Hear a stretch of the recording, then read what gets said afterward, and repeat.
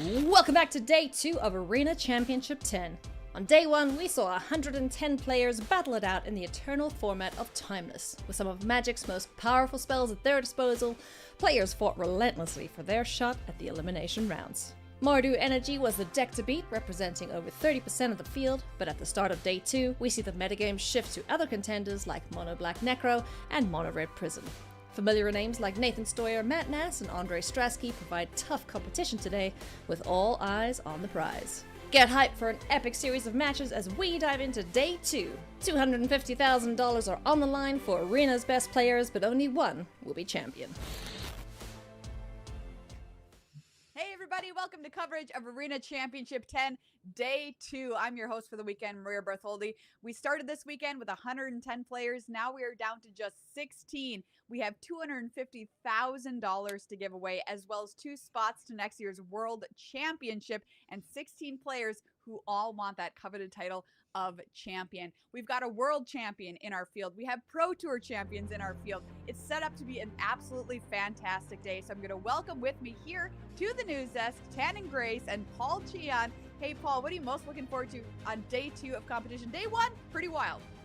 Yeah, I mean, I'm just looking to see just more Timeless, you know, kind of coming in when they kind of announced the format. I didn't really know too much about the format, and you know, the more and more I've kind of seen some of the gameplay, I mean, I got to cover one of the most insane games I've ever covered over the last, you know, 10 years of me doing this, and I just want to see more good Magic. So really excited to see what we have in store today. What about you, Tannen? Kind of piggybacking off of what Paul just said, if we can get half as good of games as we did that last game last night, I know we're in for a treat here today, and I'm hoping that we get you know, a nice day of Magic overall, and we're gonna get 2 people into the World Championships and see how excited they are for that. All right, let's check out the rest of the casting team who will be hanging out with us here this weekend. Ailey Loney is here behind the scenes interviewing the players. There's some absolutely fantastic interviews that we heard, some behind the scenes insights from our players. We also have Daquan Watson and Arya Karamchandani who will be joining us in the booth a little bit later today. But let's talk about how we're going to do things schedule-wise here on Sunday, day 2 of competition. Take a peek here. It is single elimination, everyone. So this format, it's brutal. You lose and you are out. We are playing Timeless today. The top 16 players, all 16 players that you see here on your screen today, also very cool, receive invites to Pro Tour Lorwyn Eclipse. That's going to be happening in Richmond next month, which is very cool indeed.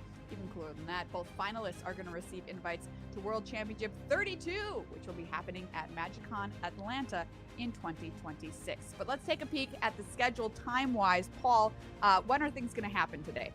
Yeah, so we have basically 4 total rounds today, but we are going to try to showcase as much gameplay as possible, starting with the top 16 that's starting very shortly at 9 a.m., followed by the top 8 at around noon. Then we're going to have the semifinals here at 2 p.m. and then the finals at 3 p.m. Pacific.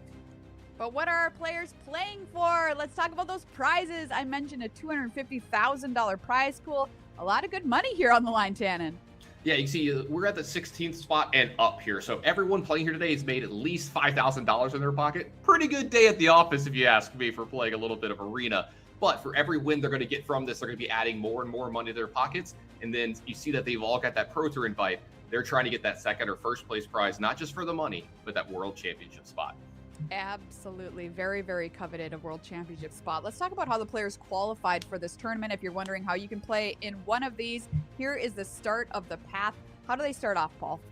Yeah, so it all starts with play-in points. These are points that you can basically accrue just by playing constructed events on Arena or by finishing between the top 250, 251 to 1200 on the Mythic ladder. You can use those play-in points to play in qualifier play-ins, and then if you do well at the qualifier play-ins or the Arena Open, that will give you an invite into the qualifier weekend, which is a 2-day event. And if you do well on day number 1, then that'll qualify you for day number 2, which will give you a chance at qualifying for the Arena Championship.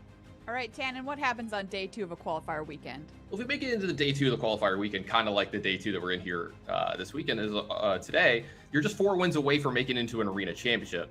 So if you get those wins, you'll be joining us at the next Arena Championships, and there you can get a chance at the top 16, which gets you onto the Pro Tour. Or if we've been talking about like today, if you get the top 2, you can get a spot into the World Championship. So you're playing for a lot of money, some Pro Tour prestige, and a chance to become the world champion.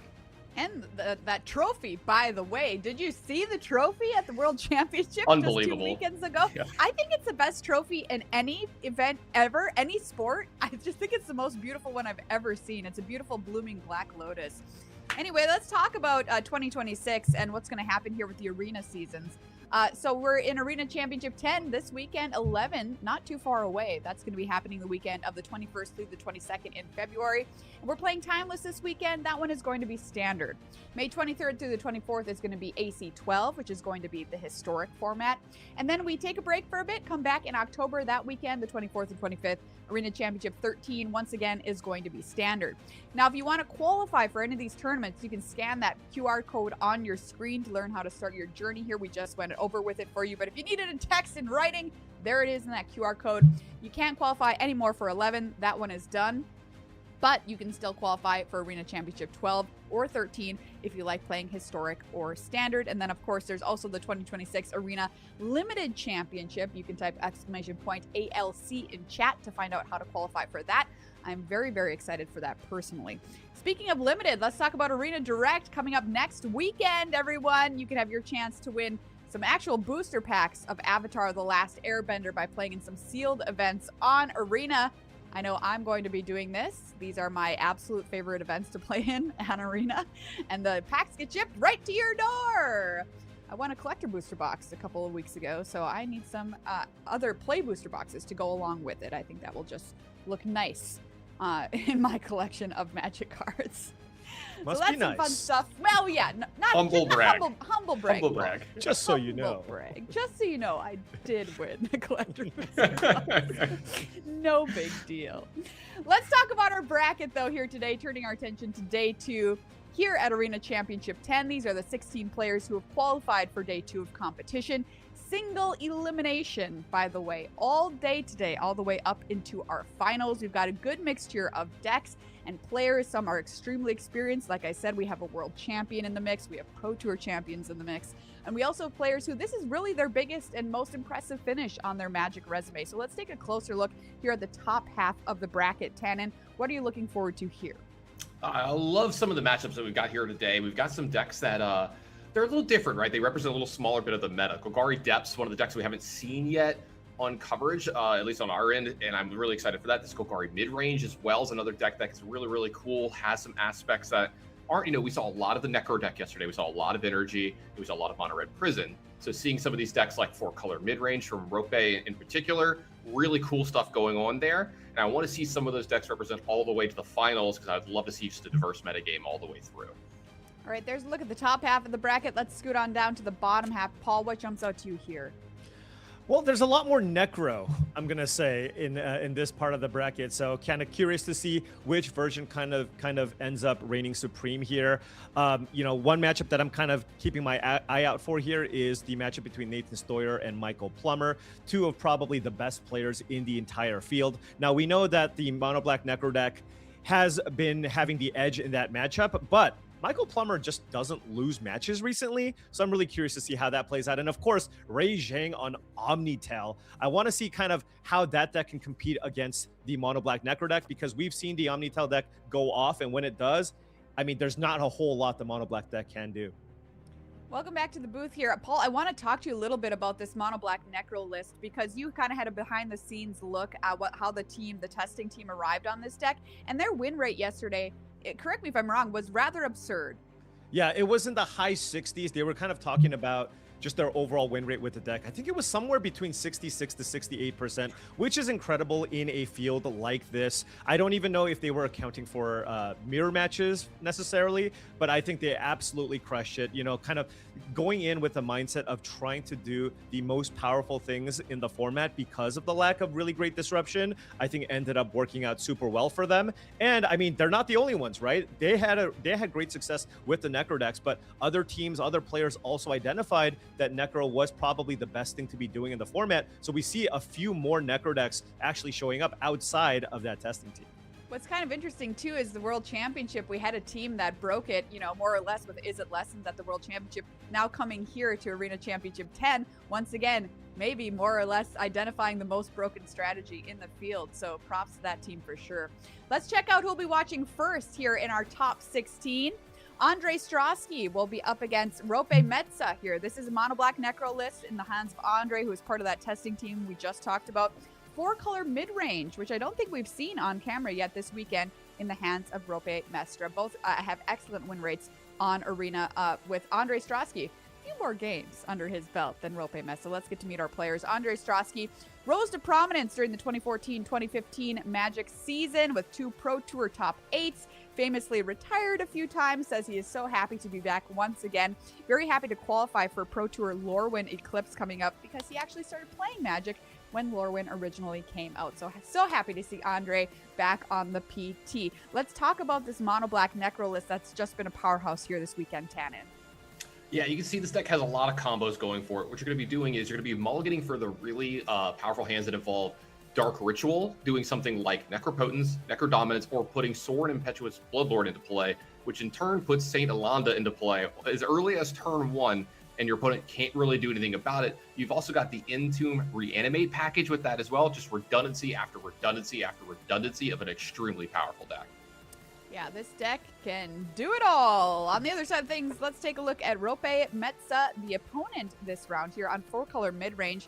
He was a Finnish national champion in 2018, also made the top 8 of a Grand Prix in Finland. So this is really his claim to fame here, this finish, this top 16 at Arena Championship 10. Tested with some friends for this event and came up with the deck 4-color mid-range that he is playing here this weekend. Paul, walk us through this deck. This is a little bit of something new for us here. Yeah, I mean, this deck looks really, really fun to play. It basically took a look at all the best cards you could kind of put into a deck and just kind of put it into one nice mid-range shell. This is basically kind of another deck that tries to take full advantage of the card Strip Mine. You have 2 copies of Ren and 6, along with 4 copies of Wary Zone Guard. And with both of those, what are those cards really good at? Recurring Strip Mine from the graveyard. You can also look for Strip Mine with cards like Malevolent Rumble, and it does have lots of removal and interaction in the form of Thoughtseize, Inquisition of Kozilek, and Swords to Plowshares. Now, one other really cool card that we really haven't seen a whole lot of is Jarsil Dark Age Scion. It's a 3-mana 3/3 card. With starting intensity. Basically, when you cast that card and you go to your combat step, you get to cast a 1-mana spell from your graveyard for free. So that's going to be what Rope is going to be looking for here. Turn 1, get an Inquisition of Kozilek or Thoughtseize online into the graveyard, then play a Jarsil to recast those hand disruptive elements to try to slow down the combo deck from Andre Strasky. Wow. When in doubt, Jund out plus Swords to Plowshares. I love it. Why not? If you can play it, maybe you should. All right, everyone. It's time for the top 16 here at Arena Championship 10. Tannen, take it away. Everybody, welcome to the top 16 here at Arena Championship 10. I'm Tannen Grace, joined by Paul Chion. Paul, we're going to be taking a look at a really sweet matchup here. The deck of the tournament, Mono Black Necro, against one of the coolest decks we've got here in the tournament, Rope Metza, in 4-color mid-range. When in doubt, Jund out, as Maria had just said. Cool deck, all the best 1-drops in the format. Let's see if it can stop this combo menace from Andre. Yeah, I will say, when in doubt, Jund out. I do have some doubts about this deck in this matchup, though, especially with Andre Strasky being on the play here. When your main form of disruption is 1-mana hand disruption, if you're on the draw and you're playing against a Necro deck, I mean, you're just kind of in a tough spot, right? Because that allows Andre to just basically mulligan to find one of his combos, right? He just wants to have a hand with Dark Ritual, with Entomb Reanimate, Sorin Saint Alenda, or one of the Necrodominance, Necropotences, and that's all he's going to need, right? So given that he's on the play, this is absolutely huge here, and it looks like Strasky here actually keeping no Dark Ritual, but has access to Entomb Reanimate with a Grief. So if Rope keeps a hand with just 1 hand disruption spell, you can get that with the Grief in your hand. Yeah, it looks like he's going to keep a hand with 2 Strip Mines. I don't know if you saw this. I think I saw him cross his fingers and show him to the camera real quick. Like, hey, hopefully I'm not dead turn 1. But you can see we've got the Grief from Andre here, going to make sure the coast is clear here over the next turn or 2, because he's going to use that Entomb this turn and then Reanimate next turn to get probably a Saint-Alanda into play and get going from there. Right. Rope needs to find an Inquisition or Thoughtseize off the top, and that would slow down Strasky. Speaking of being slowed down, takes the DRS there. Andre with nothing to do except for these Strip Mines. So Andre only has 2 lands in his hand, Yeah, but that's all he enough. needs. Yeah. That's all he needs. You just go Entomb for St. Elenda, play Fel the Profane, reanimate the St. Elenda, and boom, all of a sudden you have a giant army. I think Andre also considering Atraxa here, right? It's like, well, I'm kind of low on cards. Do I just feel like getting an Atraxa and getting a bunch of cards is going to be better than getting St. Elenda? And he seems to think so. Yeah, it does go for the big legendary here, going for Atraxa instead of St. Elenda. Looks like the reanimate is going to happen here. Let's see how many cards he's going to get off this. You're only going to get somewhere between 3 and 5. Yeah, you're probably going to hit an enchantment, right? And certainly want lands, right, just to try to fight through Strip Mine. And also, Andre has full information for the most part of what Rope has in hand here. So, yeah, I mean, look at that. Drew 5 cards off of this and has the ability here to still run out Grief to get the Jar Soul out of Rope's hand. Yeah, another pickup for him here, too. He picked up a Dark Ritual along with a Demonic Tutor and another land here. So Andre has the Dark Ritual for another Necropotence type play, or he can Dark Ritual for whatever he wants. I'm sorry, Dark Ritual. Dark Demonic Tutor for anything that he wants out of his deck. Right. Yeah, this just game. Yeah, so say, yeah. Rope is like, you know what? Burn. I'm cute for the Pro Tour. This is a tough matchup. Yep. Let's go to the sideboard here. When you're a mono black Necro opponent who is on the play and doesn't mulligan, you're probably just done for. Yeah, you saw him put the crossed fingers up. Yeah, when Andre keeps a 7, a player of his stature, if I'm ever sitting across from a player as good as Andre and they snap keep a 7 with this deck, I think I'm dead. I don't think there's anything I could possibly do. With a deck that's literally just trying to mulligan, right? Yeah. You're just trying to mulligan for the perfect hand. And when they keep the 7, you go, okay, well, this is going to be a tough one here. All right, Paul, you see not a lot of sideboard changes for Andre here on the draw, but quite a few for Rope. Yeah, I mean, take a look there. You're bringing in Containment Priest, Surgical Extractions for the reanimation package, Thoughtseize, Disruptor Flute, Soul Guide Lantern, and Vexing Bauble here to stop any Grief shenanigans. So, I mean, lots of additional cards to bring in. You get to board out kind of the slow cards here in Minskin Boo, Orcish Bowmasters, because Bowmasters works well against Necro Dominance, but doesn't do anything against Necropotence here. So a lot more disruption coming in for Rope. I do think that, you know, if he's on the play, he's got a pretty decent shot of being able to slow down Strasky. But then, of course, once we get to game 3, that once again, Rope might be in a tough spot. Absolutely.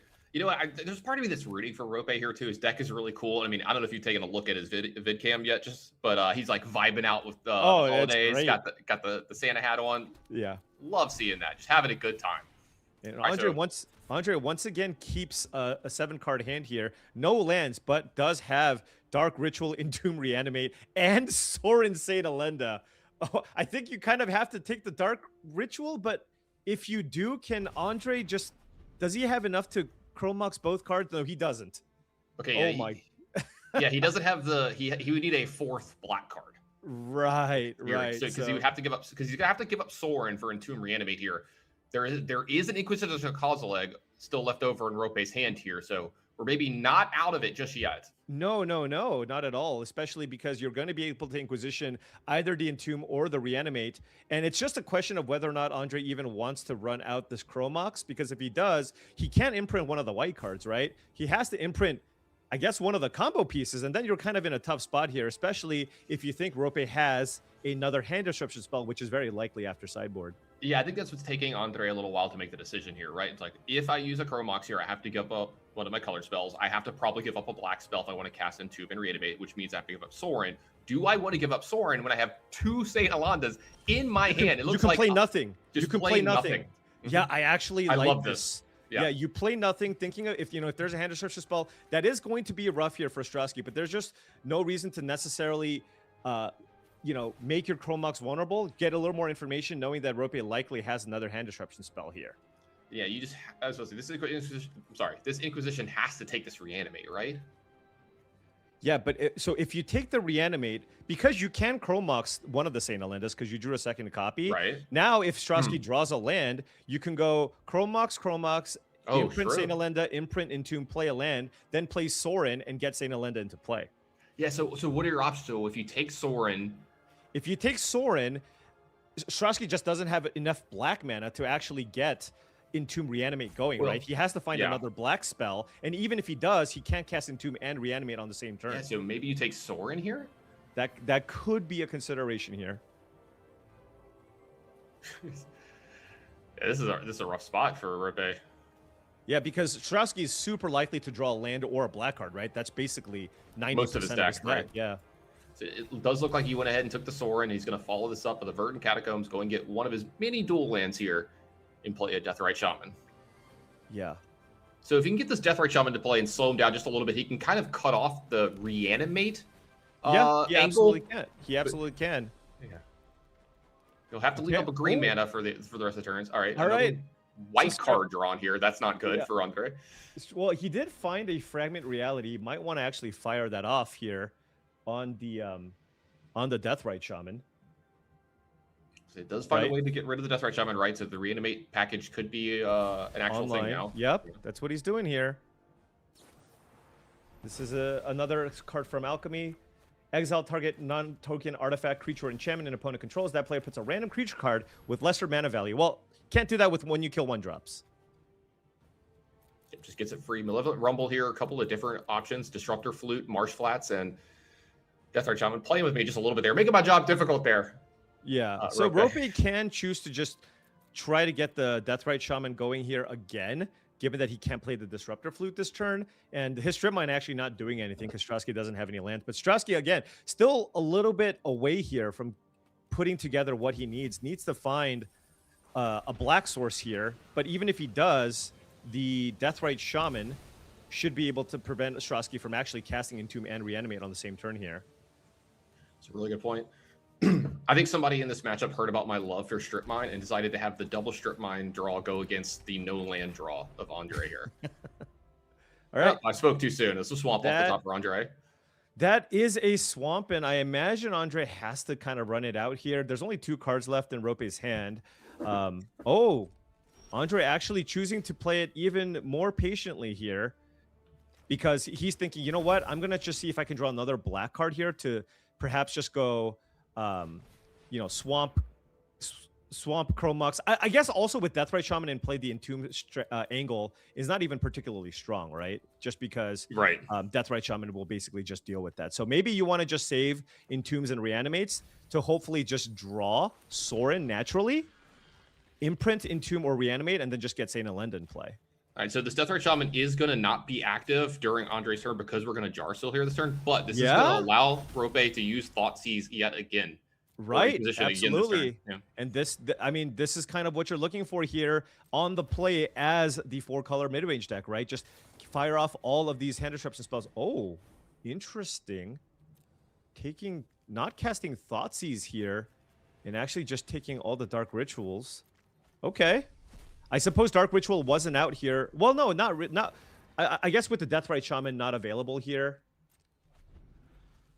he's taking that angle away. But Strowski. Okay, so now we had drawing a black card here. Necropotence can go under Chromox. He could use Entomb Reanimate here this turn, right? He absolutely can. Wow. Yeah. So now he. Why did he go with the Surgical there when he could just take a card out of Andre's hand? Yeah, this might have been maybe a misclick. Yeah, you could just literally cast Thoughtseize, right? And just get Reanimate out of Andre's hand, especially when you're leaving your Deathrite Shaman when the Deathrite Shaman is not active. Like, that's one of your best answers to the Entomb Reanimate combo. Yeah, there were 2 different paths here, right? You could have left the Deathrite Shaman up or gotten the Thoughtseize back, both of which would have helped prevent this. Right, and now, I mean, Andre has found, it looks like, Sorin to put that Saint Elenda in play. And remember, Jarsil is now at 2. It can't cast the 1-mana hand disruption spells in his graveyard. Excuse me. Rope can't cast the 1-mana spells in his graveyard. Can only cast 2-mana spells. Yeah, I'm going to take a look at this deck real quick. I want to make sure, as I say, how many outs do we have to resolve Atraxa? We have the Source of Plowshares, and I think that might be it. Right, and even if that's the case, like, you still need to deal with all the cards that Andre has found now. Now, Andre does only have has a second black source with that Chromox in play too. So yeah, this was huge.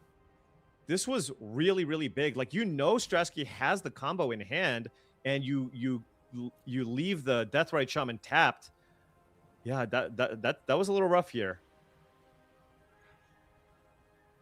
Gotta agree with you, Paul. Let's see the cards drawn off. We're gonna Grief, a March, a Sorin, a Necropotence, and a Concealed Courtyard. So Andre, a lot of stuff left over here too as well. If say a Source Monsters were to come off the top He still has that sword plus Saint Alondra like you were talking about, but this Grief's going to check that last card in Rope's hand, see that it's a land. Grief will miss. I suppose Rope could top deck a hand disruption spell here and get that sword out of his hand. That's a surgical. I don't think surgical, unless there's a Saint Alondra in the graveyard, that probably doesn't do anything. No, there's not. There's a Sorin though. There's a Sorin in the graveyard, and he knows the hand, right? Yeah. Yeah, so you can actually get the Sorin out of the hand, which would be big. Now, you still have to deal with the tracks, then you're at 10. Yeah, so you still have to deal with the 7/7, yeah. Yeah, still with the 7/7 lifelinker. Now, Jarso will allow you to play a 2-mana spell here. Rumble. Okay, Rumble could maybe help us find something. Yeah, Ren and 6 is okay, but it's not going to deal with the biggest problem right now, which is the 7/7. Right, exactly.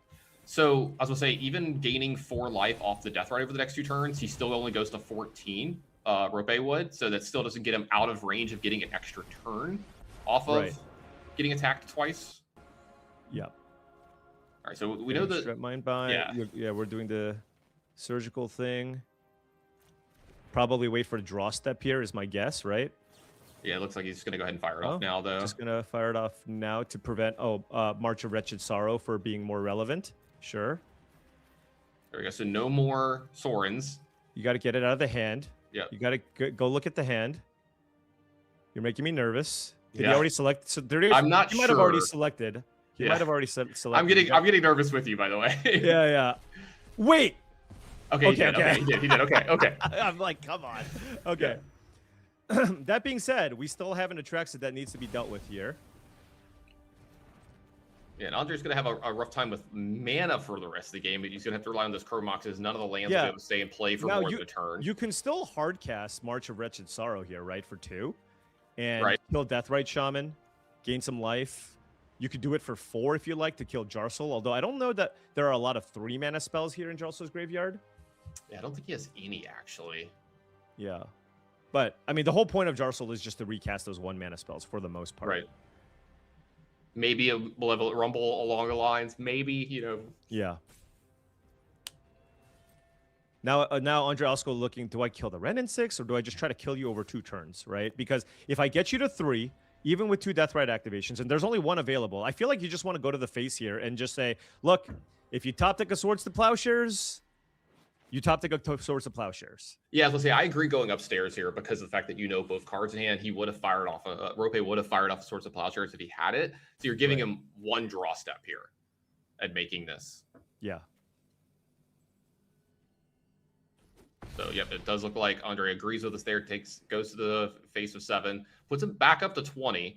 So if this game were to continue, if he did find something like a Necro effect over the next couple turns, he would have a lot of life to play with. Right. So he does play the land here. It's interesting. Yeah. So does this mean he just wants to hard cast the March for 2 here? I have to believe that. Yeah. Just to get Deathrite Shaman off the battlefield here. And yeah, I got to believe it. This means that he's casting the March, because otherwise I think you just hold on to your Concealed Courtyard. Right. You could grief away the Giganta, but the Giganta doesn't really do a whole lot here. Yeah.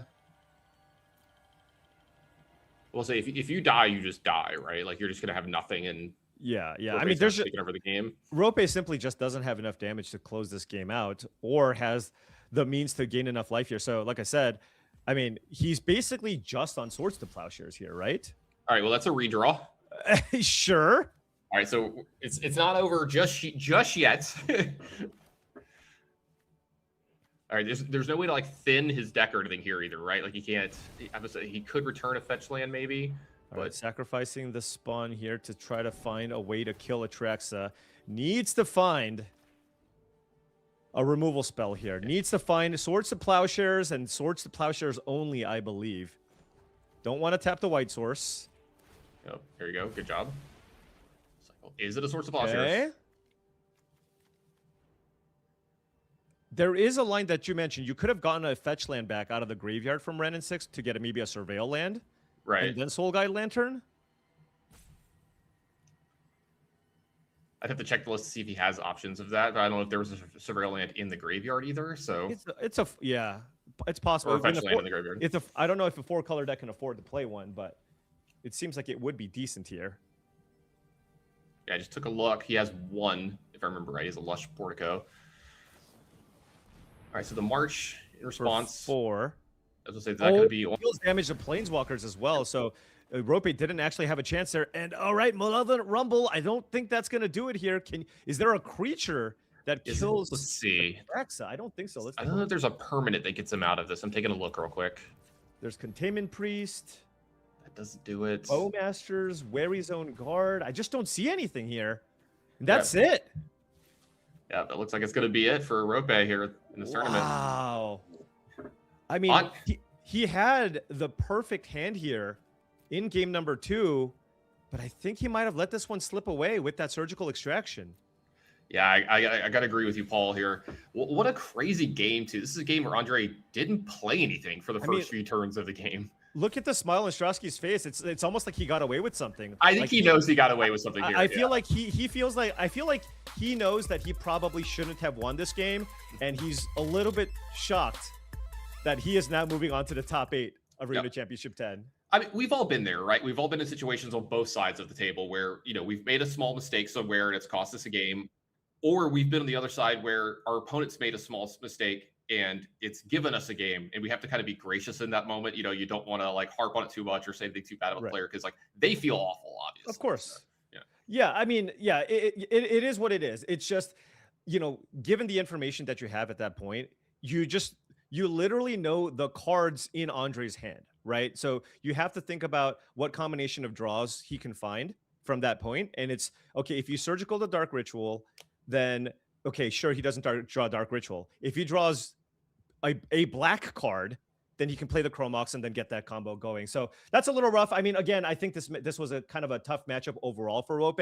It's really cool to see him make it this far with kind of what looks to be a bit of a homebrew, but a really sweet one. And, he was able to make it this far and earn an invite to the Pro Tour. So, congrats to him here. And Andre Strasky moving on with that mono black Necro deck that looks super duper impressive. Yeah, Rope's going to get $5,000 in his pocket, too, for his troubles here this weekend. Andre's going to get a little bit more money into his pocket, but I don't think he's really worried about that right now. I think he wants to make that finals and get that World Championship appearance. Now, that's going to be it for the first match that we've got here today. We're going to try to get you as many as we can out of the quarterfinals today. We've got a ton of Magic on deck, so we're going to take a really small break and then be right back with another match. If I had to describe Timeless in a word, say fast. I think I'm used to, I usually mostly just play Standard and Limited, and this was very, very different. I don't even play much Legacy, so this format is just blazing fast. Like sometimes you look at your opening hand, you're like, okay, I think this game is probably over.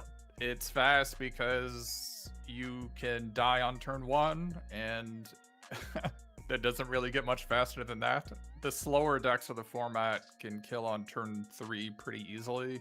If you're looking for a format that lasts 4 or more turns, Timeless is not it. Punishing would be the word I would use. If you stumble on mana, you can get strip mined out of the game. If you don't have the right piece of interaction in the first turn or two, like a deck like Reanimator or Necro can like push you right out of the game. So you don't have a lot of time to set up. So a lot of the gameplay is kind of centered in the first few turns, and it's really punishing if your hand can't keep up. Threatening is a format where you have a lot of really, really powerful threats, many of which are banned in Legacy. But a lot of the interaction is weaker, like notably no Force of Will. So there's a lot of really strong threats, and they're not held in check quite as much. Powerful. Everything you do in the format is incredibly strong. You have cards like Strip Mine and Dark Ritual, Psychic Frog, all these incredibly powerful cards from Magic's history that you're allowed to play in this format in 4X for almost all cards in the format. There's just such a high bar of power in the format.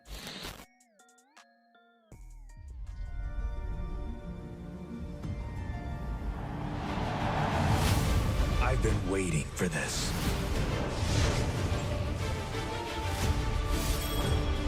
I'm ready as I'll ever be. Final Fantasy is coming to Magic the Gathering. The advantage of Dimmer Reanimator is that it tries to have a turn 2 Atraxa or Sire of Insanity, create an advantageous board state. If he doesn't get the Reanimator stuff going, it still has some sort of like a Dimmer mid-range plan with Hydroponics Architect and Tamio and Psychic Frog. And when it doesn't draw into him, it can still Grief Reanimate, which is very disruptive for most decks. Most decks in the format can't really handle a turn 2 Atraxa, and this deck can do that pretty easily. And with that turn 2 Atraxa, you can protect it with either Force of Negation or discard spells, Grief and Inquisition. So a 7/7 flying lifelink Vigilance is good enough to beat most people on turn 2. But it also has the ability to play sort of a mid-range game plan of card advantage creatures such as Architect or Psychic Frog or Tamio, along with pinpoint removal like Fatal Push, making your Atraxa draw more than 3 cards, which is one of the things that I had to put a lot of work in the deck to make that possible. You'll see one-ofs like Necromancy and Unable to Scream and Bloodchief's Thirst, and those are there to have varied card types for Atraxa to grab. I am trying to end the game before turn 4, before anybody else gets to do their thing.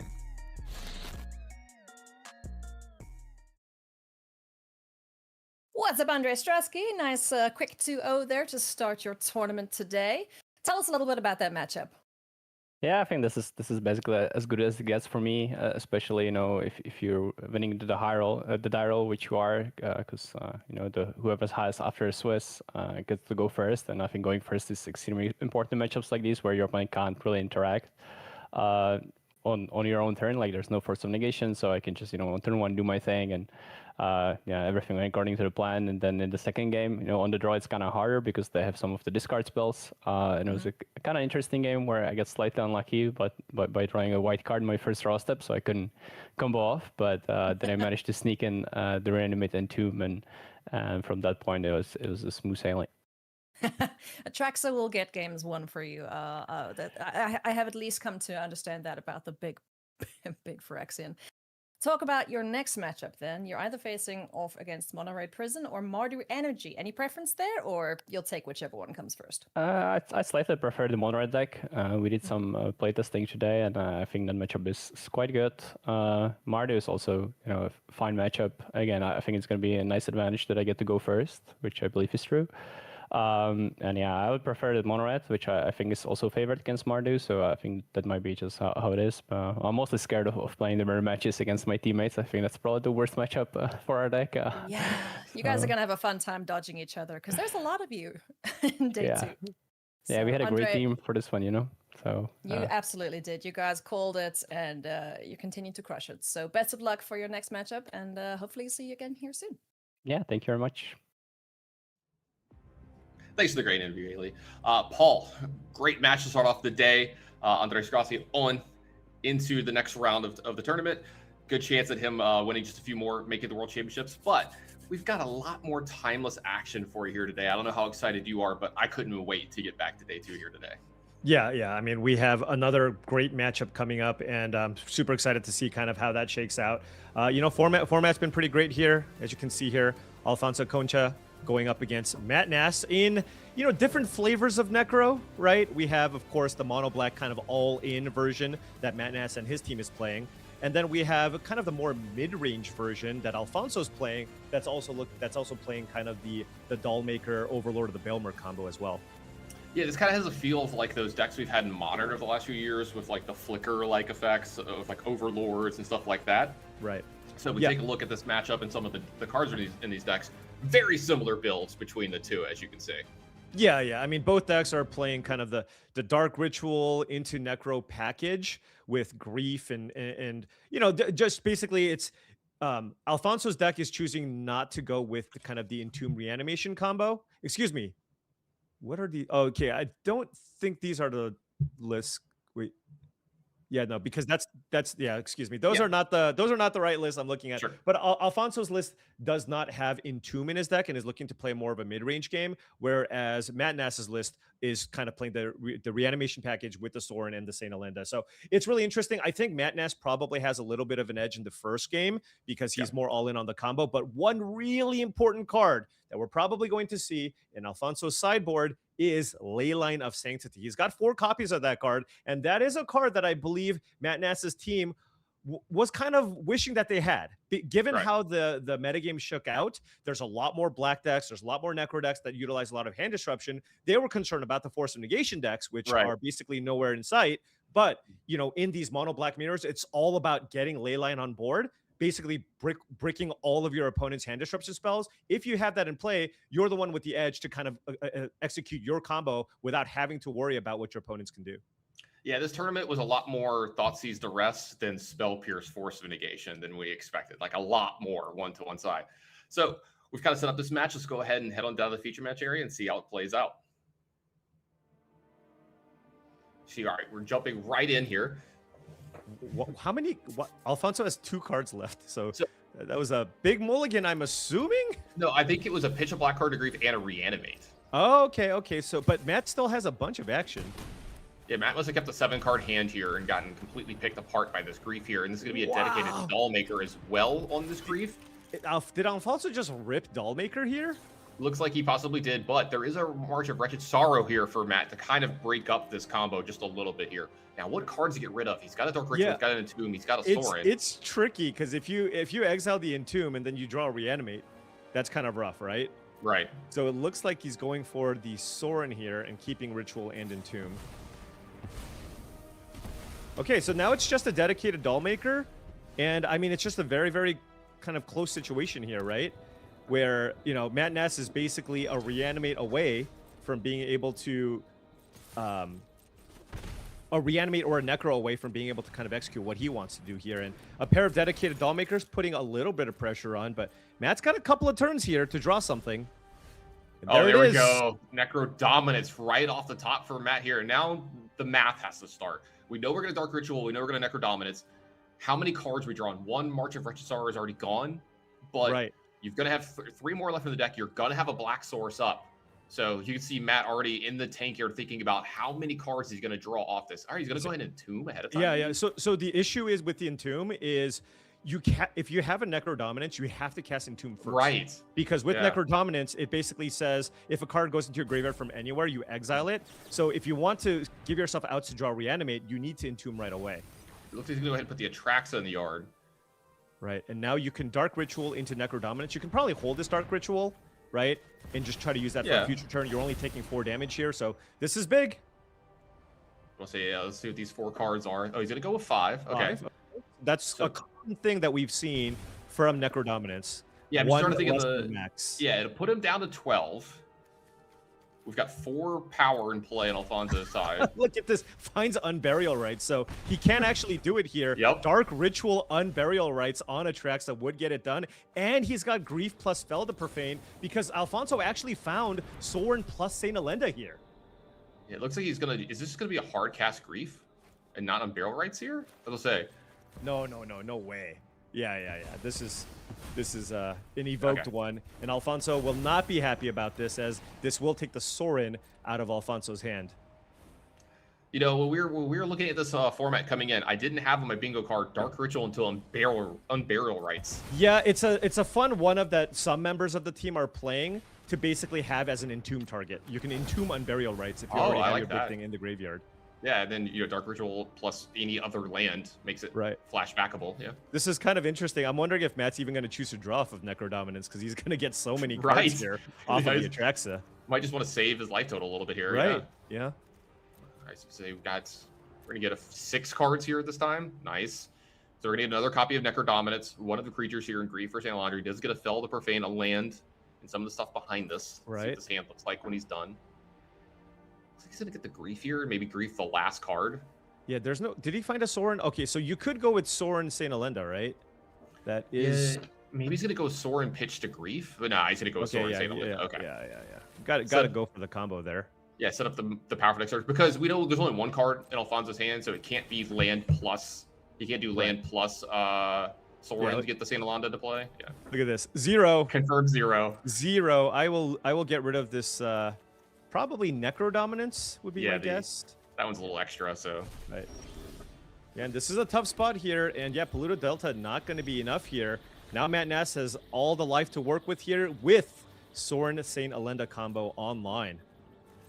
Yeah, he's got the Atraxa attack for half of Alfonso's life total here. I don't know if he's got an out behind this. Oh, no, he's just dead here at this point, right? Because, I mean, Matt's going to have Atraxa, a 4/7 lifelinker, plus, you know, I don't know, an Inspiring Cleric. And I think you just go full bodies, right? Right, you just have a bunch of creatures in play, and then you're set, right? Yeah, because worst case scenario is Alfonso draws Soren, puts St. Alanda in, gets a Fetters. Fetters one of your things. Right. Yeah, I mean, that's certainly possible. Now, Matt Ness does have a Fel to Profane to get something out of the way here, but yes, that would be pretty good. And yeah, it looks like Matt's, that's just it. Look at the players agree with us on every account there. And so Matt Nass up a game here. You see a fist pump, little animation for Matt there Nass. you go. You know, Sunday fist pump, little Tiger Woods there. Yeah. Gotta be wearing red though. You know, we gotta get a red shirt. Oh, that's for him. true. That's true. He kind of missed on that one. Yeah. All right. So we see a decent bit of sideboarding from Alfonso and a little bit of keeping it the same for Matt. A little less cards here. How do you feel about these sideboard plans? Yeah, interesting. Alfonso actually not bringing in the Ley Line of Sanctities here. Maybe not concerned about the hand disruption from Matt Nass's side, and actually just boarding out. It looks like Deathrite Shaman and just bringing in more hand disruption and disruptor flutes and solitudes as a way to interact with Matt Nass's combo. Absolutely. Then you see the duress and the vexing bobbles in for Matt Nass, taking out the Numbera Rights that was so clutch for him. And those Chrome Boxes we saw earlier today be very, very good for Andre. So let's see how these players are going to play out for game 2. See if Alfonso can force a game 3 or if Matt Nass punches his ticket to the top 8. Yeah, I mean, Solitude is a really, really nice answer to St. Alenda, just because it's basically a free way to kill St. Alenda without St. Alenda actually getting you any tokens, right? You can just kill the St. Alenda before the end of turn trigger occurs. So really, really nice card here from Alfonso. So 2 lands, a Bogart, which is a 3rd land, a Soren, 2 Overlords, and a Disruptor Flute for Alfonso here. And a Grief is going to take a look at this for Matt Nass, and he has the Reanimate behind this as well. Yeah, I imagine we're going to see this take the Flute, as that's probably one of the more annoying cards in the matchup. Alternatively, you can just try to get both Overlords if you have the Reanimate here. Because if you take Soren, you can Overlord the Soren back, which is not great. Yeah, that's actually a really good point. You have to be careful about what you take here because of the Overlords can get most of that stuff back. So the Disruptor Flute's the only one that is guaranteed to go away. So it looks like maybe he's going that line you're talking about where he's going to get both Overlords here. Yeah, that's what he's doing here. Just getting rid of the threats. Oh, excuse me, of course. Right. You can just reanimate the Overlord itself, and then you get back the Grief. This is actually just insane. Yeah. So now you can Grief away the other Overlord here if you want, and you can just basically use this Overlord to just get Grief back over and over again. Yeah. Awesome sequencing here from Matt Nass. Yeah, we had the broken play. We just didn't see we didn't know the super broken play that we were going to. Yeah, we had like the really good play that you're normally used to playing, but of course you can just steal your opponent's things. Oh my gosh, another reanimate. Okay, well, wow. Matt can just do it all here. I don't know if Alfonso's gonna have a hand left after this, right? That's right. Yeah, he's gonna get Grief back again. He's just like, I'm gonna just Thoughtseize you every single turn here. Yeah, get Grief back again. You can pitch Grief again for maybe even like this Necro Dominance. Does Alfonso have to Disruptor Flute Grief? I think so. Yeah, I think that's what's happening here, just to make it cost more mana. Yeah. Yeah, but then now we're just gonna reanimate here on the other Overlord here, most likely, right? Yeah, I think so. I mean, like we've seen you have 2 5/5s. Yeah. Yeah, this is brutal. Get back a Soren here as well. Yeah, and remember, Soren can still give your creatures lifelink. We saw Matt Nass use that to actually punch his ticket into day 2, making his Grief, giving his Grief lifelink. Good game from Alfonso. That's just going to do it. That's a quick 2-0 for Matt Nass off the back of some very powerful Griefs into Reanimates. So, you know, we've had some pretty awesome drawn-out games, but also this format is capable of games like this, right? Where one person just completely snowballs the game with Grief, Reanimate, just whoever has a hand disruption. I don't know. Would Ley Line of Sanctity have been good there? Who knows? But, you know, clearly Alfonso did have a game plan for the matchup because you have basically the entire evening to prepare. So this is the game plan that they had. And Matt Nass just had an absolutely ridiculous draw there to kind of close that match out. Yeah, and you see the problem that happens in decks like this in mirror matches where there's Reanimates on both sides and somebody has maybe the more powerful creature in their deck in the form of, that isn't the Reanimate target, in the form of Overlord of the Belmark. You know, we saw it be really good in the mirror matches earlier in the tournament because it does that overwhelming card advantage as turns go on. And that's like, you know what? That card was pretty good. I'll take one. Yeah, you know yeah. I'll take 2. Right. It's like, hey, look, you know, I basically entombed your Overlord of the Baelmerk and then reanimated it myself. And yeah, that in conjunction with Grief is just absolutely ridiculous. And I mean, that's probably the reason why Alfonso also has it, right? Because you can go turn 1 Grief, turn 2 Overlord, Grief you again, and that's just a really strong combination. Yep, we saw it be really strong and put Matt Nass into the top 8. Really quick match here. It means we're going to get even more Magic for you. We're going to have a quick break. Yeah, I was about to say, I'm excited. We're going to have a quick break. Don't go to right back. Matt Nass, that game was over quicker than I could even see what was happening. Talk us through that matchup. Kind of a mirror match for you, but you seem to just be done and dusted before you could even blink. Yeah, it was a pseudo mirror. My gut, although I haven't played it a ton, is that I was favored because I had the combo with Dark Ritual and Tomb Reanimate, whereas he had kind of the grindier stuff that might be better against blue. But it's got to be pretty random, and the luck was on my side. Nice. Talking about then the next matchup that you're going to face, it's either going to be Nathan Stoyer on Necro, or it's going to be Michael Plummer on Mono Red Prison. Who would you prefer to face, subjectively and objectively? Right. So I'd prefer to face Mono Red. I think that's a better matchup, but it's also hard not to root for my teammates. So a bit conflicted there. All right. Well, we'll let you go and see who it is you're going to be facing and get ready for that one. Good luck, Matt. Thank you. Great hearing from Matt Nass there. Paul, great match between those two. Matt Nass is victorious off the back of an extremely, extremely powerful first couple of turns there. That's not it for this round of Magic, though. We've got even more coming up, and we got a sweet matchup here in our next one for us as well. One that we haven't really seen much or called much of this weekend. One is going to be Hongbin Sun, sorry about that, with Mardu Energy on the left, and Nathan Hugh with Golgari Depths on the right, a deck that you and I haven't had a chance to cover yet this weekend.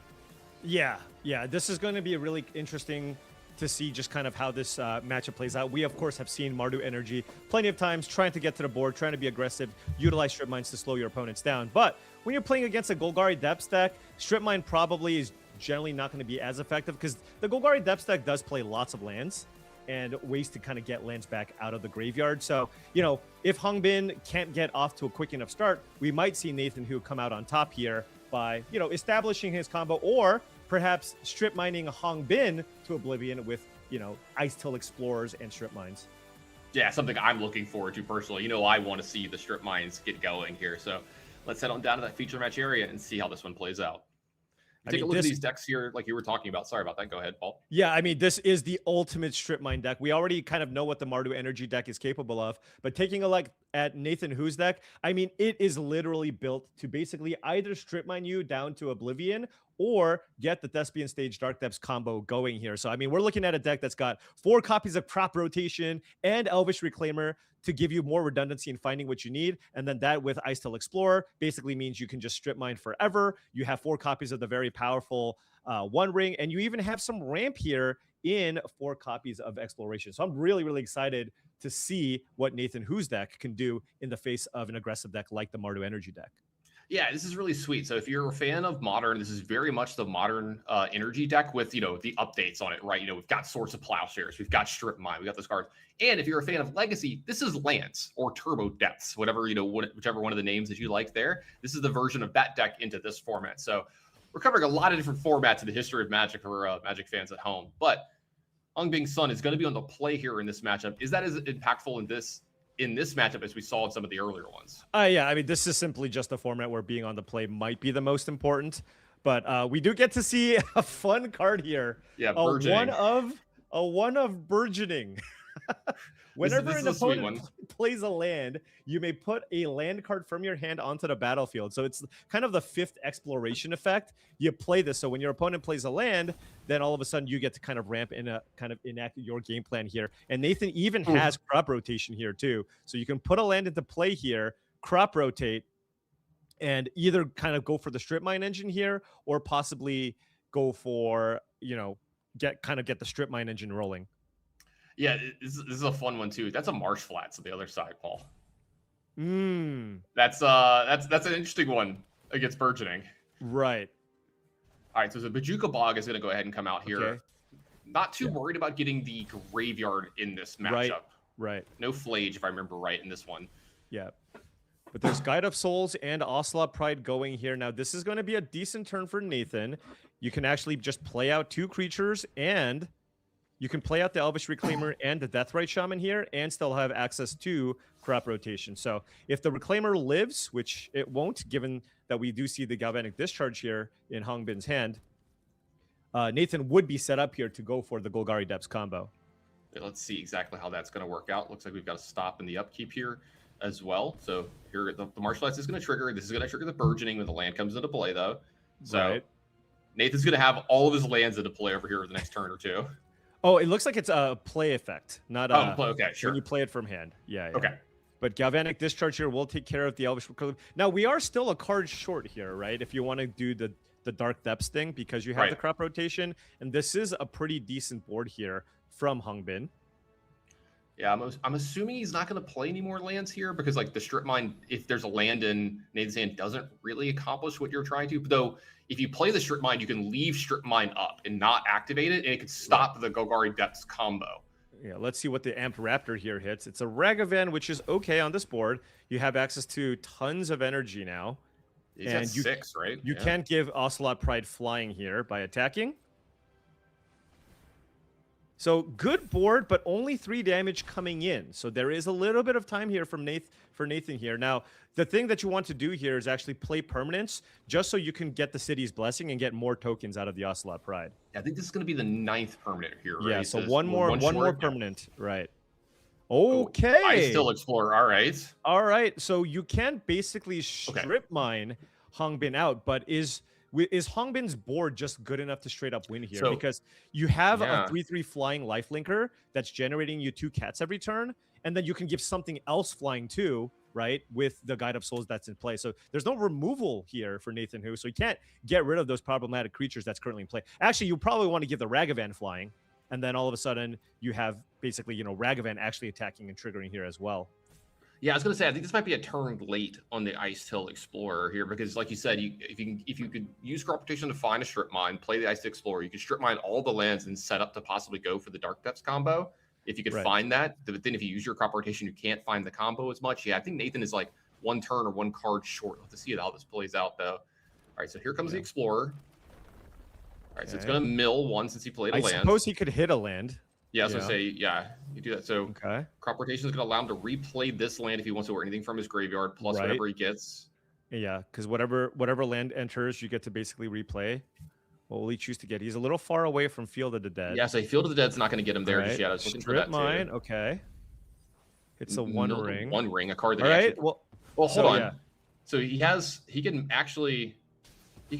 make his land become the 1 ring, but there is a strip mine on the other side. So maybe he's a strip mine to strip mine here.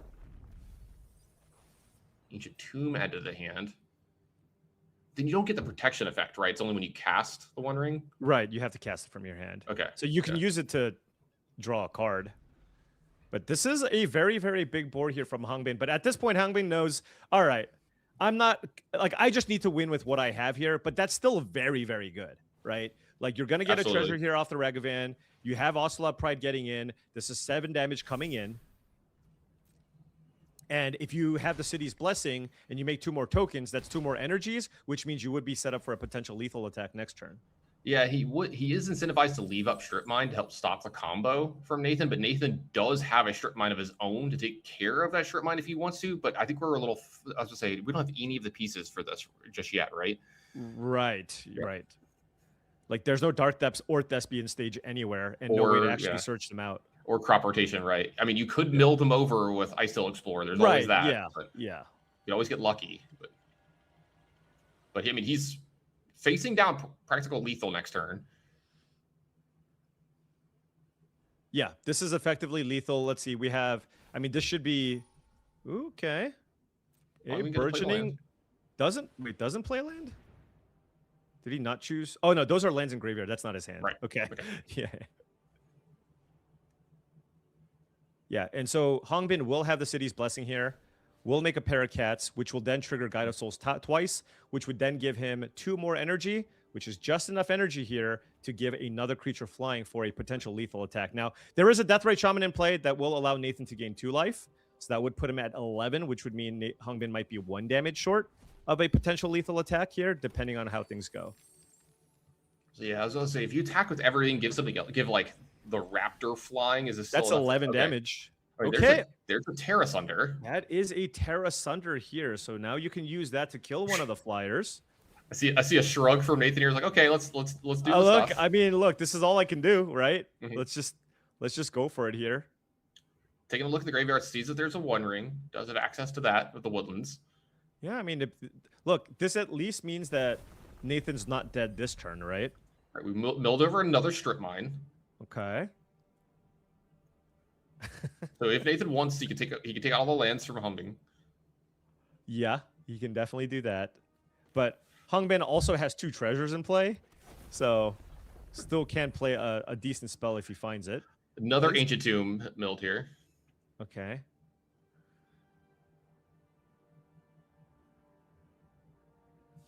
I wonder if Nathan has Delirium.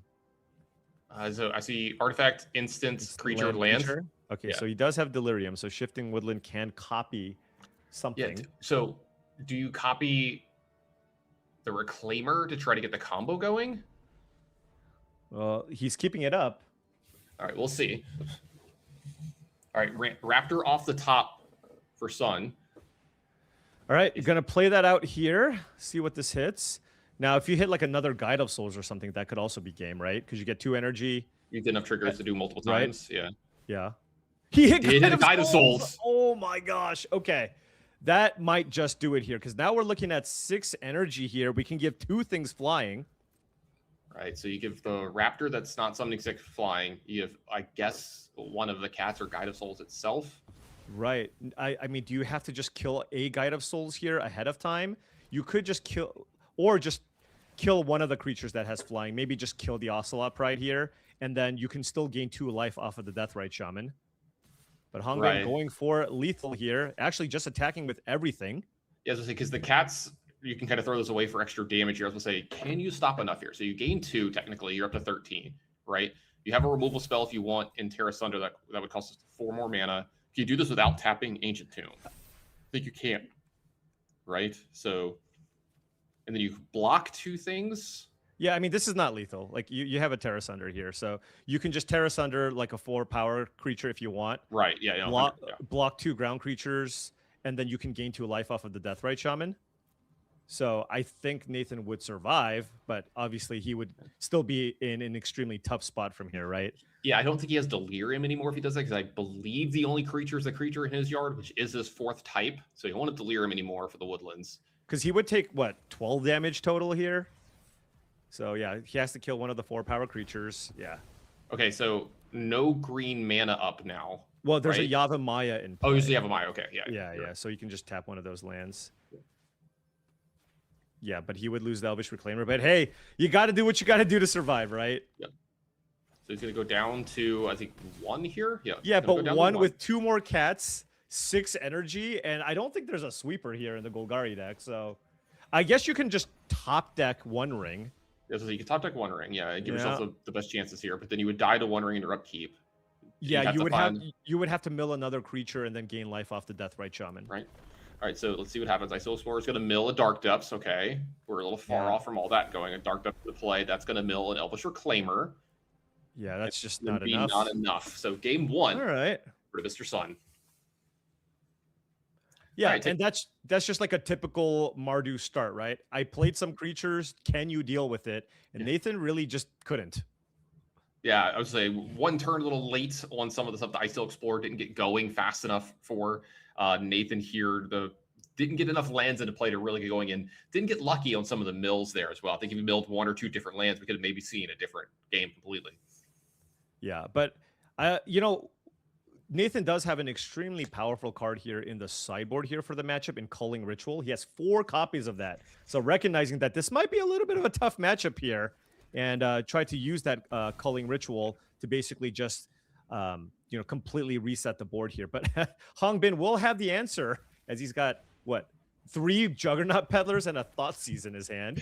Yeah, I was going to say, I love this opening hand from Nathan. We have Explore into, possibly Culling Ritual as quickly as turn 2 if he wanted it, along with an Elvish Reclaimer here on turn 1. Because look at this, we got 2 lands and Elvish Reclaimer into play on turn 1 with Dark Depths, Thespian Sage in our hand. Yeah, I mean, you can't stop this, right? You Thoughtseize away the Culling Ritual, but you just see Thespian Stage Dark Depths. Look at that reaction.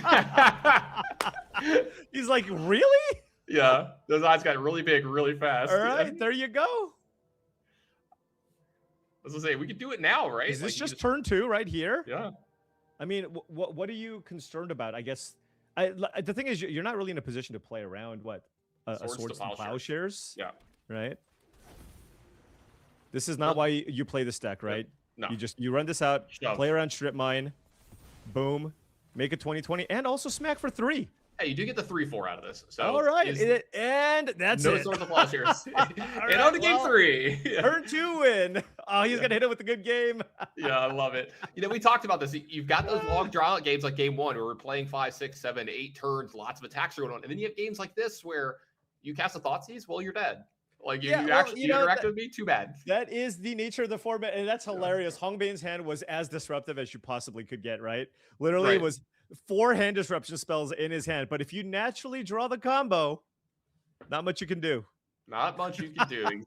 So, taking a look at these upwards again, I think we're just going to go ahead and move right back down into the match. Nathan already with a mulligan very quickly here. This is another exploration hand with Crop Rotation and Ice Till Explorer. Got a couple of the nice pieces in there. Field of the Dead. This is one of the matchups where Field of the Dead could actually be relevant, but I think it's going to get pushed to the bottom here. Yeah. Right. That's kind of a late game card here. And Hongbin, once again, has the Thoughtseize, and it's going to be pretty good here. Might take the exploration here just to slow down Nathan, right? Just, you know, that just makes it so that that Ice Hill Explorer won't be online until turn number 4. Yeah, it slows down the ramp out of him. Crop Rotation is a lot better when you already have, like, you know exactly what you're trying to get, right? Like one of the pieces of the combo, because it is a 2-card combo. Get a third if you count the Crop Rotation as well. I think Exploration is just by far the scariest card here in Nathan's hand, and you just have to go for it. Absolutely, yeah.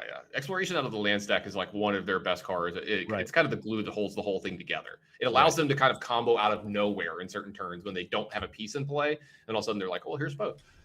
Hey, I haven't seen Once Upon a Time in a while. Yeah, well, he hasn't cast the spell yet, right? Right. So that's just going to be a free Once Upon a Time here to cast.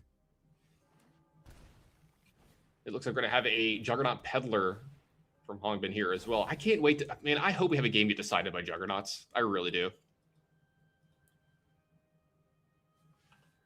Let's see. What do you think that would be funny. I guess just a Crop Rotation here, just to slow down anything that you can play right away. But now we have Once Upon a Time. Ooh, kind of a miss. Yeah, only one choice here. Yeah, so that is a Boseiju here. And now, I mean, you know, this hand doesn't look particularly strong here. Yeah, this is a super slow hand for Nathan here after the 2 disruption spells. So yeah, the thing is, he's not getting beat down a ton just yet. There is about to be an Ajani out of the board. And this is something that can speed up quite quickly because there is a Goblin Bombardment on the other side along with an Ocelot Pride. So this board can get really wide really fast. But Nathan should get a couple more turns, hopefully, for him. Yeah, now you can Hongbin can also run out Disruptor Flute instead of Bombardment and just name Ice Till Explorer, right? That's and very just make it so that it costs too much mana to actually cast. Yeah, Nathan really needed to draw something there at the turn and drew another land here in Yavimaya. I think that might be the nail in the coffin just there because I don't think he's going to be able to get enough going here over the next few turns. Yeah, this is just the right mix of interaction here. And is he going to just print out? Oh, okay, he's just going for damage here in the Goblin Bombardment. Sacrifice the cat, deal a point of damage, make a cat, and then have that one deal 3 damage. So, I mean, Nathan's almost dead. All right, so we're going to kill the Bombardment response here with the Boseiju. Yeah, but that gives Hongbin a land, right? Yeah, as I say, he looks like he thought better of it. Yeah. You don't want to do it just yet, if you're going to do this. Right. Yeah, you can wait. You want to do it, because the thing is, it's not like Hongbin's going to sack his... Oh, okay. Oh, no red permanent. You want to do it to shut off the damage from the red permanent. But yeah, this does give you, again, a basic here to go search for. So if Hongbin has a 1-mana play, which we see, he's going to be able to run an Ocelot Pride, and that is not going to be great. Yeah, he goes in and gets Sacred Foundry, puts out the Ocelot Pride, and then we're into the spot again where, we're going to be able to play an Ice Till Explorer, but that's it. Like, there's not anything behind this. Yes, Ice Till Explorer, you can play another land here, and you don't take the damage from the peatland. And there's Wooded Foothills to just keep milling yourself and hope you hit something good here. Oof, milled another culling ritual, though. Needed that one to go to the hand. Right. All right, so we have a Guide of Souls with another Now, creature planet with another Goblin Bombardment too. So there's another Goblin Bombardment here. So that's going to kill the Ice Tail Explorer, right? Because you can play Goblin Bombardment, Guide of Souls, right? Make a token, and then that would just kill Ice Tail Explorer. And I think Nathan is just very close to dead here. Yeah, so I'm trying to think of a top deck he can make here. Maybe another copy of Culling Ritual could possibly get him out of this. I don't know if he might be too low after this turn to get out of this. Yeah, debating between playing out the Ocelot Pride here or Guide of Souls. If you play out the Ocelot Pride, that's 4, 5, 6, 7, 8, 9. That'll be 10 permanents. You would have the City's Blessing. So giving himself the ability to make 1,000,000 tokens. I'm going to go with 1,000,000 here with this Ocelot Pride here, because now Ajani's online. You kill the Ice Tail Explorer. You smack for 5. I think this is just lethal, actually. That's it. This is game. Attack for 5. Make 1,000,000 tokens. Goblin Bombardment. Man. Yeah, this attack's going to put him down to 6. There's 5 creatures in play just now, but then at the end of the game, at the end of this turn, we're going to get multiple triggers from Ocelot Pride here. So, like you said, pretty much 1,000,000. Yeah, pretty much 1,000,000. Yeah. Yeah. So look at this. Mardu Energy, also a combo deck. Look at this. This is like 15 damage to the face with the Goblin Bombardment.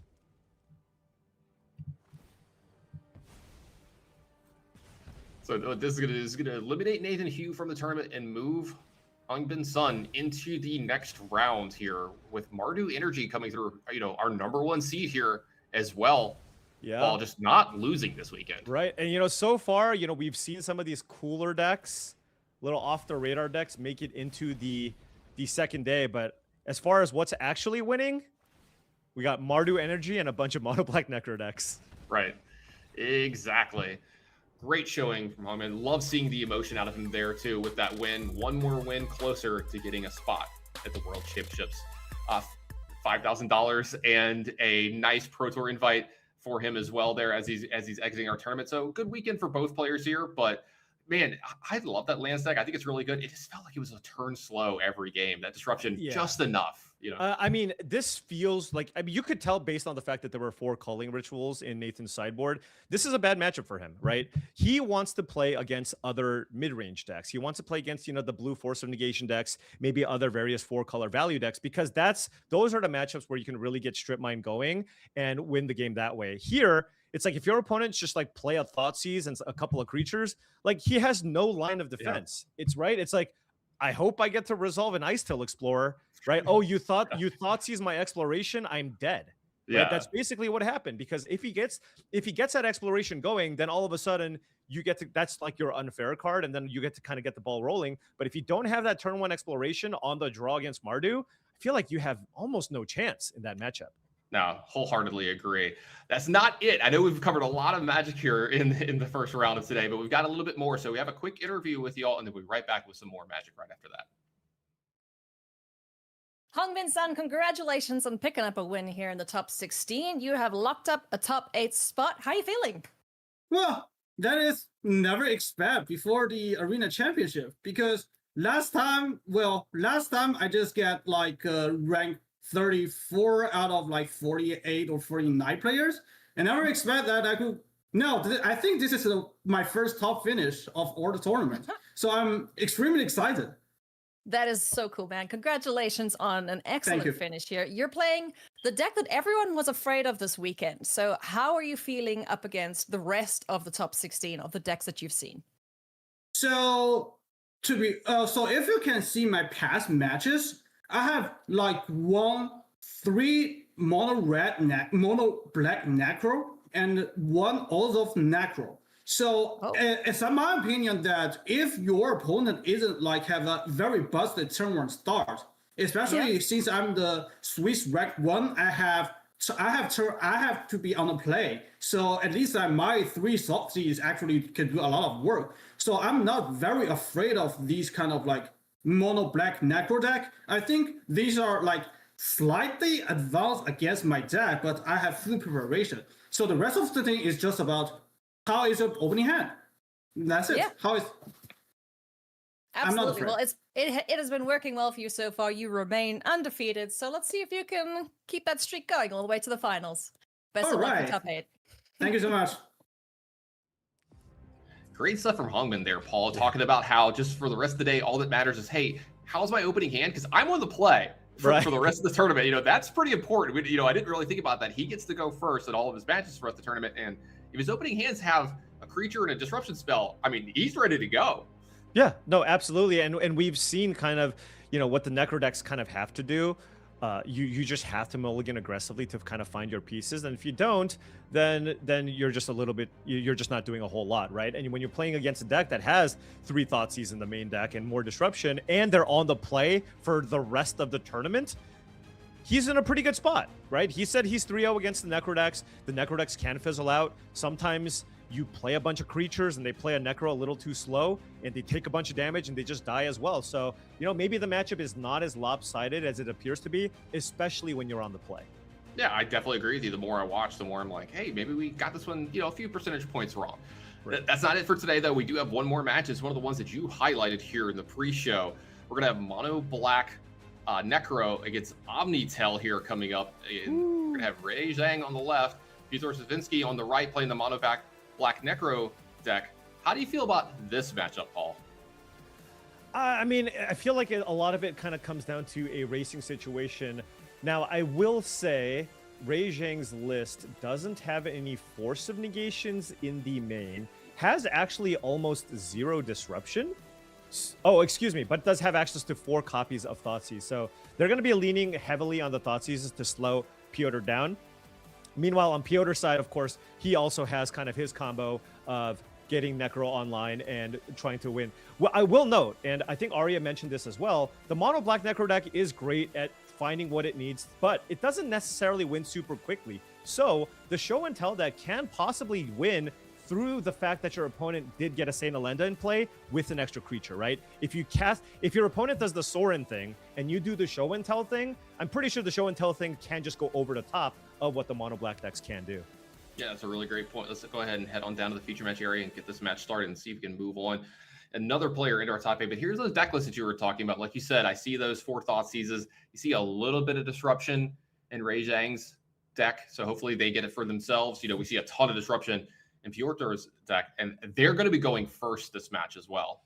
Yeah, no, and that is absolutely huge. There are also a couple of interesting cards here. 2 copies of Grave Expectations, right? That is an alchemy card where basically you can use that as a way to actually disrupt your opponent's graveyard that you can also use to just kind of, heist and take something from your opponent's deck. So that's going to be an potentially an interesting disruptive card along with the singular copy of Spell Pierce that could do some work. I love that you highlighted that card. If you've played some Arena Cube, you know how good and powerful Heist can be in some spots.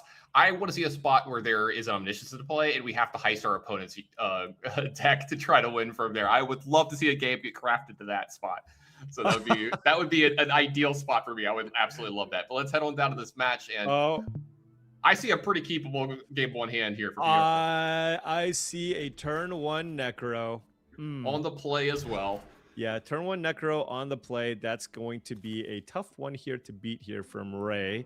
And I feel like if you're Pyotr in this matchup, we've seen him be a little more conservative with how he chooses to pay life with some of these Necros. I think in this matchup, you kind of have to be a little aggressive. Right. I mean, your life total's not getting punished this matchup, right? Like when you're dead, you're just dead. Yeah. Might just go for the Chromox here. Chromox away to Necro, right? Just to have more mana sources in play because you want to draw a bunch of cards here off the Necro. Find some hand disruption, right? You're just looking to find a bunch of Griefs and or Sorin, Saint Elenda, Entomb, Reanimate. Let's see how less conservative Pyotr wants to be in this matchup. I'm going to say 8. My guess is 8. That would be my guess. Yeah, I was thinking 6 or 7. You might be right with 8. There's the 7th one here. Comes the 8th. Paul, you might have undershot it. Wrong. Dang. Okay. All right. Very aggressive. We're getting into double digits now. All right, we're at 10. Okay. 10. There we go. 10 triggers. Okay, can throw that away. Yeah, well, Reanimate's okay. Okay, there we go. Sorin. Okay. Any white cards deck? No white cards. Doesn't okay. Find? Wow. There's no combo there. Maybe it should have done 12. Yeah, maybe we should have gone further. Yeah. Yeah. Wow. Yeah, no grief either, right? Couldn't find a grief or an Entomb for the Reanimate or a Saint Elenda for the Sorin here. No Demonic Tutor either. So actually, Pyotr is going to have to draw more cards next turn, and he doesn't even have hand disruption here. So Ray actually has a shot here. Yeah, noted to hand disruption this turn is it's not the end of the world, right? Because we're going into Ray's first turn, and they can't really do the first turn busted stuff as often. No. Deck, But yeah. if you're on Ray's side and your opponent does this, you kind of think you're probably already dead, but you're not. Yeah, you're way more in this game than you thought you were going to be. Yeah. Right, because keep in mind, if Pyotr draws 5 or 6 more cards here, you can't reanimate, right? You can't reanimate St. Alenda anymore. You kind of just need to draw the St. Alenda and get it and play it off the Sorin. Ooh, Thoughtseize off the top. Thoughtseize off the top for Ray, and if they want, they could take that Sorin. So like you're talking about, you can't just put something into play for free here. You absolutely take the Sorin here. Right, because now it's, again, Pyotr can't reanimate St. Alenda. That's 7 damage that you're going to take to be able to pull that off. Yep, take a look at Ray's hand, though. They don't have like Ancient Tomb into Show and Tell plus a thing next turn, so... No, Pyotr still has a little bit of time, right? Because we don't have Ancient Tomb plus Omniscience or in Ray's hand here. So Pyotr just needs to get probably super aggressive now.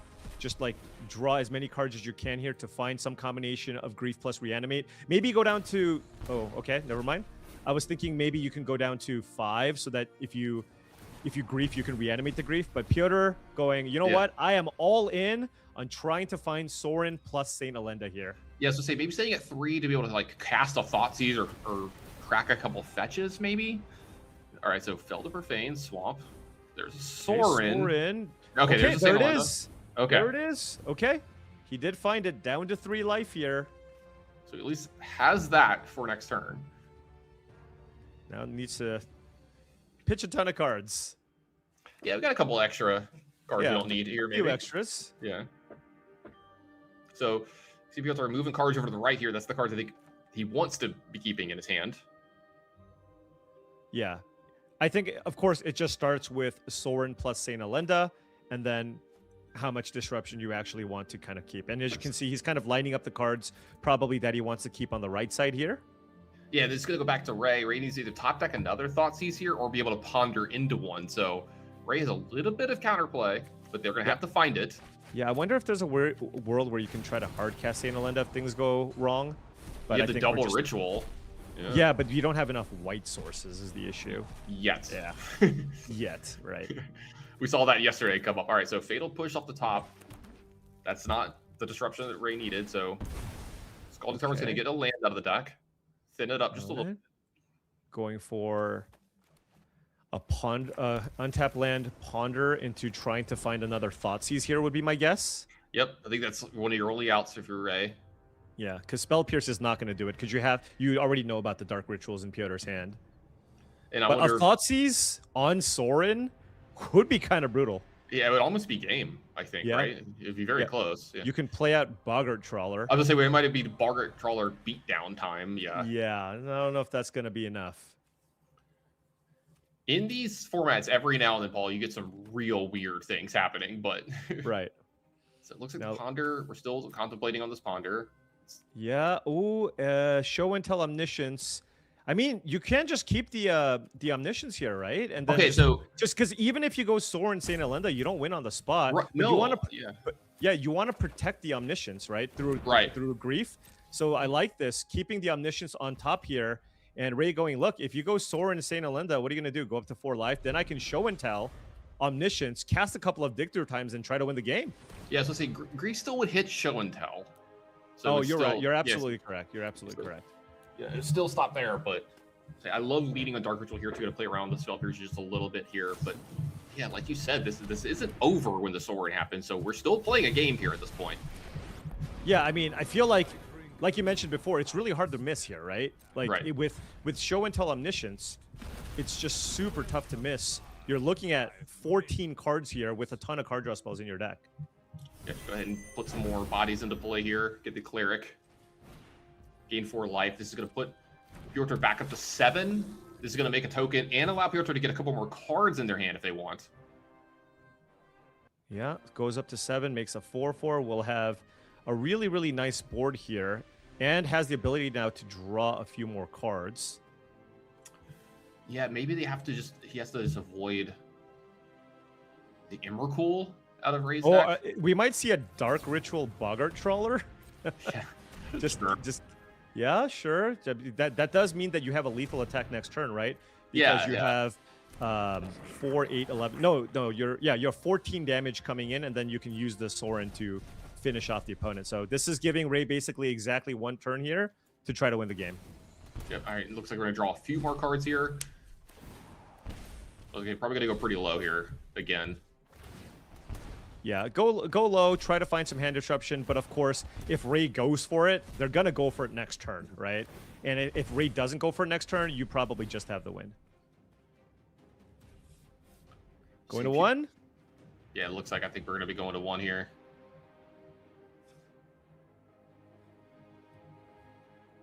Does Piotr have... Piotr has Iona main, right? So if you find the Iona here, and then the show and tell gets cast, you could say blue. You could say blue. That would be insane. I'm trying to think of like the draws the Iona. Yeah, absolutely. I think there's Iona main in it. Okay, right? There's a March that doesn't do anything. Entomb doesn't do anything.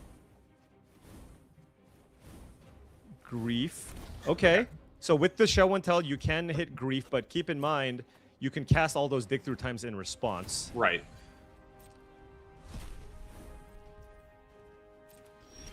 All right. Well, we're gonna see a show and tell omniscience here, and see if Ray is able to fight through a Grief entering the battlefield here. These games have been crazy in this format, Paul. I'm enjoying this so much. All right, so here comes the show and tell. It's going to put Omniscience into play, and then, yeah, like you said, a Grief from Piotr, but the Omniscience will have resolved, so we'll dig through time with multiple times of Grief's ability on the stack. Here's the... Oh, okay. Okay. How do you want to time this Grief ability to let it resolve? I feel like you just want to run out the dig through times here. I think. Yeah. I don't think you let them just take 1 Grief. Take 1 dig through time. That might not be enough here. So you just try to find a bunch of card draw spells. Yeah. Yeah. It is interesting. I saw an Emrakul, and now with the Grief, it's a little bit awkward here, right? See, that's what I'm talking about. It's like they can have the Emrakul get stopped. Right. Is a big one. So we'll see. That's why I saw Ray hesitate for a second. I thought maybe they were thinking about that. Like, do I let this resolve and play off 1 dig? Yeah, I mean, you could maybe let it resolve now because the thought process is if they take the Emrakul, then you can cast the dig through time and keep things going. If they don't take the Emrakul, they lose. Right. Right. Yeah, this is a rough spot. All right, let's see. How does Ray want to resolve this Grief ability? And I think Ray wants to give themselves a chance to draw Emrakul again, right? Yeah, so Piotr has to take Emrakul. Take the Emrakul, shuffle it back into the deck, and then Ray still has dig through time to keep things going. Mm-hmm. Yeah, Priced has to take Emrakul. Emrakul's going to get shuffled back with all the other stuff, so an extra copy of Emrakul in the deck. Now we go, I hope you miss. We're going to start off with Thoughtseize here, it looks like.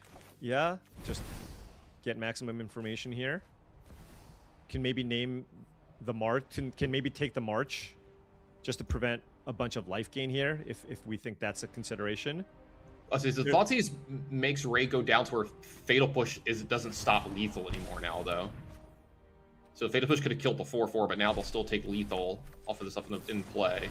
Yeah, I mean, presumably really you're gonna find, another Fatal Push or something here. I mean, stock up dig through time here. All right. Yeah. All right. Yeah. This is almost a guarantee. Yeah. Right. I'm about to eat these words. Yeah. Oh, hey, Grave Expectations. Come on, one time. All right, dang. All right, dang. I really want Ray's gonna look for their own cards to win with here. I just wanted to see it so bad. All right, so we're gonna start. Yeah, I like starting out with Brainstorm if you can here. I guess. Oh no, just dig through time here. Because you have a Ponder for a shuffle mech. There's an Atraxa. There's an Atraxa. All right. Another Omniscience. Chromox. Chromox. Yeah. Sure. Atraxa. Right. We can maybe find an Emrakul pretty easily here. Yeah. If not, we still got Ponder Brainstorm behind this. Right. I think that's a carpet of flowers for everybody at home. The weird looking card. Yeah. Doesn't do anything in this matchup necessarily, but Ray probably played that as a card to respect the blue decks. Mm-hmm.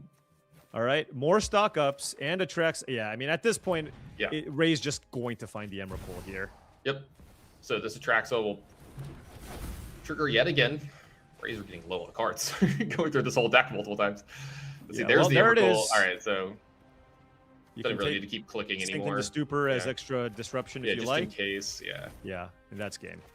Okay, this Emrakul means that we got another turn set up here. And that's Yep. going to be session for Piotr. So, Wow. All Yeah. right. So Piotr needed to kind of whiff, right, on that Right. first Necro. I wonder if he needed to actually Necro for more, given the fact that if Ray just plays the show and tell on turn 3, you're kind of dead. So you just need to find the combo pieces on turn number 2. I think Piotr also thought maybe if I just draw those number of cards, I can either find the combo or grief, and he managed to fail on both. yeah, I like the fact that Ray's deck is not one of the ones that, yeah, if you get the Sorin combo off, like Ray can shrug it off and be like, Yeah, okay. Ray does like, not care about like if you go haha 12 power on the board, Ray just goes haha, you lose, right? Yeah, Ray I'll take an just extra has, turn. Yeah. Right, Ray just has straight up I win the game, whereas Piotr actually needs to attack to win. Now, Veil of Summer and Force of Negation are coming in for Ray here. 2 cards that can go real hard in this matchup. Absolutely. Veil of Summer, a nice way to counter all the hand disruption elements. And then, of course, Force of Negation, basically allowing Ray to counteract Piotr's most busted starts, all which involve basically casting Dark Ritual into Necropotence and now having access to Force here. Swings the matchup, I think. I think, game 1 is where maybe Piotr would have really, might have had a small edge, right? Because there's not that much disruption coming from Ray. But after sideboard, I'm kind of liking Ray's side. You have 4 Thoughtseize, 3 Force of Negation, and 3 Veil of Summers here for the matchup. Like, that's a lot of additional disruption. There's additional disruption as well for Piotr in the form of Duress. You can see it in his opening hand here. And I see Chrome Moxes, Necropotence, and some black cards, along with Duress and Reanimate and Iona here. I believe this is a key for Piotr. It is, but it is tricky because Ray does have Force of Negation here. Yeah, it's one of those things where it's like you're going to get got by a hand disruption spell, you're going to get got by a Force of Negation, but what are you supposed to do? Right, exactly. Yeah. And that's the tough thing about this matchup, right? After sideboard, you're just like, okay, well, I mean, if you have it, you have it. Also, I think understated here, Iona in the hand is kind of cool. We talked about this in game 1. If Ray plays a show and tell, you get to put Iona to play named Blue. What if Ray forces this Chromox after Piotr bottoms the Chromox? That would have been insane. I think you're supposed to let this resolve, but it's just interesting. I think Piotr just has to lead with Duress here, and then next turn he can go for Dark Ritual Necro. Yeah, absolutely.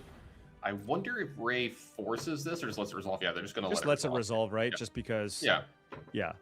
You're not protecting any one card here, which you exactly. You're just down. To. You're just down a card anyways. Yep. So I think if you're on Piotr's side, you take the Force of Negation and hope Ray doesn't find another Force off that Ponder. Yeah, there are some spots where you're supposed to, force a Duress or a Thoughtseize or something like that, but it has to be very, very specific. No, yeah, you need like multiple free counters or something. You just don't. Yeah, but here I just feel like Ray just goes, okay, that's fine. Ancient Tomb actually a pretty big draw here. That means if this Ponder were to find a show and tell, Ray could have possibly gone off as soon as next turn. Right. Piotr going for it here. Coast is clear. Necro. All right, let's see what the number is going to be this time. Right. Man, if Ray just top deck show and tell here, there's an Ancient Tomb right there. So a top deck show and tell into Omniscience would mean Ray probably just wins the game. Well, there's still the Iona on Piotr's side. Sure. That's why Piotr kept it in hand, of course. Right. Yeah, we were bringing this up last game that if this gets put into play from a show and tell, this can actually cause some problems for Ray. Yeah, curious if Ray actually has an answer to it. Because if you can't name Blue... Yeah, you can't sink it to Stupor it, so I don't know if they have a black card that gets around this. Sure, yeah, absolutely. Yeah. I wonder if there's anything worth surgicaling here. You could surgical the Force with Ponders. Yeah, I mean, that's actually not a terrible thing to do here, especially if you're already at the point where you're going to discarding cards, right? Yeah. Looks like Piotr's just consulting everything here. What's my hand going to look like after this? It looks like he possibly is just going to go to clean up here. Yeah, I mean, has Entomb Reanimate ready, and okay. Holding the surgical here. Yeah, it doesn't deem it's necessary to get one of those cards out of the deck just yet from Ray. I mean, you can. The thing is, Ray can't cast Force of Negation if Piotr casts Surgical on Ray's turn, so he can actually just wait on it. Right. No, really good point. All right, so stock up here is going to get cast for Ray. Third copy added to the hand. Yep. Looking for show and tell. Already has Omniscience in hand.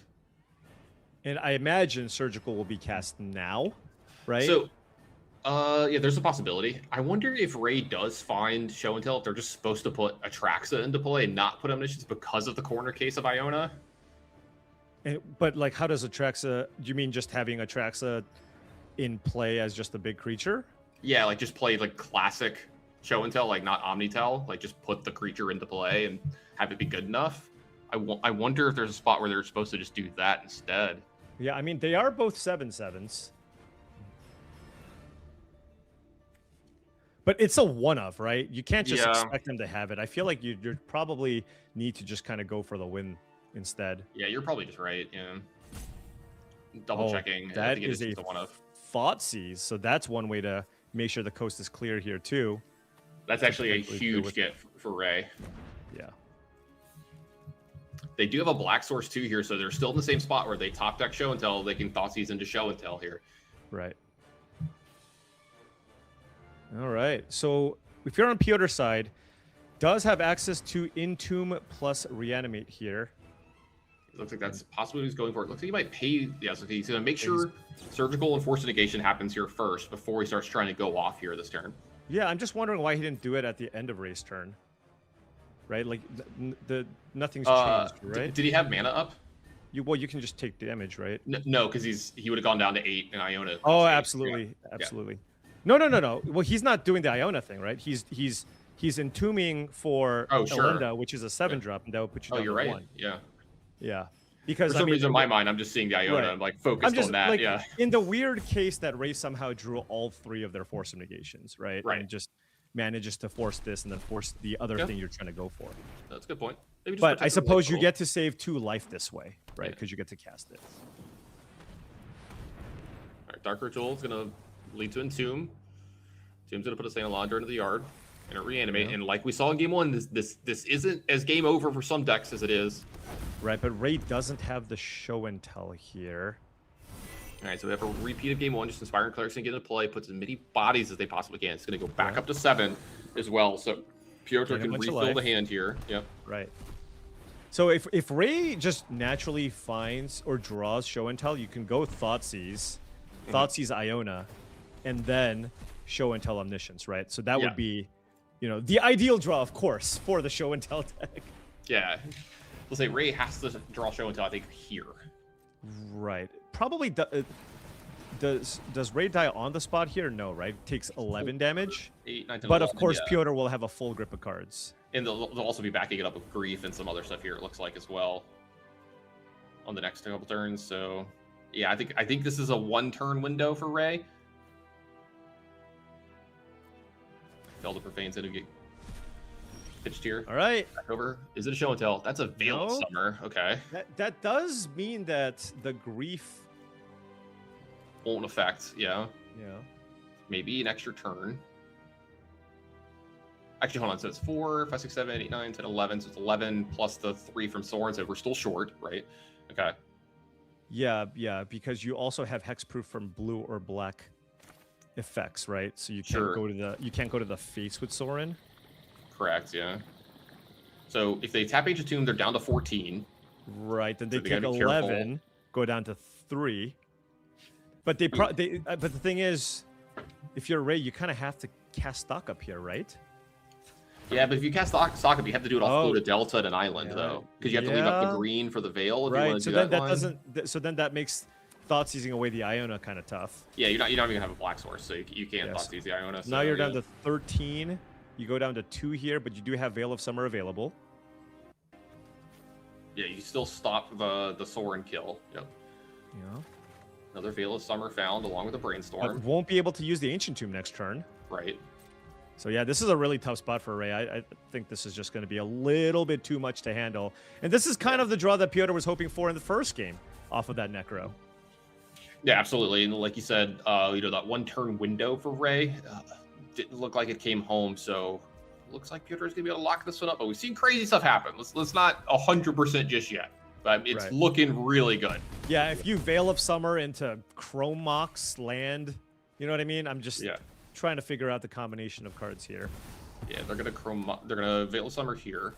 Yep. Gonna draw Ray a card. So they need a land source and a show and tell, and then even then we still have the Iona problem. This is probably just not. I think this is actually What card do you even take from Ray? Atraxa probably. Yeah, as I say, if you were to take something, I know the Veil of Summer happened, but I was like, I don't even think a card. Yeah. Right.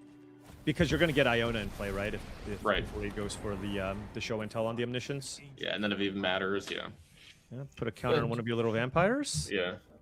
Might as well get the value on the Sorin. Yeah. Like we said, you can't do the throw a vampire play because of the Veil of Summer. Hexproof. Yep. So, but Piotr just simply needs to attack next turn. Yeah. Draw a few and remember, more cards here. Yeah. There is an Ancient Tomb in play here, and this is the big problem here for Ray. Even if they found Show and Tell, wouldn't be able to cast it. I don't think there's an out here with one card draw for Ray. Right. Yeah.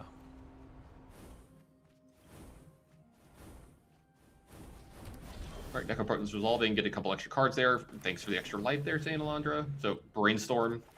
Brainstorm is a very powerful card, Paul, but I don't think it's this powerful. There was a land, but yeah, not enough. All right, well, that was Piotr with an extremely explosive hand there, having access to Duress into Ritual Necro. But now Ray will be on the play. Yeah, and you can see that's been so important here this weekend, and I think it's going to be even more important with cards like Veil of Summer being involved. Right. Like now the Thought Seizes aren't as good, and the Grief packages aren't as good for Piotr because now we have Veil of Summer option as early as turn 1 from Ray. Right. So you might see a weird spot where if they have an opening hand with Veil of Summer in it, they might play a turn slow. You know, they have like Ponder plus Veil of Summer. They might just leave up Veil of Summer instead, which, hey, look, there's a chance we're going to see this here. All right. You got a fetch land with Veil of Summer. See, in some matchups, you would have to ship this because of the existence of Strip Mine. But here, you don't have to worry. Right. So both players kept 7 here, right? Very good openers from both players. Let's go. Yeah. And that is terrifying here if you're Ray Zhang. Looks like they're possibly going to lead on Thoughtseize of their own, though, here. Right, yeah. Blue, now, black, Piotr doesn't have a Dark Ritual here for the Necro. Very, very interesting to see what Ray will take here. Because if you just take Necro, Piotr just doesn't have a whole lot to work with, right? It's just Disruption. It's just a Grief and a Surgical. I guess if you're concerned about the combination of Grief plus Surgical, I don't remember if Ray had a Show and Tell in hand, but of course that would also be pretty rough because then it's going to be really difficult for Ray to actually win the game. Yeah, I don't think they did. They had like Brainstorm, Veil of Summer. I see a Show and Tell in Ray's hand. Oh, maybe there is. I was gonna say, maybe Brainstorm, Show and Tell, Dig Through Time. So yeah, I mean, if Piotr goes Grief, your Show and Tell, and Surgical, can Ray even win? That's a really, really good point. I think maybe you're just priced into taking the Grief here. Yeah, Grief or Surgical. Yeah. And then just hope Piotr doesn't draw a Ritual or something. They're just taking the Chromox. Okay. Okay. Just slow Piotr down. Swamp off the top here. Okay, so because Piotr can just Grief and exile the Entomb here, right? Just to try to get some information, and then just try to find mana source number 3 here to just hard cast Necro at some point later down the line. And if he does, again, if he Surgicals the Show and Tell, I'm just trying to, Grave Expectation, I guess. Yeah, I was gonna say we got Grave Expectations. You just start heisting things. Yeah, I'm looking through the deck list now. I'm trying to figure out, because I don't think you can hard cast anything. Right. I just feel like Grief, Exile, Entomb, hit Show and Tell, Surgical. Maybe there's a Bargoyf that got sided in. I can't remember. There is a Bargoyf that got sided in. That would be the card. But this still seems really, really strong. Ooh, exiling Necro. No way. That's not ideal. Yeah. Just teasing. Right. Just teasing us, Paul. So Ray did leave themselves vulnerable here. Take Show and Tell with Surgical, right? I mean, he's going to take a little bit of time here, probably. Nope. He's like, that's good enough for me. He's like, all right, well, let's just. Did he do it now too? By the way, I know a lot of people say, "Oh, wait till draw set." No, there's a Veil of Summer. Ray can Grave Expectations target your own graveyard because Ray could counter it. So yeah, that one I'm not sure of. All right, on that one. No more Show and Tells here for Ray Zhang. How on earth are they gonna win? It's an opponent's graveyard. Okay, okay. So you can't target your own graveyard. Never mind. But still, this is gonna be super tough. Yeah, this is really handcuffed Ray's deck here on what they can do. All right, Chromox off the top. Have access to Brainstorm here and Grave Expectations. Was Ray just hoping that Piotr didn't go see for that? this line? Yeah, not sure. Yeah. Okay. Well, we'll see. This is, I don't know if Ray has the mana to hardcast Atraxas. We'll see what happens from here. I don't think they can. I don't think they have white mana. Double check. Oh, they do. They do have white mana in their deck. Wait, no, wait, maybe not. I'm sorry. I might have gotten a little ahead of myself. There's Chromox. That's white mana. Yeah. You Chromox away one of the Atraxas. Okay. All right. We figured it out. A Chromox could tap 4 different colors. There we go. There you go. All right. Rainbow Mox. Which we're gonna hide the Grave Expectations. Yeah, I think what's gonna happen here is we're gonna see like a Chromox on a blue card and ponder away, and shuffle the cards that they don't want. Looks like the Grave Expectations is gonna go away. Here comes that Chromox. Brainstorm maybe? Nope. Take through time. Okay, Brainstorm. Yeah, Brainstorm. Sure. Ponder. Cast the Ponder. Yep. All right. Ray's still with the Thoughtseize in their hand too, so over the next turn or two, they could probably slow this down quite a bit. Oh man, look at this. Piotr just wants a land. Yeah. You draw a land, you can play Necro or Sorin. Well, I was gonna say Ray has this covered now though. Thoughtseize is gonna take one of these, and Spell Pierce was picked up.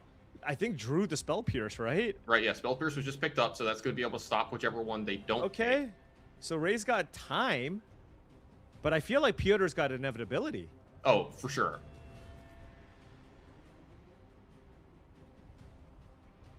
So this will leave Piotr with one of the 3 drops plus Saint-Alondra. So it looks like Sorin. That's the land off the top. I mean, you see Piotr is like not happy about it, right? He kind of feels right. like, oh, I'm about to run into something. He's like, I kind of want to draw a hand disruption spell, but of course Ray's gonna Spell Pierce this. Yep. And now he's just, look, he's still got a bunch of Necros and more Sorins. So Spell Pierce was like the worst case scenario. If it was a Force of Negation, you're like, at least I got 2 cards for it, right? Yeah. And there's what, 1 Spell Pierce in the deck? So. And Ray would be down to 1 card, right? Yeah. So Ponder here. Keep Ancient Tomb found. Okay, we're starting to run up the mana here. Another Surgical picked up for Piotr. What can we get? Nothing too scary. Right. I mean, can we actually get to 10 mana and cast Omniscience? I mean, there's a bunch of Ancient Tombs and stuff, so maybe it gets to that point. So there's a possibility of it. At some point, you have to stop casting spells, is the problem. Because Ray's already down to, I think, 11. I was going to say, yeah, I think you have to take... You have to stop tapping the Ancient Tomb, is what I'm trying to say. Oh, sure. Ray just took 2 more life Ray's here. like, nope, I'm casting my spells. Yeah, going to 9, because... Okay, so you might only need to activate 2 of the Ancient Tombs. You already have 2 sources of blue. You can find a third. Well, Ray already has 3 lands, right? So does it like Ray's just not going to need to tap that Ancient Tomb too much more. Yeah, and can just play Dig Through Time, find more card draw, find more disruption, and this would be so wild if Ray finds a way to just hard cast Omniscience and win that way. I didn't have that one on my bingo board either this weekend, Paul. No, neither did I. So finding stock up here. Okay, that's another good one. Force of Negation. There we go. 10 mana to cast Omniscience. All right, well, we have Atraxa now. Yeah, so 7. So we have blue, green, and black mana, by the way. Okay. All right. So we're also approaching. You would need the Chromox. I don't know how many Chromoxes, because I know Ray only main decks 1. And I'm not sure if they brought in the second one. And I don't know if they... Let's take a look. Does Ray have a land that taps for white mana?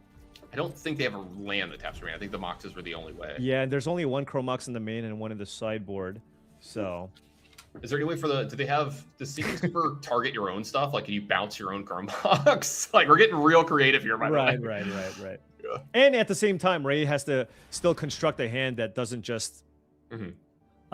just lose to the combo, right? You still want to keep some amount of disruption. All right, so Surgical's going to target something here. I wonder if it's going to target, yeah, I was going to say Dig Through Time. Sink into Stupor is opponent's spell, so okay, doesn't work.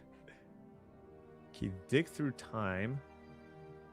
We're really grasping at straws here, Paul, trying to figure this one out. I like it. Trying to find something here. Gray goes, okay, surgical resolves on dig through time. So that will also nab the dig through time in Ray's hand. Still with a pretty powerful hand behind this, though. Yeah, Still has that Force of Negation with the blue card. Force of Negation with blue card, Veil of Summer against various hand disruption cards like Duress and or Grief. There's a Grave Expectations for Reanimate Shenanigans. And Piotr still doesn't have anything going. Piotr just still needs to kind of find multiple Necros to fight through these counters. Is it happening? We're heisting. Let's go. All right, it's happening. Let's do this. All right, can we get the other view? I don't know how fast we can do this. We get the view, see what the well, it took a card already. What was that? It's a Grief. Okay. It's a Grief, and we're going to cast it. All right, so we're hard casting a Grief, and we're going to try to beat down. Grief. I love All right. We have a clock here, friends. Raise down to 5, by the way. What on earth is this?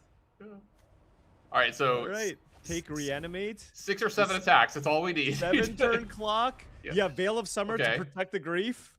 Veil of Summer to Grief. We found the removal spell for Piotr, but we know about the Veil of Summer and the Force of Negation. Oh my gosh. Okay.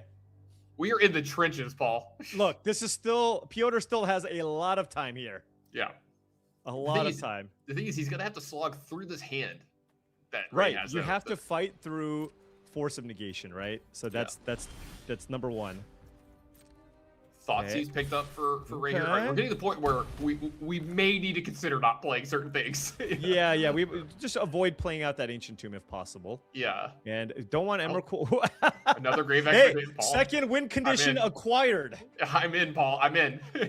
Yeah, but there is no shuffle effect here, right? So then you just naturally draw the thoughts Emrakul, which isn't great. It's not great. Yeah, maybe you shuffle this one away. Maybe you want the Thoughtseize though. 2 out of 3 might be good enough. Yeah, what would you like? I don't even.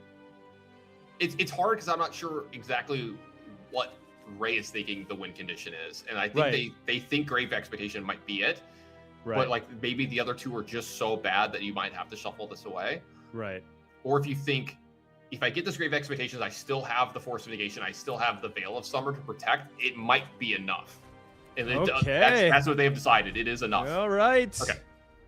That's a Duress, but Piotr knows about Veil of Summer, so you don't even want to cast it because it's just going to draw Ray an extra card.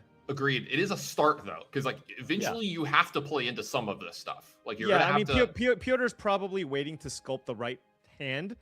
Yeah. And the right time to be able to try and pull this off. Because I'm trying to think, you could like wait for a Dark Ritual where you can play both in one turn, but it still falls into Force of Negation plus Veil of Summer being good enough. And Paul, I'm scared to say, I think Ray's at the driver's seat here, like by a margin. I mean, hitting a Grief, right? That's like one of the only creatures you can actually even cast. Yeah. Wow. That was one of the best cards they could hit. Yeah, and now what do you exile here if you're Piotr? Maybe Saint Elenda, but if you exile that, then all of a sudden Sorin is not a good top deck. Agreed. So I wonder what's causing him to go for this to get the 4th mana source. I suppose to fire off Fell the Profane and then cast Duress to get Force of Negation so that you can draw Necro and cast it. Although the problem with that in next turn, if you draw Necro, is you don't have enough black mana to cast Duress plus Necro. Yeah, also you're starting to get beat down now too. All right, is it another? All right. All right. Let's spin the wheel again. Let's see. This is crazy. This is awesome. All right, another Grief! No way! No way! This is too much. This is not real life. This is too much. What? Plan C? No, D? this is Plan H. Like, what is happening here? This is a second Grief with Veil of Summer backup. This is unreal. Yeah, I would get a little bit of an eye roll here when this one happens. The viewers are like, come on, you hit Grief twice. He's gonna be like, no way. Yeah, we did. We got a little bit of the Ushka look. Yeah. All right. Now, if you're a Raid, do you let this resolve or do you just go for Veil? And they're like, all right, my game plan is to win with these Griefs. Now you definitely Veil because this is a 3-turn clock. Right, and you have Force of Negation for Necro off the top here. Yeah. Oh my gosh, can you? Is there a target? It gets hit by the Force of Negation still, though, unfortunately. It does, but it's something. There's good nothing. target. Wait, was there a grief in the yard? There might have been a grief in the There yard. might be a. Yeah, I was gonna say it's hard to tell with all those cards, but there's none of the big targets in either one of the yards. No, because there just would not have been any Also- reason for Raid to discard one of the big creatures. This format Alright. is amazing, Paul. I'm loving it. All right, well, and okay, the so- problem is, this is a lethal attack from Piotr's side if you don't keep the double block up. So Raid Right. does have to counter this. They have to interact with this for sure. So Yeah. this gives Piotr what 1 to 2 top decks possibly. Right, because you go down to this is a 3-turn clock here with the griefs, right? Right. So sitting at 14 life. But then but man. once you get attacked twice, you like the Necro is way Necros less aren't good. really Necros. Yeah. You're gonna have to. Yeah, Necro's pretty much gone now. This would just be the craziest way to win, and I think Ray's gonna pull it off here. Fell the Profane. Okay, that's that buys some slows time. down the clock. What if you draw another Fell the Profane? Yeah, that buys some time. Yeah. Okay, if you're gonna do this on their turn, you do it during their upkeep here. Sure. Yeah, because of Force of Negation. I mean, he's gonna fire it off, but upkeep gives Ray the one less draw step at trying to find a way to counter the Fell the Profane. Yeah, it'd be a disaster if another Veil of Summer came off the top. That's a land. I think that's going to the graveyard. Okay. All right. One grief down. Oh my gosh. Okay. So Piotr does have. I was gonna say he only has white source as his 4th mana, though, so he can't find like March or whatever. If he did Yeah, and I find- imagine he yeah. boarded out most of his marches, right? Yeah, I Doesn't think seem very so. good in this matchup. No, I think you're right. All right, so let's Okay. talk about this. Finds Force of Negation. That's actually just game. Force of Negation and or Veil of Summer. Neither one found here though. There's still a Ponder and a Brainstorm here. Yep. What's the mana that's left over for Ray? The There's a second Chromox did come in, by the way. Oh, there is a second Chromox, so you Alright. can Chromox away this Atraxa if you want to cast the other one, but Ray, So Ray's we at had 2 that life. option at least. Ray's at 2 life, so can't really Yeah. cast any of the big things. Okay. So looking for Brainstorm. Force of Negation. There is a Force of Negation. Fist pumps for Ray. That looks like that's probably going to lock up the game. Huge. I Yeah, mean, Ancient Things Piotr can go can away. draw 2 things in a row here, right? So there is that. Like, what if Piotr draws the last grief and just casts it? Well, he still can't block though. Yeah, but he's not dead. Agreed. And then Ray And would be dead on the way Piotr- back. Yeah, no, Ray would be dead. Yeah, exactly. That's okay. Right. So it has to be the last grief. Oh, Veil of Summer just found. Yeah, too? there's Okay. 1 grief left. Okay, Right? one grief All left. 3 griefs we've seen. Okay, what do we got? Oh my god, no way! Oh my god! No way! This is not Are you real life. serious? This is not real This life. is crazy. What? Okay, so Grief has menace now. Now Ray's on the back foot. Ray's at 2 life. Okay, so I don't think any of the takes here matter, right? Like This you is can't. the last Grief in the deck, Tannen. Yeah, Paul, I just expected it at this point. This is unreal. I just expected it at this point. I'm glad we're filming this, by the way. I would not believe this. Okay, wow. The literal fourth, because if he drew Reanimate, it wouldn't work because of the Force of Negation. Right. So, I was gonna say, takes the Veil of Summer, Thoughtseize off Okay. the top. That's game. not it. This is my jaw is on the floor. no shots. Look at Piotr's face, by the way. No shots. There's The no one way. outer. There's no way that just happened.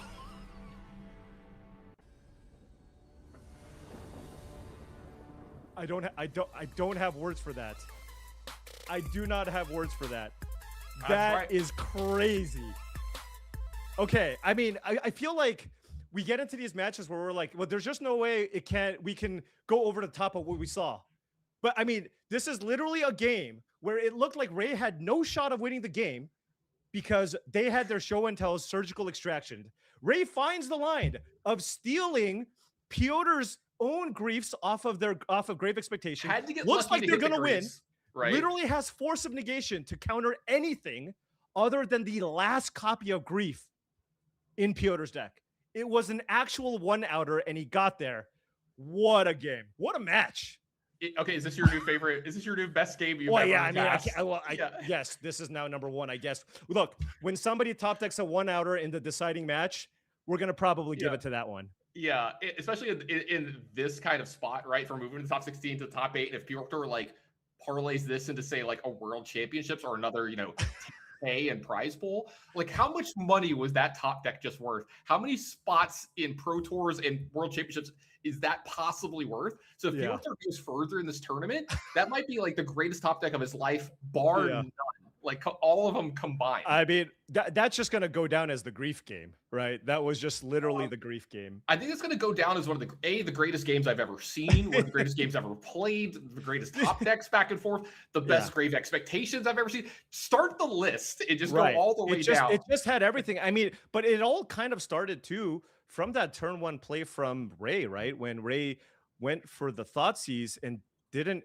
Right. I was their game plan just the fact that getting their show and tell surgical, you can still find a way to win. I feel like your chances of winning from that spot is so tough. You kind of have to go for either the grief or the surgical there. So was a little bit surprised by that, but then still, despite that, almost found a way to win and lost to the one card in Piotr's entire deck that got him back to win that game. Yeah, I would love to hear the thought process from both the players. I would love to have interviews from both, especially from Ray, for exactly what you said. Like, well, what was the thought process here? Was this the plan? Was the plan, hey, I'm going to play this longer game. I can hard cast a few of these things. I can have great expectations. I could cast an Atraxa. Like, that is a thing that could happen in this game. Like, and we saw the possibility was there, with enough dig through times, brainstorms, and stock ups, you're going to see your entire deck. Like, it's gonna happen over the next few turns. And just the wildest play out I've ever seen. I'm pretty sure my neighbors are all really mad at me from all the yelling that just went on during this match. So I might have to have some quiet time here after this match. Yeah, I'm gonna get some complaints from the HOA, I'm sure. I'm sure, absolutely. Well, hey, after a game like that, it was definitely worth it. Paul, I need a breather to get my heart rate back into a good spot here. So after this match, everybody, I think we all need a little breather. We're going to take a really short break. The other casting pair is going to come in here and try to live up to this game. Good luck and good luck competitors in the next round.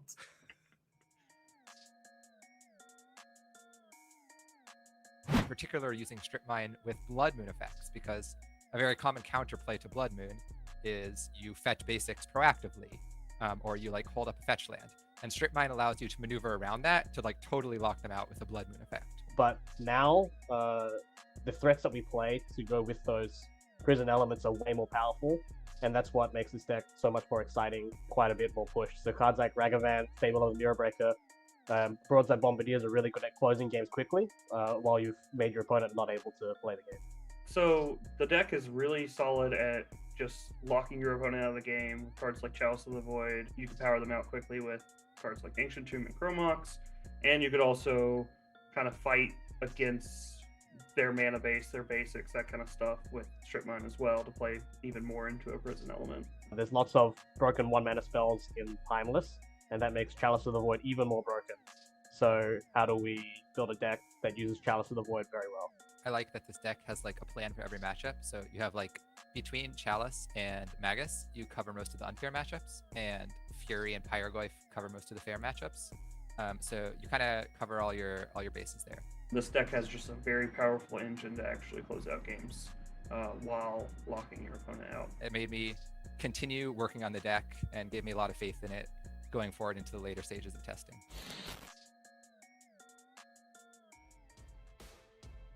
Avatar was pretty huge, I would say, also for this tournament to have Avatar around, because Avatar brought Force of Negation and Entomb.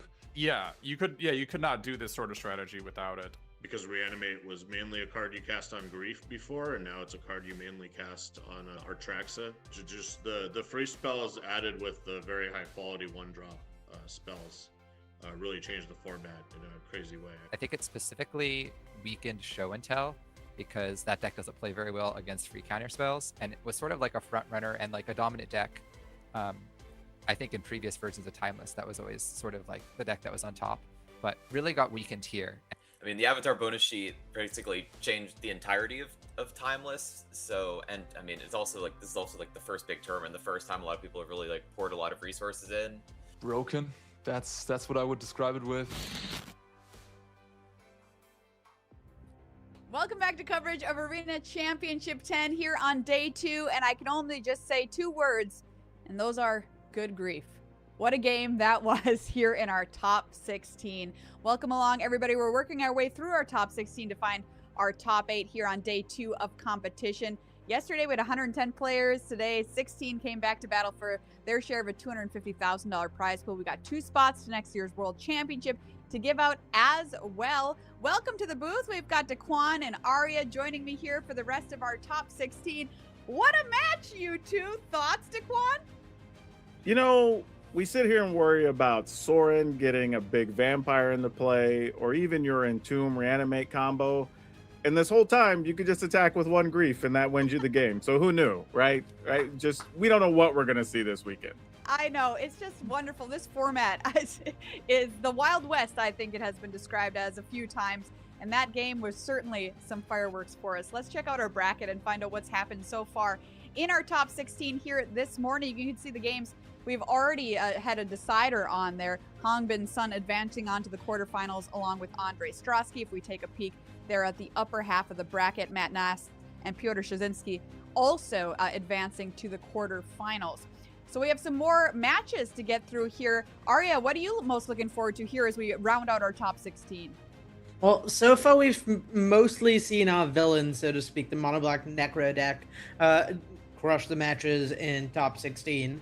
And I'm interested to see whether this Mono Red Prison deck can maybe find a way to keep up.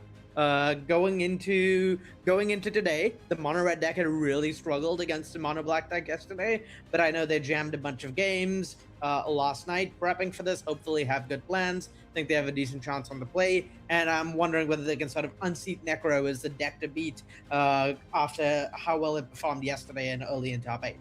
Yeah, that'll be interesting to see. We do have a chance here in this upper half of the bracket, and Philip Mar running that Mono Red Prison deck to see what it can do against Mardu Energy, and then we have a Necro versus Golgari mid-range matchup too. Let's take a peek at the bottom half of the bracket here.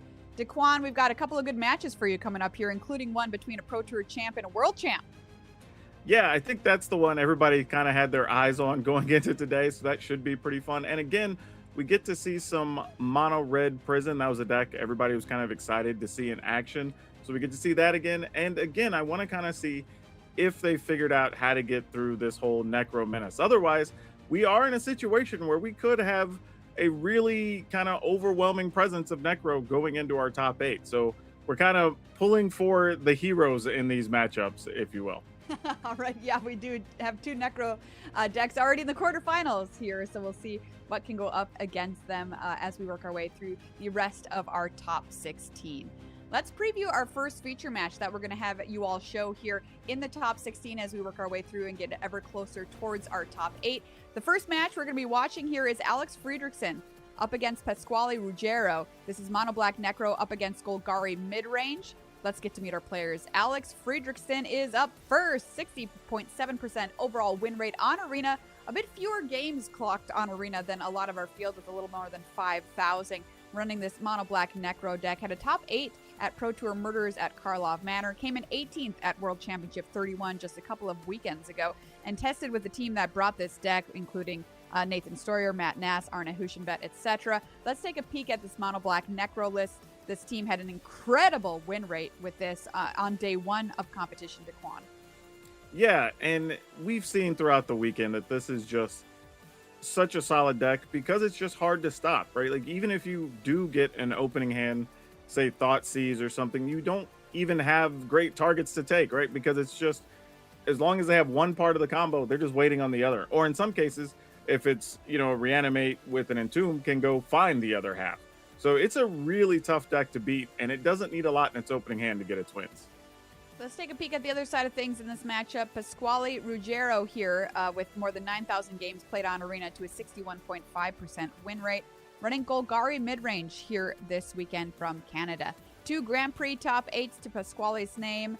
Taught by a friend, Pro Tour champ David Rude, how to play back when he was a teenager. Let's take a peek at this Golgari mid-range deck. Arya, how does this stack up against Mono Black Necro? It's going to be a tough matchup, I think. Weird as it is to say this about a deck with Dark Ritual and Chrome Marks in the One Ring, this is the more fair of the 2 decks. You're playing a more mid-rangey game, you don't have these explosive one-turn starts, and you don't have anything that quite goes as hard as the Necropotence draws do for the Mono Black deck. But there's still a bunch of tools that can make for really strong starts on non-games with Wary Zone Guard, plus Strip Mine in particular, maybe being able to run the Necroplay out of resources, and then the One Ring, maybe being able to sometimes even keep up with Necrobotance on card draw. So it's not like Rogero has no moves here. There's definitely line strategies, ways the games play out, but back against the wall somewhat. The mono black deck almost certainly favored here. All right, let's find out what happened. Send some players to the quarterfinals, getting more money and ever closer to those World Championship invites. Daquan, take it away. Thank you very much, Maria. And this is going to be a matchup that we've seen before. We saw it a couple of times yesterday. And Arya, we do kind of think that the Necro deck is favored here.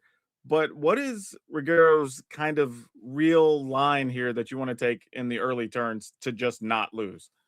I think Rogero, more than anything else, wants an explosive start. So we're talking Ancient Tombs, Dark Rituals, Chrome Moxes, something that lets him develop his mana beyond a single land on turn 1 or single mana on turn 1, and then some sort of snowbally haymaker to slam that closes the door quickly, whether that's Weary Zone Guard strip mining a bunch of lands, Shieldred shutting off card draw, or the One Ring just drawing him a ton of resources of its own. You really want one of those things early to leave you in fighting chance against a mono black deck.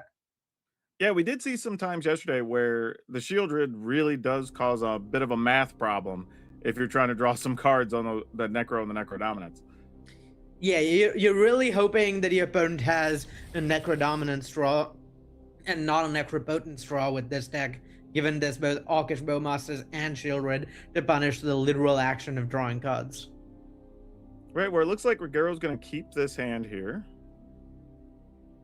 And it does have a Chrome Mox. You do have a Dark Ritual, so it does kind of have the start you were talking about there. Yeah, and this hand can notably spew almost its whole hand on turn 1 if Rogero wants to. He can Chrome Mox, Dark Ritual, Land Cycle, Troll of Khazad-dûm, Reanimated, still have 2 mana left over to round up Bowmasters or Deathrite Shaman. Yeah, it looks like Frederickson kept 6 there, and no real opening play here. Just plays a land and passes. No opening play, and I want to point out the Necro Dominance and not Necropotence in hand, which could get him into a bunch of trouble if Rogero ends up deploying an Orcish Bowmasters before it comes down. Yep, gonna go ahead and get rid of this troll here so we can search for land. We're gonna play the Dark Ritual and gonna go ahead and reanimate here. Get us a troll back on the cheap. Yeah, I really like getting the troll back here. You want to apply a bunch of pressure as quick as you can. Applying pressure is sort of doubly important against a Necro deck where their life total matters a lot, so you want to apply pressure quickly. Before they get their big pop-off combo turns, and then you want to leverage the fact that Necropotence and Necrodominance and Reanimate all care about your life total, so you want to punish your opponent for going too low on life too quickly. I suspect we'll see an Entomb Reanimate here from Alex over the next turn cycle. And if there's maybe some interaction for the Atraxa that gets reanimated, then that could be an axis on which Rogero sort of punishes Alex.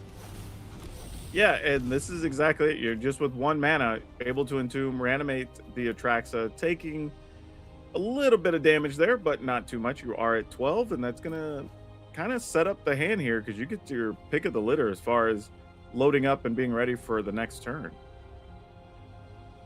Yeah, so, I mean, this is the exact explosive speed that you're worried about coming out of the Golgari deck, right? Even your fastest draws where you play a bunch of rituals and deploy a bunch of spells, fundamentally your spells are for the large part pretty fair.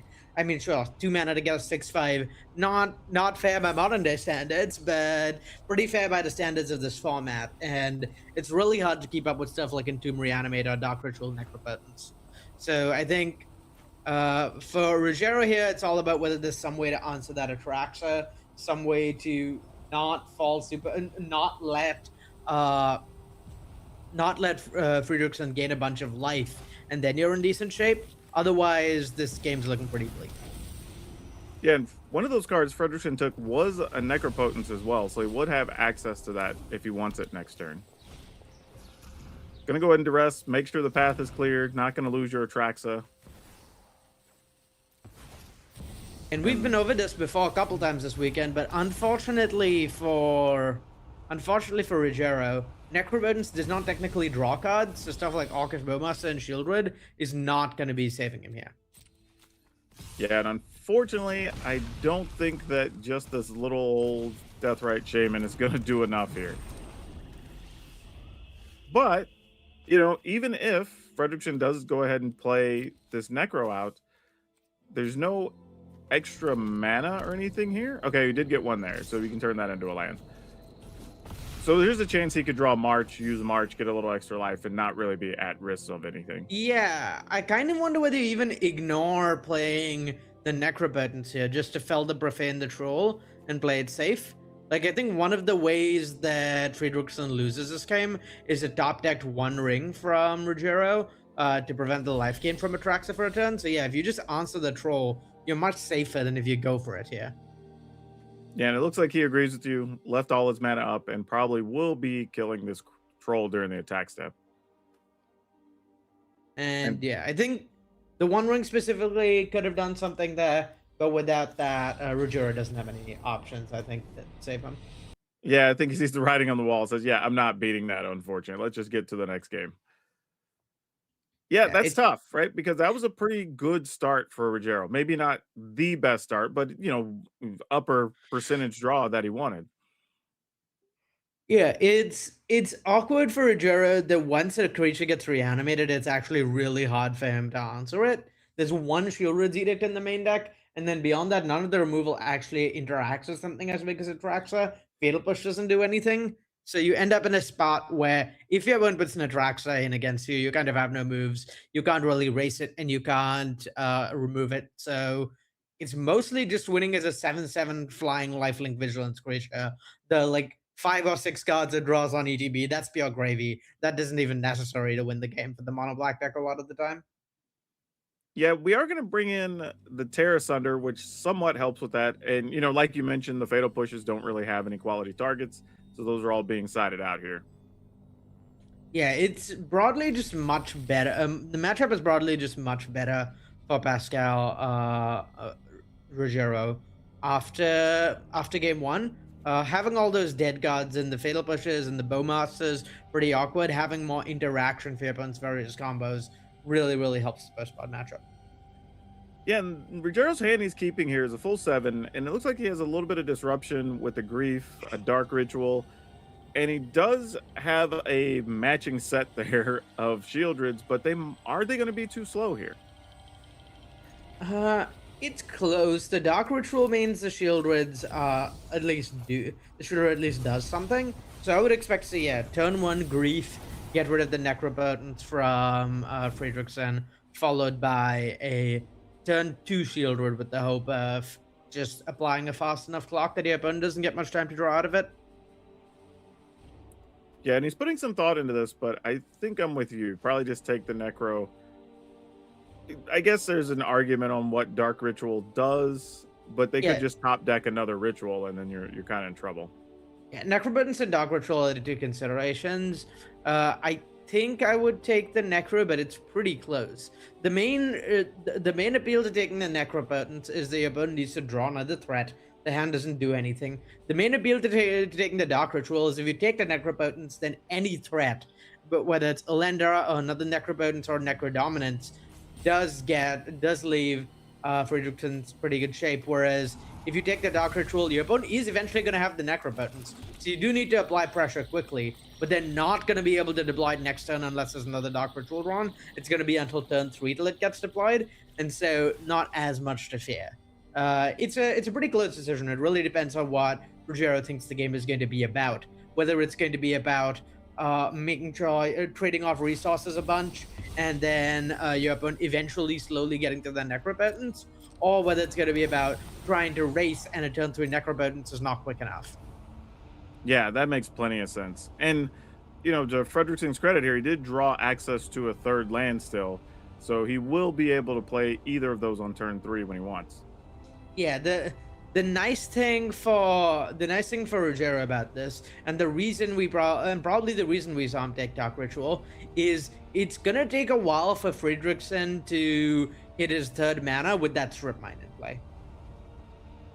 Yeah, this is also interesting. Now, Frederickson's kind of faced with a similar decision, right? Do you take the Dark Ritual, or do you just take the Shieldred and then not have to worry about it? Yeah, I think you have to take the Dark Ritual here. Shieldred isn't even the most impressive set out of Rogero's deck. It's pretty slow and doesn't actually do anything against the god Necropotence itself. So yeah, I really like taking the Ritual. There's a lot of ways things can go wrong if you don't. So, pretty solid choice on Frederickson's side, I think. All right, so it looks after a Grief on both sides. We're going to go ahead and crack this Blue to Delta. And Rogero's going to be hoping for a really good card here. And I don't even know what he's hoping for. Maybe another hand disruption spell. There's a Surgical Extraction on top here with the Surveil. So I think the thing Rogero wants most here is Wary Zone Guard. That would far and away be the best draw. Because next turn we could look at Strip Mine this turn, followed by Dark Ritual, Cycle Troll, play a green land, play Wary Zone Guard, get back Strip Mine again next turn. And that's pretty scary. Other than that, there's not much that... sorry, the Ritual was taken, so that exact line not possible, but Zone Guard, still I think one of the few ways that Rogero can advance his game plan in a way that shuts off Frederickson from comboing anytime soon. Tough spot though, certainly. Yeah, did find March of Wretched Sorrows here. Not really any targets, so that card's just kind of inconsequential really until you have a Necro going. Yeah, it's nice to have something to answer something like a Shieldred post Necro if it comes down, since it looks like it might come to that. But yeah, you really want to find mana here, particularly given this face-up Strip Mine in play. Yeah, and Rogero doesn't have anything going on here. He's ended up getting a land from the Troll, drew another snow-covered swamp here, and now you're kind of just faced with, do you use this Strip Mine to make sure you don't get hit anything on turn 3 on Frederickson's side, because you're fully aware of the 2 cards that are in his hand. So you kind of got to crack it here, right? Yeah, the Necropotence is face up, so you have to Strip Mine here in Rogero's spot. I don't think you can afford to wait. But things not looking good, where you really just have no action of your own. Zone Guard this turn off the top, I think, is easily the best draw for Rogero. There is a Chrome Mox. However, as we pointed out, doesn't really help to get the Shieldred down against the Necropotence. Yeah, Shieldred is, I guess, something here, but you're just not beating that Necropotence unless your opponent draws really poorly, I think. All right, this is it. I mean, I guess there's a world where Frederickson plays the Necropotence and you get something like a Terra Sunder to get rid of it, so he only gets 1 activation, or 1 use of it, I guess. But I'm not sure what else you're going to do here. It looks like we picked up a Reanimate off that draw. Yeah, Reanimate also almost makes me wonder whether you want a Necropotence here even. You could, Frederickson could reanimate, could march the Shieldred and then reanimate it if you wanted to, putting that in play instead of Necropotence. I think I'd rather just draw the cards, just because you have the march for Shieldred next turn, but just an abundance of good options. Like, if you march the Shieldred and reanimate it, unlike Frederickson's deck, Rogero's deck is pretty bad at playing into a Shieldred, so even if that happens next turn, you're going to be in trouble. The main card draw entry in Rogero's deck is the One Ring, and that does not line up well into Shieldred at all. All right, looks like we're gonna load up on these Necro activations. Just a matter of how many. I'm assuming probably gonna take 7 or 8 here. Yeah, I kind of wonder whether Frederickson just wants to take the bare minimum 4 or even 4 Yeah, or maybe looks like- 5. Yeah, just because you have all the tools you need. You're not looking for anything. March of Wretched Sorrow plus Reanimate, that's enough. That wins this game for you. You just need to make sure that you don't randomly die to Shieldred because your Necro gets answered, and then if you untap with these cards, it's really, really hard to lose. Yeah, Rogero just picks up an Ancient Tomb there, so that's not going to do anything here, and this puts Frederickson solidly out front. Going to go ahead and cast a Dark Ritual into something here, probably something to do with the march, if I were guessing. Yeah, I'm not sure what Ferguson is demonic tutoring for here. Oh, probably just Saint Lenda, and you close out the game that way. That makes sense. I could also see marching the Shieldred, reanimating it, putting Necrodominance into play, and then Necrodominance plus Shieldred is something of a combo. You can draw a lot of cards, and then gain twice that much life back with Shieldred. So that's also pretty impossible to beat for Ruggiero. I don't see how Ruggiero comes back into this. There's no 2-card combo that's going to recoup everything. Yeah, he could tutor for a variety of things here if he wants. But yeah, it looks like we are contemplating the march. Yeah, I think the Shieldred's probably getting marched here, almost regardless of what else is happening. Oh, he might have been taking his time to decide what to actually exile and how much mana to leave up. If he wanted to do something, yeah, so he could reanimate it. That makes sense.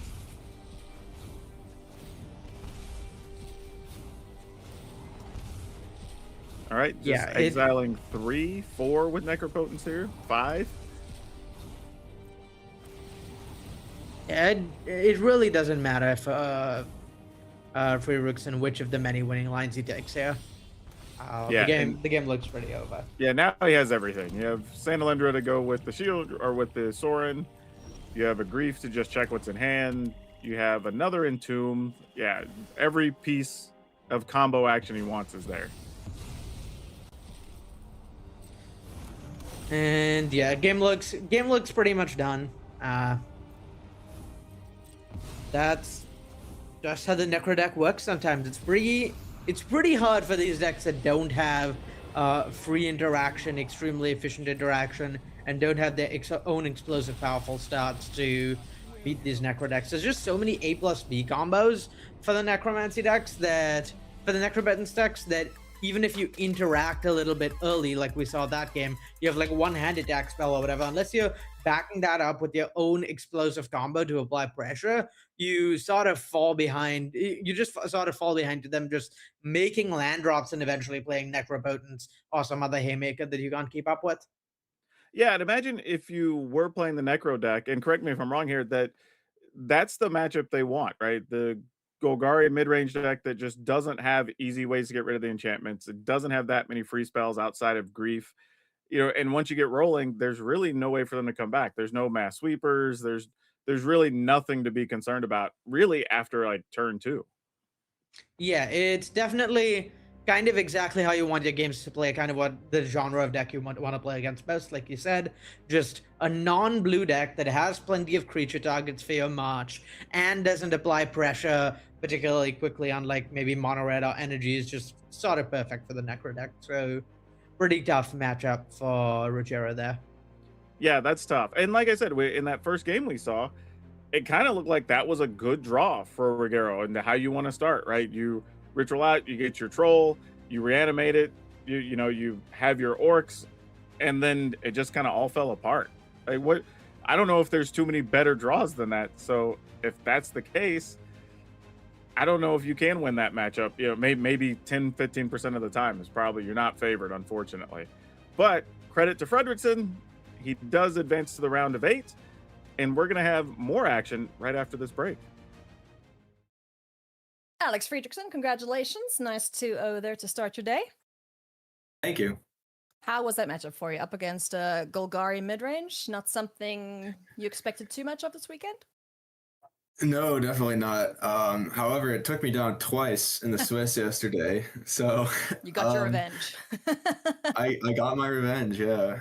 Awesome. We were just chatting after the match, and he said he thought it was a bad matchup too for him. Which I agree with, and being on the play was just huge. Okay, yes, being on the play seems to be pretty good in this format. Just putting that I would agree. Looking forward now to your top 8 match. You're going to be up against Hongbin Sun playing Mardu Energy. What's your thought for that matchup as you head into it?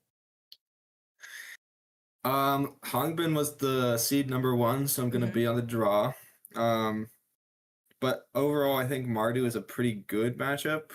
They don't have many things to do game 1. I don't know if he's playing Thoughtseize or Juggernaut Peddler, but that's about all the interaction they can they can he's muster in the first game. So I'm very feeling happy pretty with good. his thought seizures. I will say, we just chatted to him, and he quite likes his thought seizures. So, heads up. Well, let's hope that Hongbin doesn't draw them, and I'm sure he'll hope that he does draw them. Of course. Well, may the best black spells win here in this next matchup, Alex. Best of luck, and yeah, maybe we'll see you in the next winners interview. Thank you. Okay. All right, man. Congratulations again to Alex Fredrickson. That's exactly the matchup he wanted, and now he gets to take a little bit of a break as we prepare for the round of 8. However, we still have more top 16 action here, so there's still going to be quite a bit. We have to decide those last few slots to fill out our quarterfinals, and there's still a lot of Necro to look forward to. So what should these decks be trying to do, Arya, to kind of fight through the Necro menace, if you will? Well, Alex Fredrickson kind of put it really well in that I think what these decks should be trying to do is be on the play.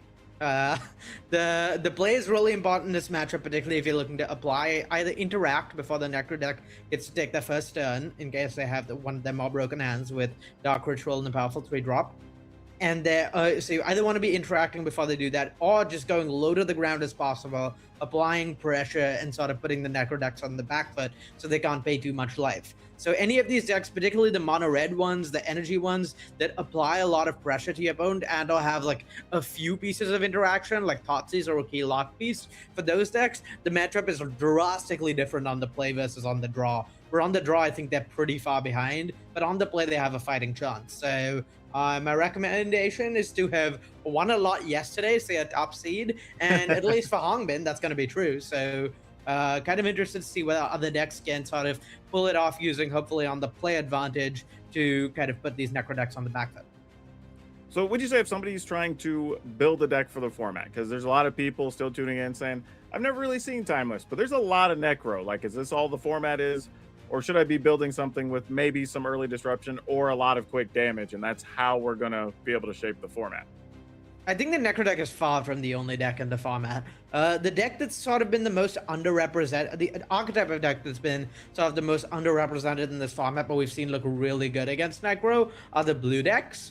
Blue decks with Force of Negation is something Necro really struggles against, because you often do a 3-for-1ing yourself to put your first like combo piece on the stack, and then on top of that, the blue decks have a lot of selection to find a lot more counter magic.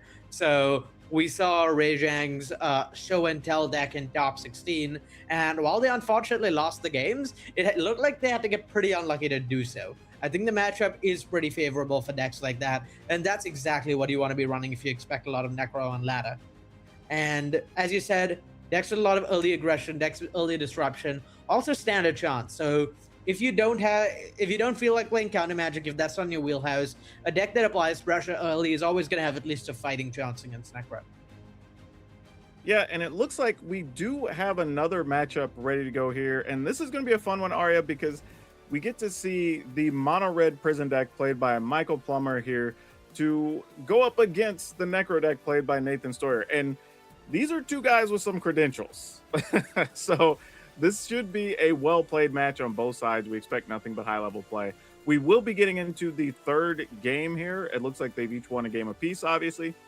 So this is going to be a decider with a lot on the line here from both sides here.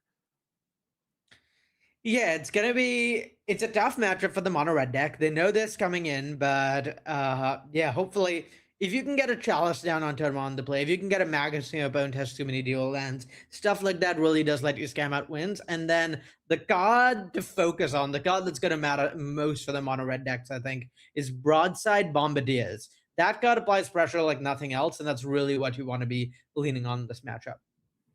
Yeah, Bombardiers is, I think, a pretty unique card that people who don't really play a lot of older formats probably aren't familiar with.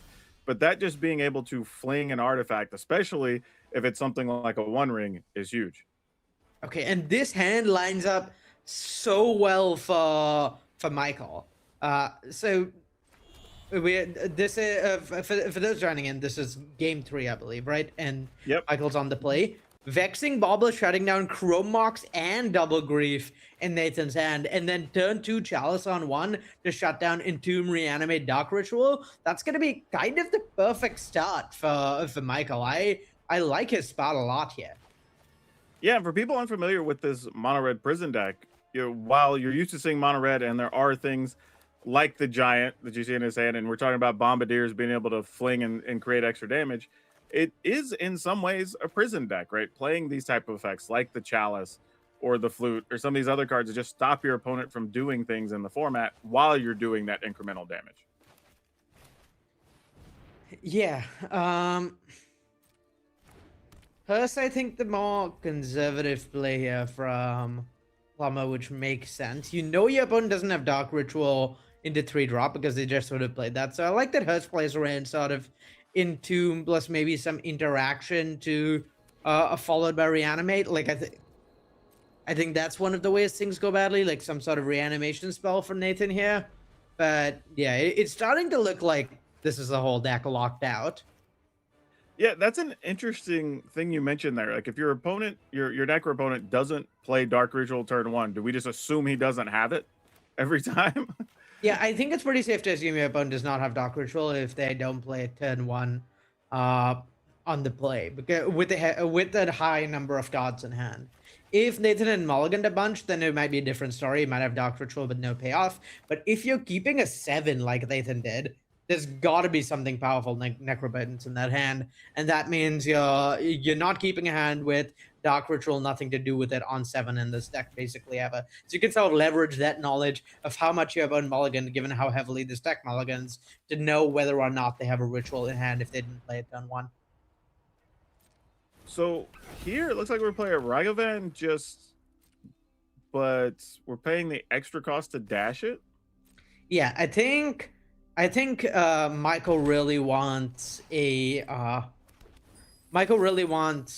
play Chalice here on 1 if possible, or to sort of like or to Strip Mine, lock Nathan's mana down, and given that, I think sort of like, so the thing that Ragavan does here that's really nice is it develops Michael's mana for next turn while allowing him to Strip Mine, and also fishes for something like a Thoughtseize, because a Thoughtseize here would be backbreaking if you can find one from Nathan's deck.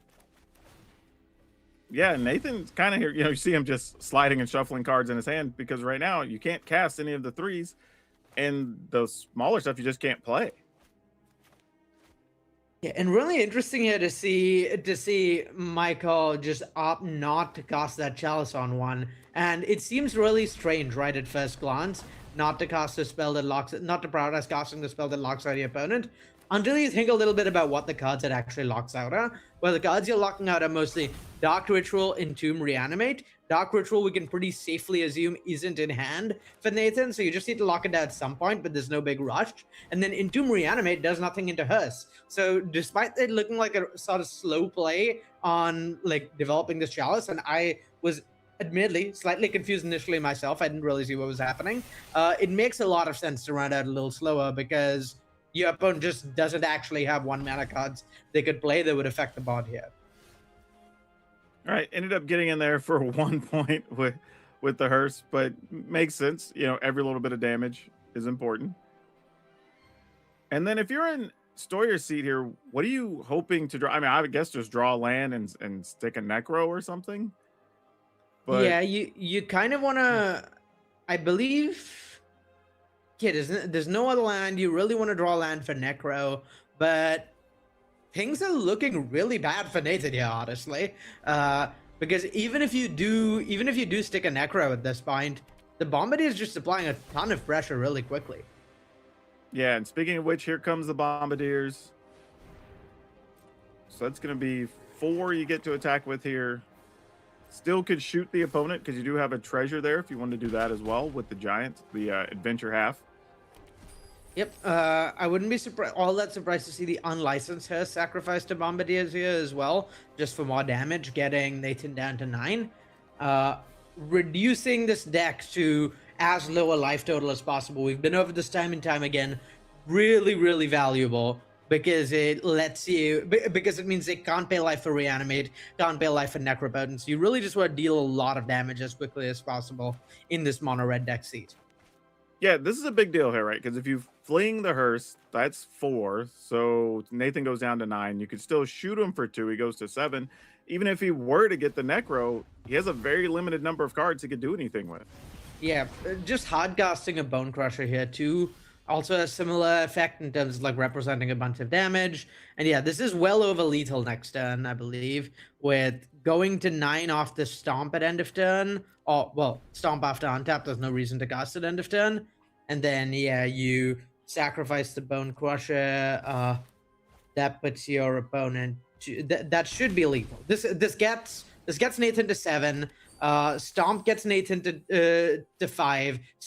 Play the Bone Crusher and sacrifice it is exactly 5 more damage here for the win. Yeah, that's pretty systematic here. I mean, this sort of looks like everything that Michael's deck wanted to do against this Necro pile.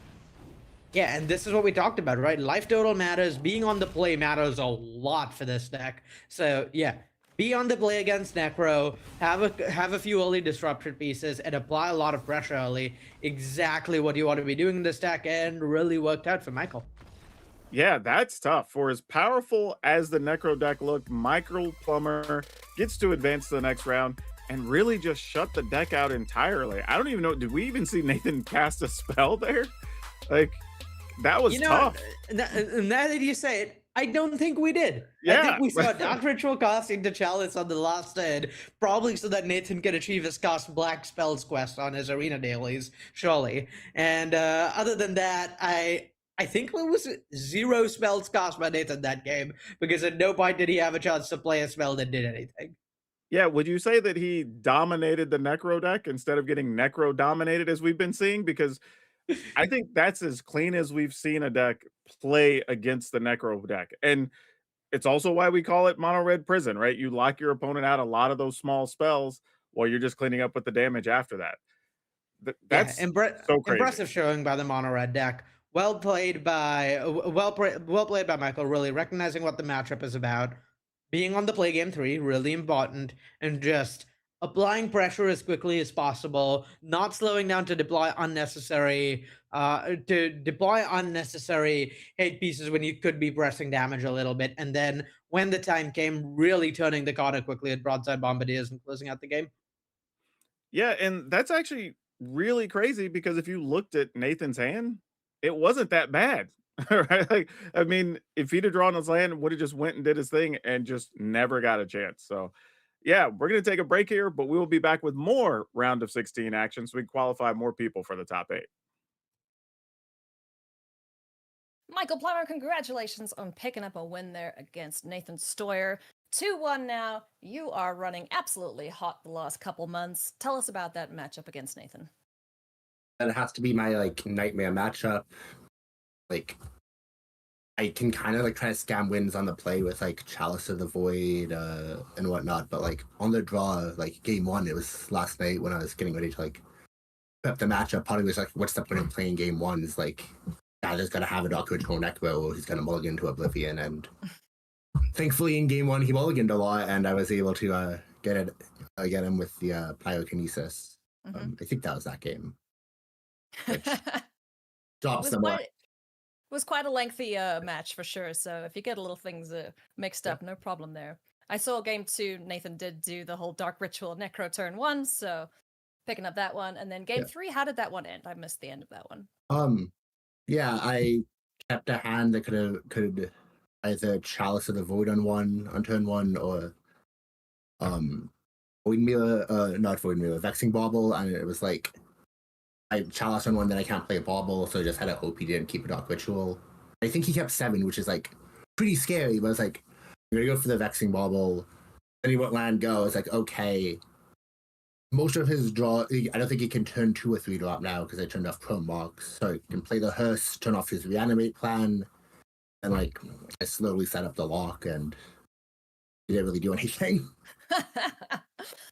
Totally fair. Now, going into the quarterfinals, you're up against Matt Nass. So pretty much a wash, rinse, repeats of this. What are you, how are you feeling about that going into this next matchup? I believe I got to be on the play this time, which means that the matchup probably goes from 40% to 45%. So we take those, but still, Nathan's a great player. Matt Nass is a great player. I'm happy to be here. I'm happy to be playing, but I don't have the highest of hopes. Don't be so humble. You yourself are a great player. So best of luck, Michael. Can't wait to see this matchup. It's going to be one hell of a game. So good luck, and see you again soon. Thank you. Yeah, once again, credit to Michael there. He gets to be, I guess, the people's champion for the rest of this if he can lock down necro decks like that. But I will say, we're going to get to see another whole match here. Players are still moving right along in the top 16.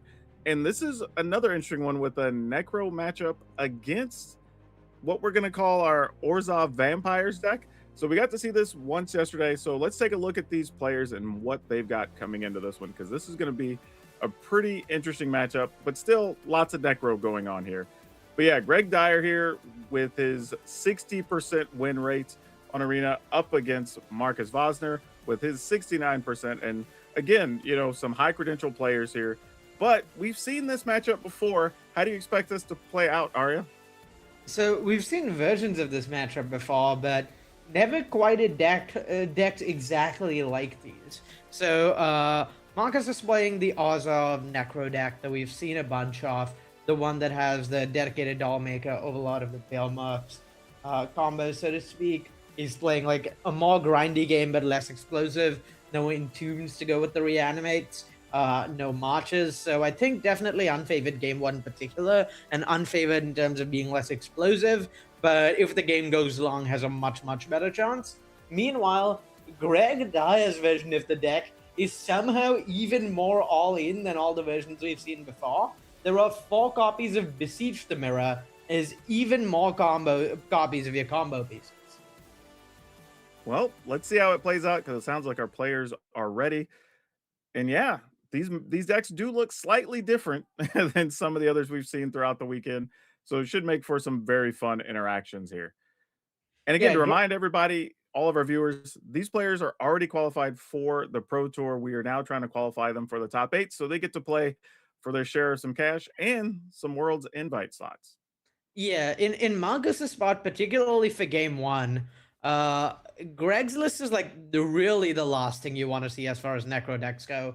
It's even more explosive. It's even more able to reliably necro early with the 4 copies of Beseech the Mirror, and is able to have bigger pop-off turns when it goes off, thanks to these 2 copies of Sacrifice to sacrifice your griefs and Atraxas to get a massive mana advantage. Yeah, it looks like both players are quickly mulliganing here, not giving much thought to their hands. Looks like Greg is already down to 5, as is Marcus. So yeah, they're just trying to hit the best draws possible. And they both kept ritual openings here with a few different options for play. So this will be interesting to see how this one goes. But we are going to go ritual into Necropotence for Greg. Obviously the optimal start here. Yeah, and this is the thing about Necropotence, right? It doesn't matter how many cards on your opening hand, actually. If you have turn 1 Necro. Like, you functionally have like 8 or 9 cards in your opening hand, kind of regardless. Yeah, and he's just going in, just trying, like, I need to make sure I find something to function on future turns. Yeah, so I think he's pretty safely assuming there's going to be disruption from Marcus, and so he wants a hand that functions through one hand hate piece, which is entirely within range for this deck. Yeah, and that might be, you know, for everybody watching, you say, why would you want to draw so many cards knowing you're going to discard 4 or 5 of them? To your point, that's kind of the reason, right? You can shape all of the A plus B combo hands and then just say, all right, pick which one you want to break up. Yeah, you just want redundancy on your combos, several different ways to combo if ideal. Though I want to note 8, a really interesting life total to go down to, because that's exactly the amount of life you need to reanimate Atraxa. So a very cautious choice by Greg here, going all in, paying the literal maximum amount of life possible for him to be able to pay and still reanimate Atraxa. Should reanimate be the A plus B thing he draws here? Yeah, so what you're saying, at players at this level aren't just choosing random numbers, like they know exactly what number they need to be hitting. Yeah, we see a lot of like a lot of spots where players are sort of choosing like an educated best guess because you don't know exactly what you're going to draw with Necro, and so they choose a rough amount, like 1 over hand size. This was not a rough amount. This was not a best guess estimate from Greg. Greg knew exactly what he was doing and drew every single card that he could while still being able to do his combo. Yeah, and this puts Marcus in a bit of a spot, right? Now you know his hand's going to be loaded. You're kind of forced into using this grief here, getting rid of something, and not having a lot of action beyond that, but you do have your combo with the Overlord of the Bellmark potentially on the following turn. Yeah, and it's kind of interesting to see what Marcus goes for here, how many cards he looks to take from Greg's hand. We could see as many as I don't think there's a way for him to take 3 cards. But yeah, Reanimating Grief just is cleanly taking 2 cards. We could have maybe seen like a Dark Ritual Overlord line that tried to take more cards. But yeah, I like just going for the clean 2 cards. Hopefully breaking up 2 different A+B combos, not needing to worry about missing off of your Overlord and not having a card to return that you can pitch. Yeah, and we did see there that he had the Entomb and Reanimate, so you do want to break up that piece.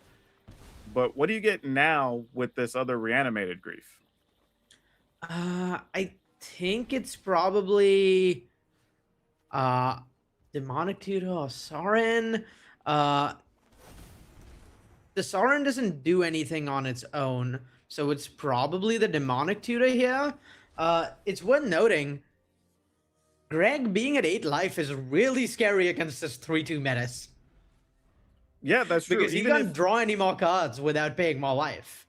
Yeah, even if he were to hit something with Sorin and get in the Alindra, you need everything to work, because if it doesn't, you can't block this with Menace.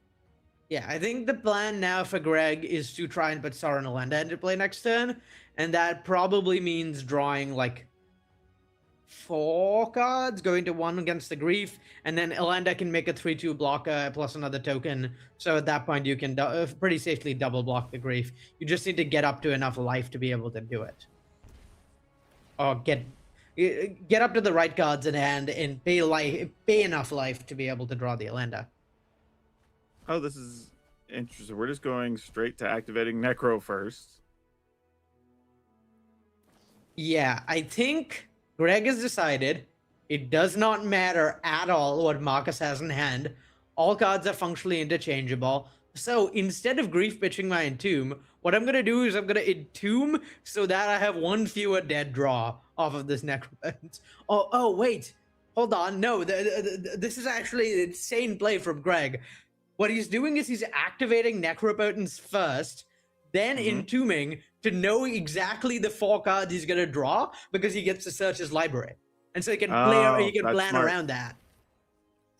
Yep, that's definitely a next level play.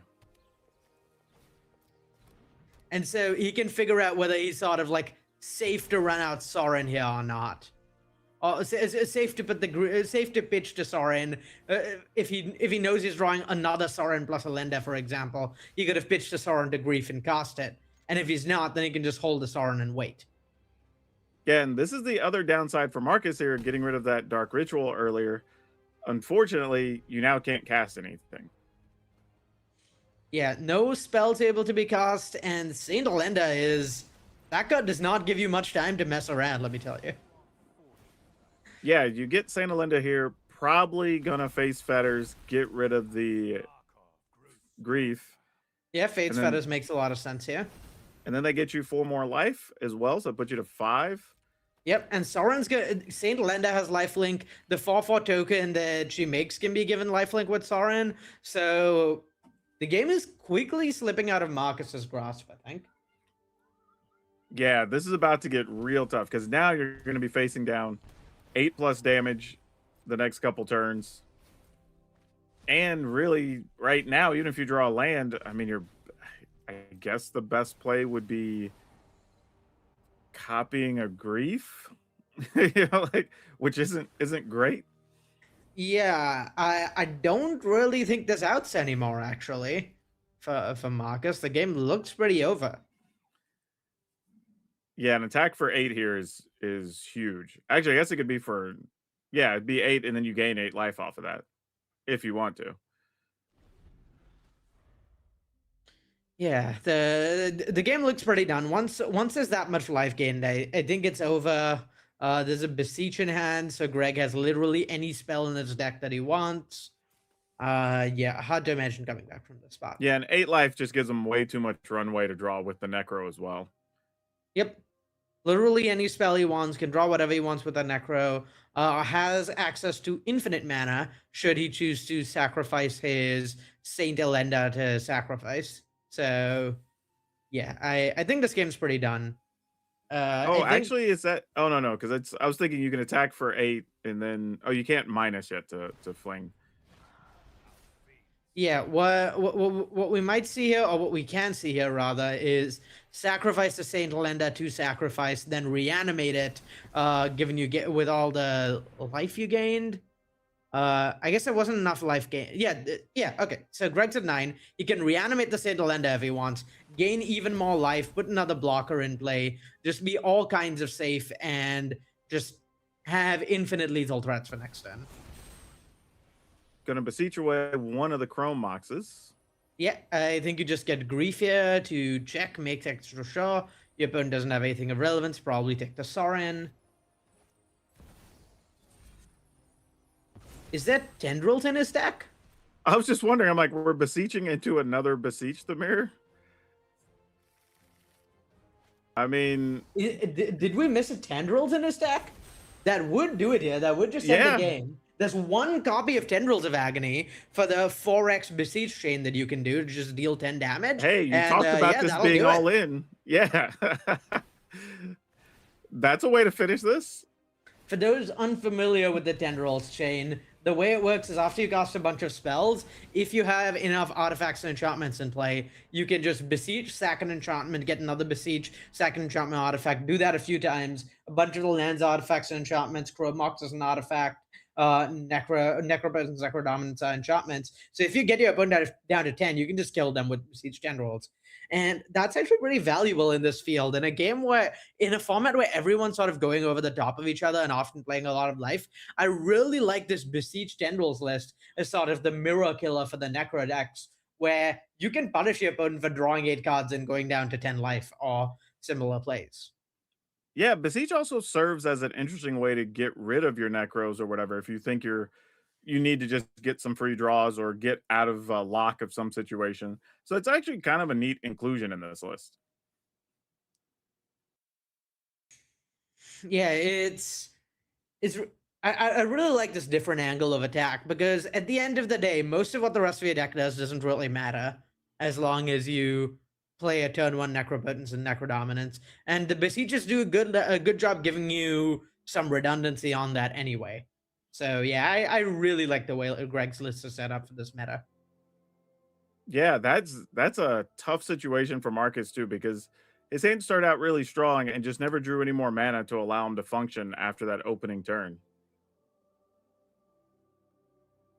And now we have Greg taking a long bit of time here to contemplate this mulligan, because it does have double grief. You've got a Chrome Mox, you've got a land, so you're one land away from doing all the big things you want to do, but he decides to pitch it. Yeah, I think the hand is just a little too slow, and you're disproportionately incentivized to mulligan for Leyline of Sanctity on the draw. Greg has bought it in 4 copies of them, which is quite a lot. And yeah, there's a really good... Leyline is really good at punishing your opponent for keeping interactive hands. So both keeping an interactive hand when your opponent has Leyline of Sanctity in their deck is awkward, and also on the draw, when your opponent's going to get first crack at hand hate, you really want to have a Leyline yourself if you can. Yeah, this was a wild keep because he only really has 1 land, on a DFC card there, but did have the Leyline of Sanctity. Both of them actually had them to open up with. So griefs are not going to be doing a whole lot here. Yeah, and Greg's hand does only have 1 land, but any mana source lets him cast Beseech here, which is really nice. All right, Marcus is going to Necro, looks like 8 activations here. 11 is a good life total to get to. Is there some way where Marcus dies here? So if we see Chrome Marks into Exile Elenda, the Storm count is 1, Dark Ritual Storm count is 2, Besiege Storm count is 3, second Besiege Sack Chrome Mark Storm count is 4, third Besiege Sack Leyline Storm count is 5. There's a Leyline of Sanctity in place, so Tendrils doesn't kill your opponent. Good talk. Yeah, I was about to say, I think, and then after all that, you can't target your opponent anyway. Yeah, this was, I mean, there was a lot of cards for Marcus, but nothing that looks too backbreaking here. He's got another Leyline, you've got a Sorin, a Dark Ritual. So, yeah, I mean, some pieces to do stuff with, but nothing that looks too scary at the moment. Yeah, in Greg's spot, a single land does, or any mana source, yeah, that lets him Sorin Elenda. Oh wait, no, that's a turn 2 mana source. So he's not gonna get the Sorin Elenda here. He's gonna need to wait till next turn. Yeah. So it looks like we're just gonna put a land in here, tapped and pass. Maybe. It's like there's a little bit of a pause there. And then now what is Marcus looking to do with this hand? I think Marcus just wants to try and draw into more action. It's a little awkward that his hand here does literally nothing. Yeah, and that's after drawing 8 cards off the Necro. Yeah, Marcus that's way rarer in Marcus's deck than it is for the mono black decks. With overlords and such, his deck is pretty good at finding action, having something to do, even if what it's doing is not comboing, but sort of having a grindy mid-range plan. But yeah, just didn't draw things that let that happen here. Looks like he's probably Dark Ritualing out either Sorin or Boggart Trawler here. I kind of like Dark Ritualing out Sorin, or I can see the appeal to it at least. Just getting it through around like some sort of hand attack. But it's a little risky because if your opponent's Sorin Elendas, then your Sorin does nothing. So you kind of want to save your Sorin for after you've drawn Elenda. It's pretty close though. Yeah, and neither player really needs to worry about their hand being stripped with the ley lines out right now. So you don't really have to worry about losing the Sorin here, I don't believe. Yeah, your opponent would need to Sorin Elenda plus have a hand attack spell, which seems pretty likely unlikely given there wasn't a Sorin Elenda last turn. Right, so we've activated once on the Necro, and then he's just debating, I think, so, yeah. how many more he wants to get here, because life totals could matter here if you're not finding a way to gain life. Yeah, it looks like Vosner's doing some bit of math here, maybe trying to figure out like how many attacks or what am I trying to copy maybe if I get something in play next turn. And looks like he just takes the Elenda, oh, and that's huge, right? Yeah. Because there's going to be Sorin Elenda here for Greg. Yeah, this becomes a real problem now. There's no draw step for Marcus to get something main phase that competes with that. And I don't know that Greg is beating Sorin Elenda here. That Greg Sorin Elenda can be beat here. Yeah, so we're gonna breach. I'm assuming for Sorin. Yeah, and then I have to imagine Sorin's to get here, but maybe you go for Necroburdens if you want to play super conservatively. I think in a spot like this, you just have to go for it though. You have to try and punish your opponent while you can. Yeah, so it was Sorin. Sorin's going to put the Saint Elendra into play. And I don't know what we're even going to get off of this. I mean, what do we want to remove? It's enchantment removal for the Necropotence. Oh, wait, no, it's Fate's Fetters for the Necropotence. Because it's an activated ability. So you just deny your opponent draw steps and the ability to draw off Necro. And I don't think Marcus has a way to get rid of his own Necro, so he's going to be locked out of cards here. It looks like Greg opted to go for just applying more pressure instead, which makes sense. This does make it pretty easy to kill Marcus on the next turn. I mean, Marcus is still only at 7. Like, that's the other real thing here. The real problematic thing for Marcus here is that unlike the mono blacklist, Marcus doesn't have much. There's not really anything he can draw on his end step that's going to matter here. Yeah, this is tough because even if you have the land, Soren, well, you do have an extra land. Soren doesn't do anything here. There's, I guess now you could grief, but we know that that's not going to do much of anything. Yeah, Grief doesn't prevent any of the damage coming in, and this looks like lethal to me. I believe you're kind of forced to play a doll maker to jump here. Like, that's the only line I'm seeing that does not leave Marcus immediately dead. Yeah, I'm with you. That's probably the play you have to make, and you are going to 6 here, cracking this Bloodstained Mire. Yeah, going to 3 all S is not allowed because of Soren. Soren could just minus and kill you. Yeah, this... I'm not sure. You play the Soren, I guess you give a Trawler lifelink? Yeah, but this is just lethal on the crackback, right? Yeah. I mean, you just... If I'm You Greg, can I trade just your let it 3-2 through. for it here if you want to. And then Soren, and then attack, down tick Soren, and deal 3D your opponent. That's lethal. Or you can just not let Soren die and attack back, and that's lethal. So the game looks well. I suppose there's a ley line to prevent the Soren activation, so you do kind of have to just take this. Yeah. But well, no, sorry. Yeah, you can block and then +1 Soren on your Lenda getting a counter, and that's also a 9. So either way is lethal. But regardless, this should be game. Yeah, because there's no combination of free cards that's going to make it not lethal. Yeah, there's well, Marcus does have Solitude in this deck. I wonder if any of those came in. Well, that's fair. That is an assumption, right? If he actually had a Solitude, maybe. Yeah, Solitude's something that gets him out of this, maybe, or at least briefly. Yeah, so the ley line goes away to grief. Marcus is at 9, but that is 11 on the battlefield. Yeah, it's tough because you are allowed to draw exactly 1 card, I think. Yeah, now Solitude doesn't do it. You need 2 Solitudes. So I guess Marcus is going to draw down to 4 here, trying to find 2 Solitudes. The Solitude both Saint Alenda and the token. Yeah, I mean, you got to do something. Just try to hope they're there in the next, what, 5 cards? That's not Solitude? Nope. Nope. And that's not either. He didn't hit a 1.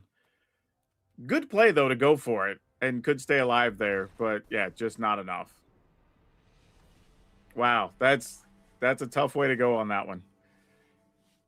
But, yeah. I mean, that's kind of what we expected to see, right? The way those things played out. And we kind of saw what happened where you don't have that extra life gain.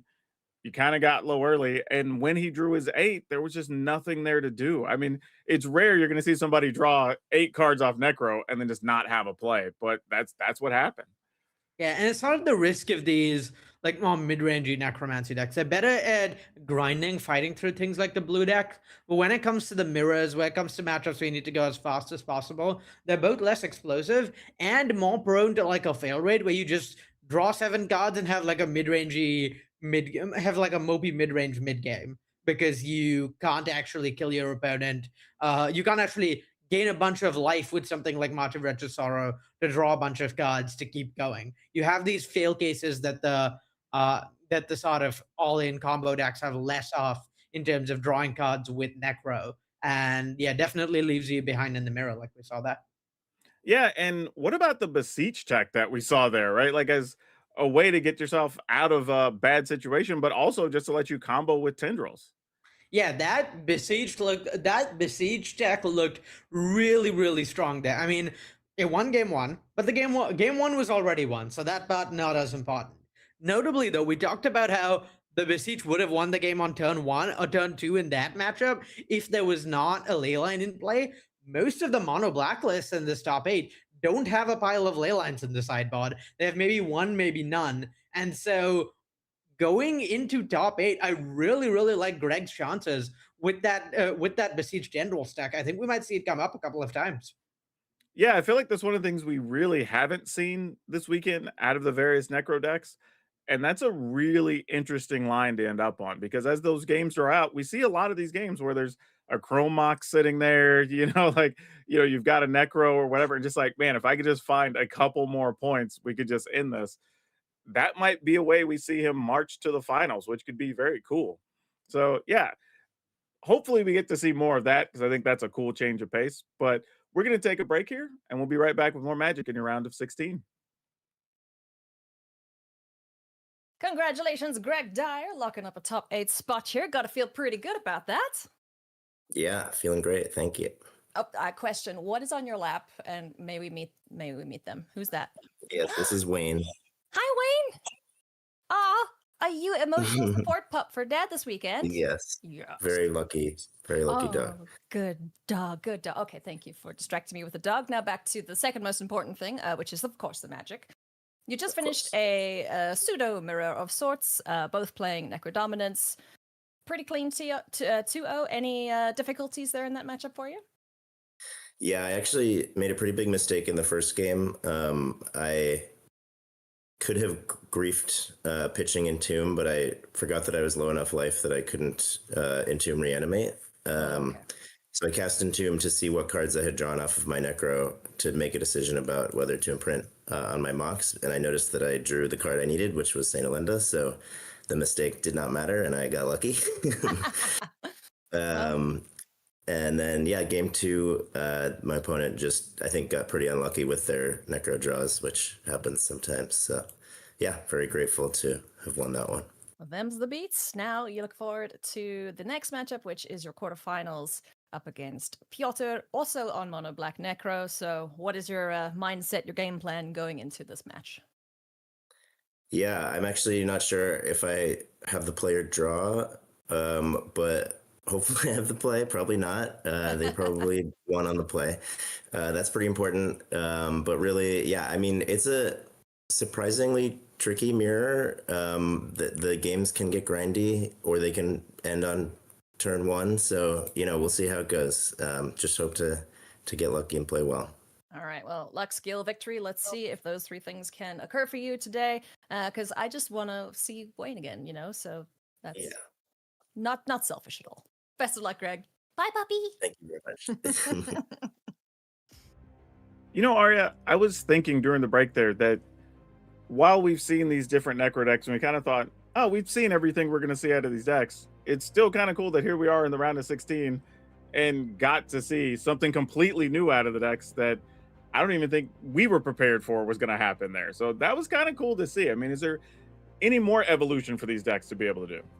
Yeah, I'm sure there's a ton of room for the specifics of the Necro decks to change. I mean, despite having some similarities, like sort of the top end of draws of like the Ozov decks, the mono black, like all index and mono black beseech versions, the top end of the range of draws looks really similar for those decks, where they like turn 1 Dark Ritual, Necro, draw a bunch of cards. The output of that top end changes a lot, whether it's like Bailmook, Dollmaker sort of looping, going for a more mid-rangey game plan, whether you're sort of comboing to keep drawing through your deck with March of Wretched Sorrow, like we saw Anna, Matt, Nass, Nathan bring, or whether you're beseeching for tendrils. Like the end game and what the like final output of these decks are is really different, and the way different things match up into those end games varies quite a lot. So despite there being some similarities in play patterns, there's a lot of differences in terms of angles of attacks you want to take and angles of attacks the deck is capable of taking from these different Necro lists. Well, we're going to have to wait to see some more of that innovation because we do still have one more match here in our top 16. And it's actually a matchup with no Necro decks. So this is going to be pretty fun to watch. We have Philip Mar here with the Mono Red Prism, which we saw this just have an unreal game against Necro earlier, up against Federico Velasco playing the Mardu Energy deck. Or honestly, Arya, I don't know which way this is going to go. This feels like it could swing either direction in this matchup, but we will be hopping into game 3 here. So we're going to be right into it, and we're kind of deciding some big stakes here. Somebody's going to be playing in the top 8. Somebody else's day will be done here. Yeah, this is a pretty interesting matchup where both decks are like kind of low to the ground, and the Necro deck has some like assertive stuff and some snowbally stuff that can be really powerful. but I think the mono red pilots at least believe themselves to be favored. I mean, everyone came into this matchup thinking they had a good energy matchup, and honestly, based on the number of edgy decks that actually made it to top 16, most of them were right. Not all of them, but most of them. And so I would expect this mono red deck to be ahead, but the way this hand lines up from energy looks really, really interesting for this matchup, where Chthonian Nightmare pretty strong in this, pretty strong as like a sort of late game tool a mono red deck can't really beat, and notably no one drop, so you're not weak to an opponent chalicing on one if that's what they have going on at some point. So it does not look like that's what's going on this game specifically. Yeah, Philip gets down a turn 2 here, one of our favorite cards that makes us a little goblin token, so this could be a big deal. But we are set up here to, I guess, amp Raptor into something on this turn and see where this is. There's a lot of energy generation here. One thing here too, Arya, that I want to point out in Velasco's hand is there is still the Orcish Bowmasters. What's the reason for leaving this in the third game?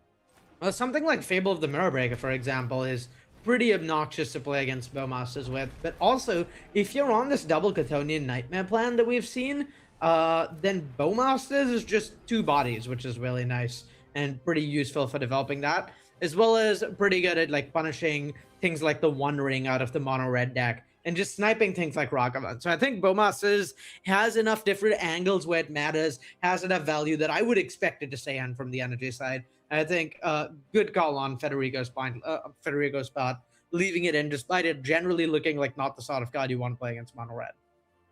Yeah, we have a hand here that is able to generate a lot of energy. Picked up Galvanic Blast, or whatever. I said Galvanic Blast. That's the different artifact damage removal. But we do have another Raptor in hand, again with the Bowmasters. And this is going to be kind of interesting to see what Philip does here, because that's going to really affect Velasco's next turn. Yeah, Galvanic Discharge is a really nice pickup. I like keeping it on top there. It's not the most individually impactful spell, but it does line up with your curve really well. Like, playing it plus a 2-drop next turn is really nice. So, yeah, makes sense to have left it on top. And it's looking like Philip's in pretty good, Philip's in pretty tough shape here. Yeah, he goes ahead and barrages away the Guide of Souls, and that makes a lot of sense. Keep the life gain off the battlefield. But now it doesn't really have much because you can't attack in there. Definitely would have traded the Amp Raptor for the Goblin for sure. Well, the Amp Raptor has first strike too. Oh, so it does would have just first eat strike, the yeah. Goblin if it attacked. Yeah. And Chalice, so I like keeping the Discharge in hand because at the point it happened, you could pretty safely read your opponent as not having Chalice. Otherwise, they probably would have played it earlier.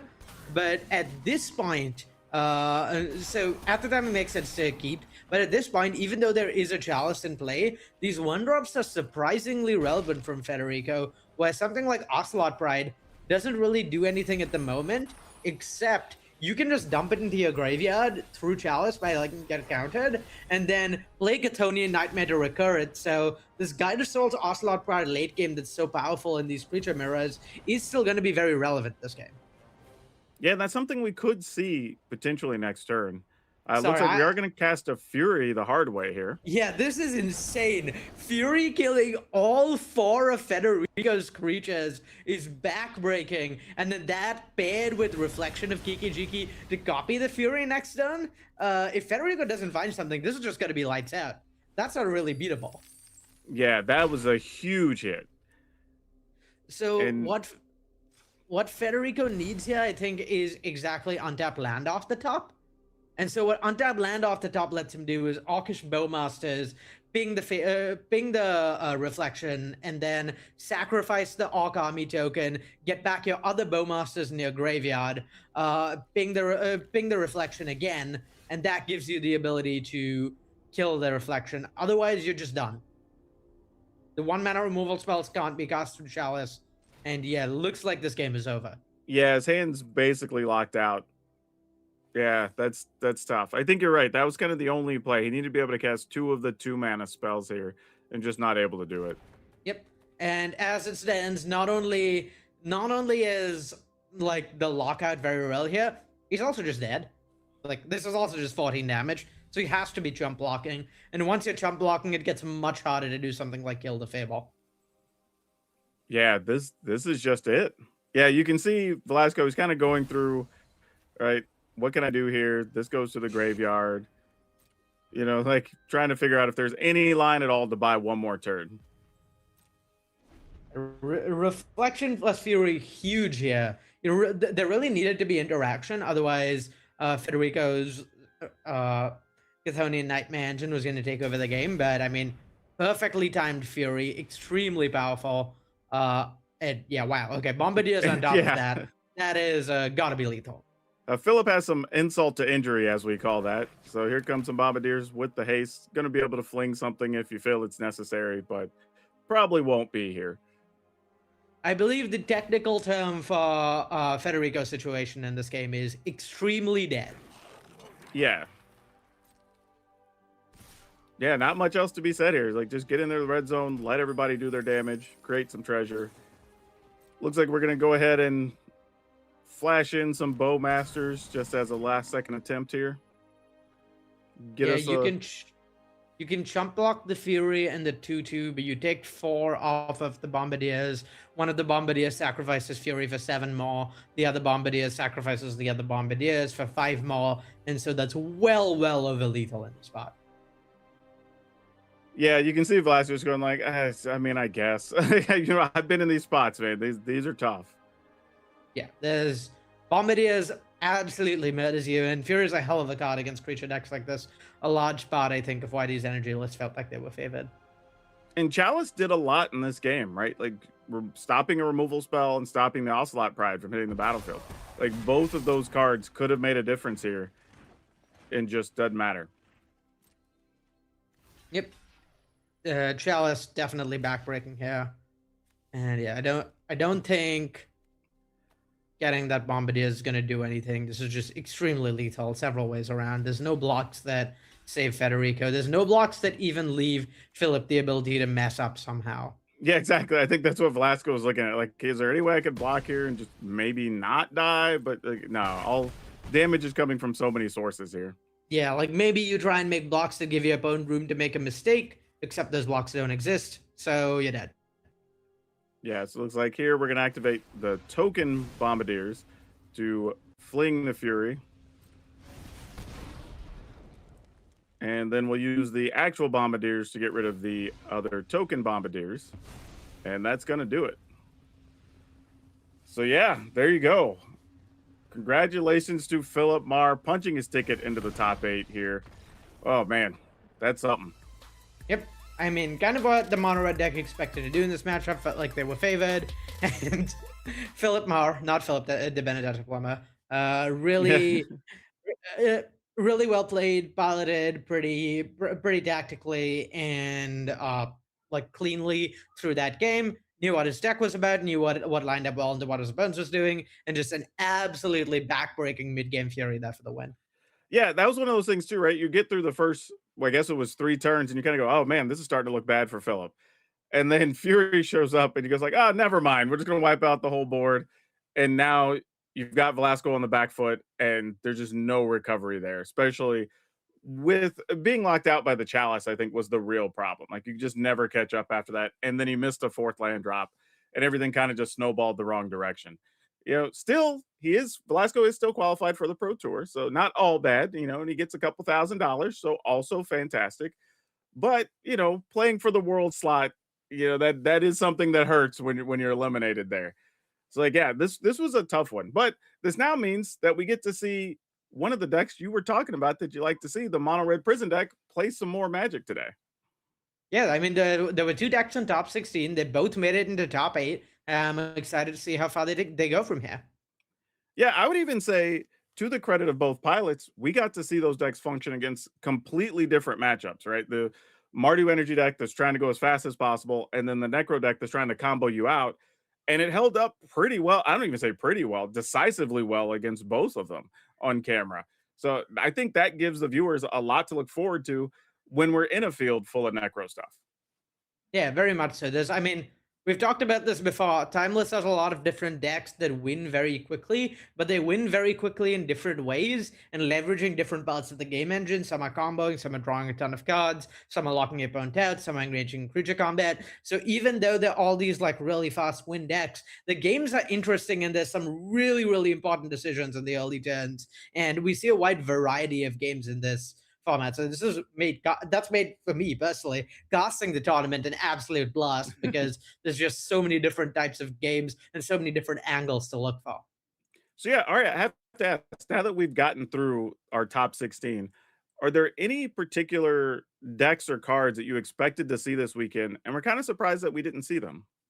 I expected to see, I think many people expect to see sort of more like show and tell Fossil decks.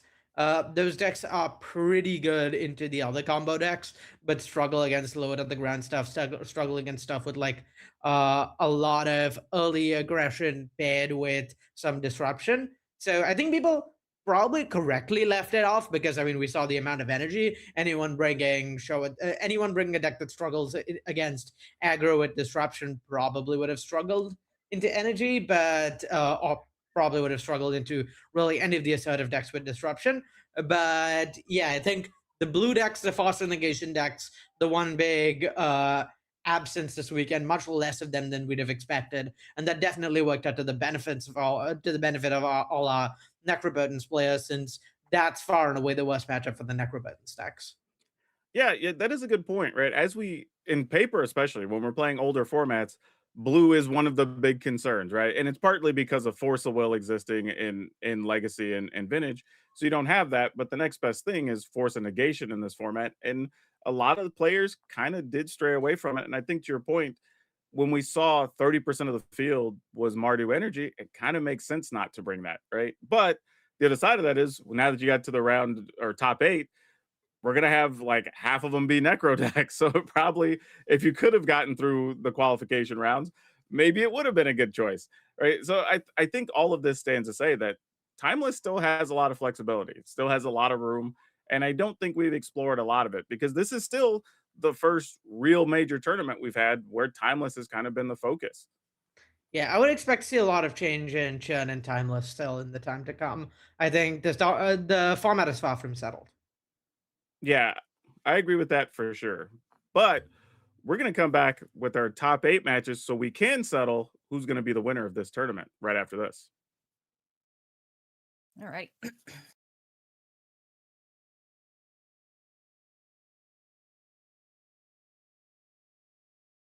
Congratulations, Philip Moore, locking up a spot in the top 8. Tell us how your matchup against Federico went. Well, I was pretty pleased even when my teammate lost in the last round yesterday because he handed me a good matchup on the play. So I was thrilled about that. And then I also got lucky. So it was a great combination. I kept Who is the your hand teammate? without Chalice. Derek Davis. Ah. I kept the hand without Chalice, and then I drew the Chalice on one and locked my opponent out. Hell yeah. And that's pretty much how a lot of the games go against Energy. Is the Chalice on one is just a huge threat for them. Well, there is a possibility that you face up against Mardu Energy later in the semifinals, but there's one Andre Stratsky on Mono Black Necro in the way. How do you feel about that match? Well, I don't feel great. Andre is a phenomenal player and has a good track record in these events. So going up against me, I would definitely not put myself as a favorite. Additionally, I'm also on the draw and has the information that I have no interaction for Tomb Reanimate or for Soren Alenda, and those just end the game on turn 1. So we're gonna hope for some mulligans. Yeah, definitely. And then post board, do you? I would hope that you feel your games get a little better. What are you going to be relying on in the sideboard? Well, I think we've seen it a few times. Basically, a combination of Chalice and Flute to lock my opponents out. Flute is really important because it can stop the Soren, and then if they get low enough, they can't Alenda. So you can kind of play these crazy games where you just keep passing the turn and never give them a march target, and you get a draw step and they don't. So all right, well, Philip, let's see. Perhaps all of the stars align and Your matchup goes a little better than you're expecting it at the moment, so good luck. Thank you. Hey everybody, welcome back to coverage of Arena Championship 10. Maria Bartholdi here, hanging out with you this weekend as we work our way through our top 16 today. We are now down to our top 8 and our quarterfinals. Welcoming back to the booth, we've got Tannen and Paul here getting ready for our first matchups of quarterfinals. We've had some excellent games today. Last round, you both had quite the game, wouldn't you say? Yeah, I think I have finally recovered from what I witnessed there. That was, I mean, honestly, that is one of the wildest games, matches, top decks I've ever seen in an event with so much on the line. That was wild. Let's take a look at our bracket, everybody, and remind folks at home where we've been so far today as we've been working our way through our top 16 here. You can see all of our quarterfinals matchups that we have yet to come. A lot of increase in cash for all of these matchups. And of course, if you make it all the way to the finals, we've got 2 spots to next year's World Championship on the line. Let's zoom on into the top half of the bracket and check this out here. We've got these matchups ahead: Hangbin Sun versus Alex Friedrichsen, and Andre Strosky up against Philip Marr ahead. Tannen, you have any thoughts on either of these matchups? Yeah, I think the play and draw is going to matter a lot here, Maria. Mardu Energy being able to play the whole way through this top 8, I think, is a big feather in its cap, and one of the reasons that I think it has a chance to make it into the finals here in this tournament, when I would not have given it a chance looking at this bracket through. But like Paul's been reiterating that the whole way through this tournament, play draw in this format is such a big deal. Yes, it is. We also got that Mono Red Prison, Mono Black Necro matchup between Andre and Philip ahead, which will be interesting to see how that one shakes out. Let's take a peek at the bottom half of the bracket here and take a look at our other quarterfinals that we have yet to come. Matt Nass up against Michael Plummer. That's once again a Mono Red Prison, Mono Black Necro matchup. And Pyotr Shazinski on Necro versus Greg Dyer on Necro as well. Your thoughts, Paul? Yeah, well, I mean, a whole lot of Mono Black Necro.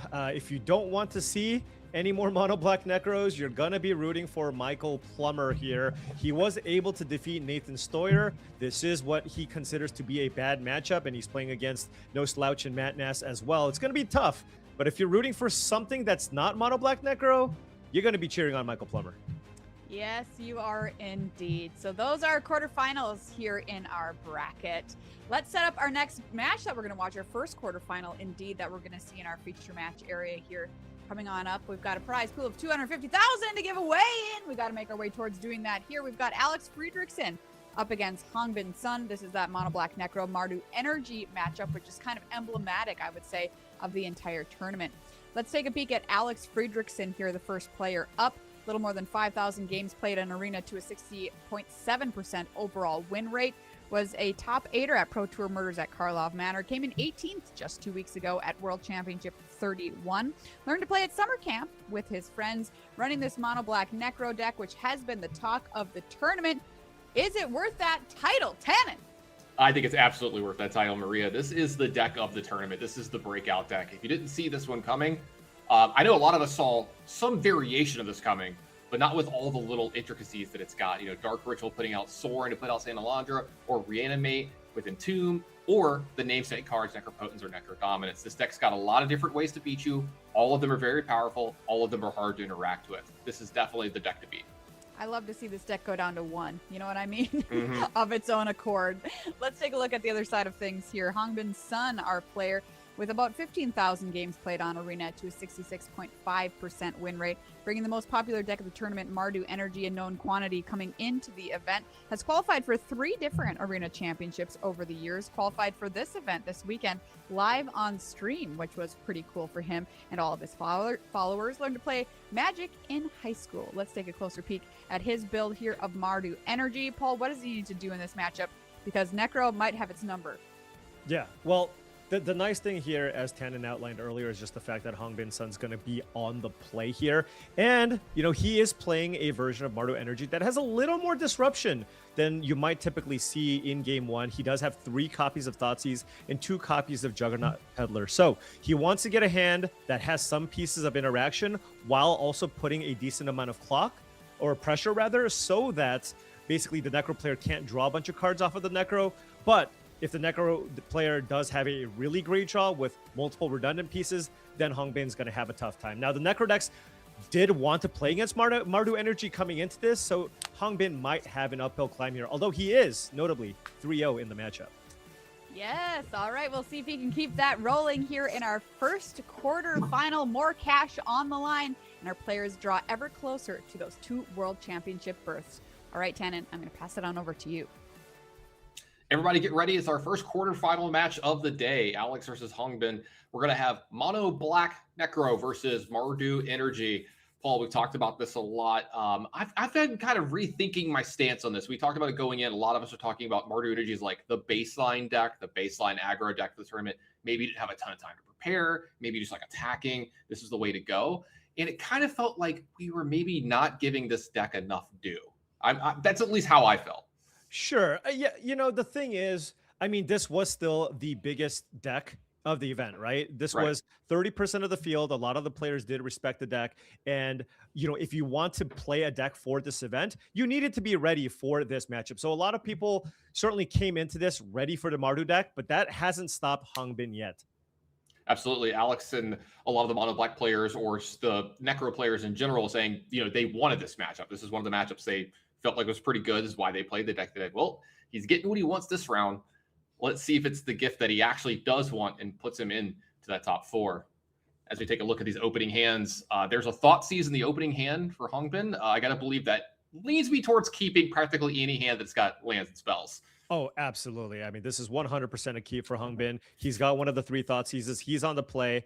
And gonna see what Alex is actually working with, as right now we can't currently see inside. Oh, there it is. No. No. And this is the disaster scenario. You go, well, I have Thoughtseize and that deck mulligans a lot. Alex kept a 7 with double Dark Ritual and double Necropotent. So Hongbin will not be able to prevent Alex from playing out a turn 1 Necro. What do you think the take is here, Paul? I gotta believe, I was gonna say, I think it's just one of the Dark Rituals and hope for the best. Yeah, it's absolutely the Dark Ritual because that might slow Alex down for a future turn. But I mean, this is just absolutely brutal here. You kind of keep the perfect card here in the matchup, but when you have that Necropotence in play, Chrome Mox too, that's so strong. Alex can now draw more cards and have an extra mana source in play. So this is the perfect opener here for Alex Friedrichsen. Yeah, he has an extra copy of a Necro in his hand that he can get rid of here as well. And this is going to allow him to, make his hand a little bit smaller as well here before he gets all these cards off of Necropotence. Let's see. Generally, you don't want to go too crazy in the Mardu matchup because you want to keep your life total kind of high, but there's no pressure, Paul. There is no pressure, and given that you already have access to 2 mana, if you can just find Sorin plus Saint Elenda or Entomb Reanimate, you have the combo there already, right? Right, absolutely. You got almost everything rolled up. Let's see if we can get a little glimpse of the hand here. Gonna have to be good at looking at these cards upside down. I don't think we're going to get to see them, though, just yet. So we'll have to play along with Hongbin this round. All right. You know what? Yeah, I don't mind playing with imperfect information sometimes. It's fun, right? We get to play along with the player. Look, he's got gas in hand, okay? Yeah. We'll just leave it at that. He's got action. Ragavan added to Hongbin's hand here, but looks like he's going to be going with the Ajani here. Just the most stats for the mana here, and possibly the best way to get this game over with quickly, because Alex is down to 13, but like you said, so many cards drawn here last turn. I expect a big explosive turn out of Alex here coming up. Right. Keep in mind, Alex also has the mana from the Chrome Mox, so he can actually just fire off a March here for basically all the cards that he doesn't need. All right, 3 mana here. Does he just have Sorin? Okay, no, it's a Chrome Mox. So now access to 4 mana here. Yeah, this means that at the very worst, he's got that Felder Profane that we know about to just take care of a Johnny. And like, if that's all you've got, that takes away a ton of the pressure off you and you get to draw a couple cards. That's not the worst. It's not even good. You have access to the Felder Profane. You could possibly just hard cast a Grief.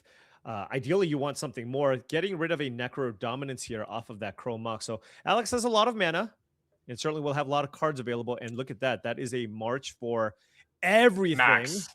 Just max. 9. So he's at 22. Yeah. So he can draw like 10 cards here at least. Yeah, I was going to say, I think this number is going to be upwards of 8 or higher. Yeah. Okay, just going for, was it 8, 7? I think it was exactly probably 8. It might have been 8. Yeah. Yeah, you've dodged the combos for 1 draw step off the Necropotence. I don't know if you're going to be able to do it for a second one, but we'll see. No, yeah. I mean, this is just ridiculous, right? I mean, you're just dealing with a two power creature in play. Presumably, you're going to find something here that you need. Now, if you think about it, that was kind of a whiff on Alex Friedrichsen's side off of that Necro. So given that he's drawn another 8 cards, you have to think there's a really good shot that he's found the pieces that he needs.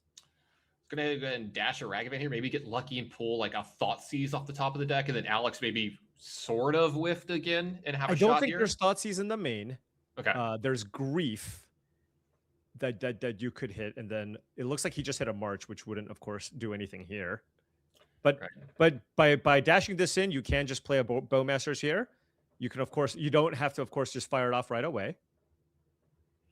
And this is Necropotence that's in play, right? Not Necrodominance. So this one does play around the Bowmasters. Right. The Bowmasters wouldn't trigger here because Necropotence sets aside the cards and doesn't actually have the words draw a card. I mean, that's literally, I believe that might have been the first question I asked Matt Ness when they were playing this deck. I went, hey, how do you deal with Orcish Bowmasters? He's like, what are you talking about? And then I had to read the card again.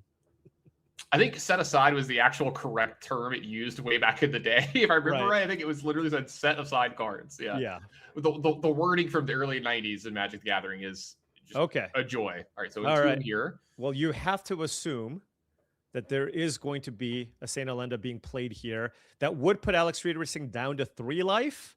Orcish Bowmasters wouldn't be enough to finish off Alex here, would put him down to 2. And then, of course, you gain the 4 life immediately. Oh, going for Atraxa here instead. I wonder if Alex Friedrichsen also has a March here in hand to kind of pad that life total just a little bit. Yeah, he could have a March. He also could have one half of the combo of either the Alondra or the Sorin and find the other half here as well off the Atraxa. So he could keep going. Yeah, he absolutely can. And he did find a Saint Alenda here and Sorin actually, so has both and has access to Grief. So, I mean, this is just going to be game here. He's got everything he needs.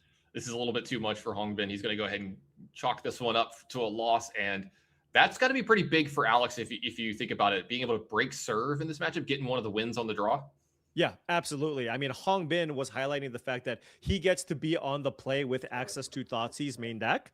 And that game didn't matter, right? Because Alex just had the absolute perfect hand here. So he's going to have to, of course, win this next game and then hope that Alex either mulligans or gets a bit more of an inconsistent hand in the third game. But Hongbin also does get to board out some of those removal spells here and gets to bring in the full 4 copies of Juggernaut Peddler, perhaps some surgical extractions here as well to kind of break up Alex's combo.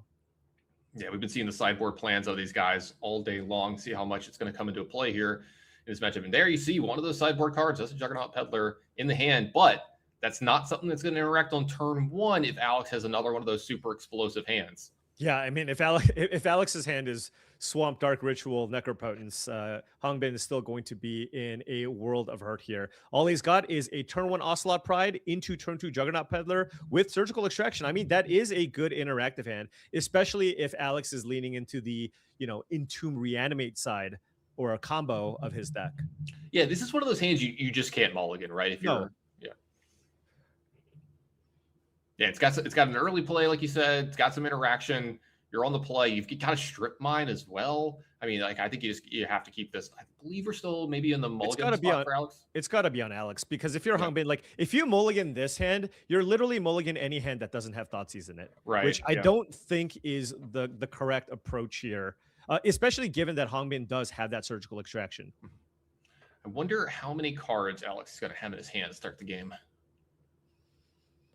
Looks like we have at least one mulligan out of him, I think. Right. I mean, well, if he goes down to if his hands are all bad and he somehow mulligans into Dark Ritual, Sorin Alenda, or Dark Ritual Necropotence, it's going to be okay. It looks like 6. That's kind of scary. Yeah.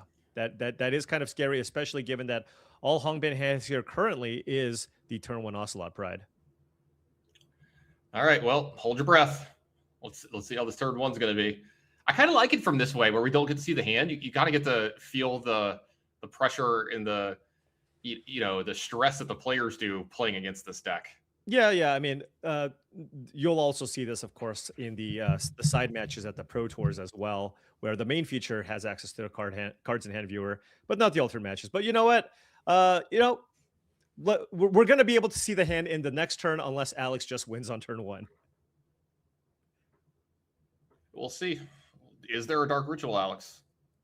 Yeah, I mean, he is certainly taking his time here. Maybe he's thinking about what he wants to grief away here. Oh, no. Never mind. Oh, no. If like Hongbin wants to see Entomb here. Oh, it's okay. just Wait, hold. Demonic Tutor. Hold. Okay. Is there a second Dark Ritual here? I mean, he can cast it in response to the Surgical because he has 1 black floating. Right. Yeah, so you can't Surgical Dark Ritual. But yes, he could have another Dark Ritual here and then find the piece that he needs. Let's see. I mean, he's still got priority here. He does. Yeah, there's no actual window for Hongbin to cast Surgical here. Yeah, I feel like Alex just kind of has it all given this sequence here, but we'll see. All right, so Grief is on the stack. See if Hongbin wants to respond to this. Surgical on Demonic Tutor doesn't do anything. That card is restricted. Right, and Surgical on the Ritual is also not super strong here. So I think you just kind of let it resolve, cross your fingers, and hope Alex doesn't have Ritual into Necro here. Yeah. Shrug, am I dead? I mean, you know, what Hongbin look, is saying. if you've got everything, you've got everything. Yeah. Not a lot you can do about it. Yeah, let's see. Could see him taking the Juggernaut Peddler if somehow he doesn't actually have a way to kind of close things out. Also, it takes Surgical. Maybe he's just got to reanimate here. Yeah, I was gonna say and you can just reanimate the Grief and get the Peddler out of the hand. It does seem like that is the play here, Paul. Reanimate Grief. That's going to take the Peddler here as well. No, and this is great too because now you actually just have a blocker for the Ocelot Pride. This is what we talk about that makes this deck so dangerous. You know, you see these great starts. Even the starts that aren't involving Necro are still so punishing for each one of the other decks. Yeah, but we still have access to Ghost Vacuum and Strip Mine, and Alex Friedrichs is only down to 2 cards left. So, you know, he can't attack with the Ocelot Pride, but, you know, Hongbin's list, like, he can still just play a Johnny next turn and just try to get the ball rolling here. Alex needs quite a few resources to kind of try to stock back up here.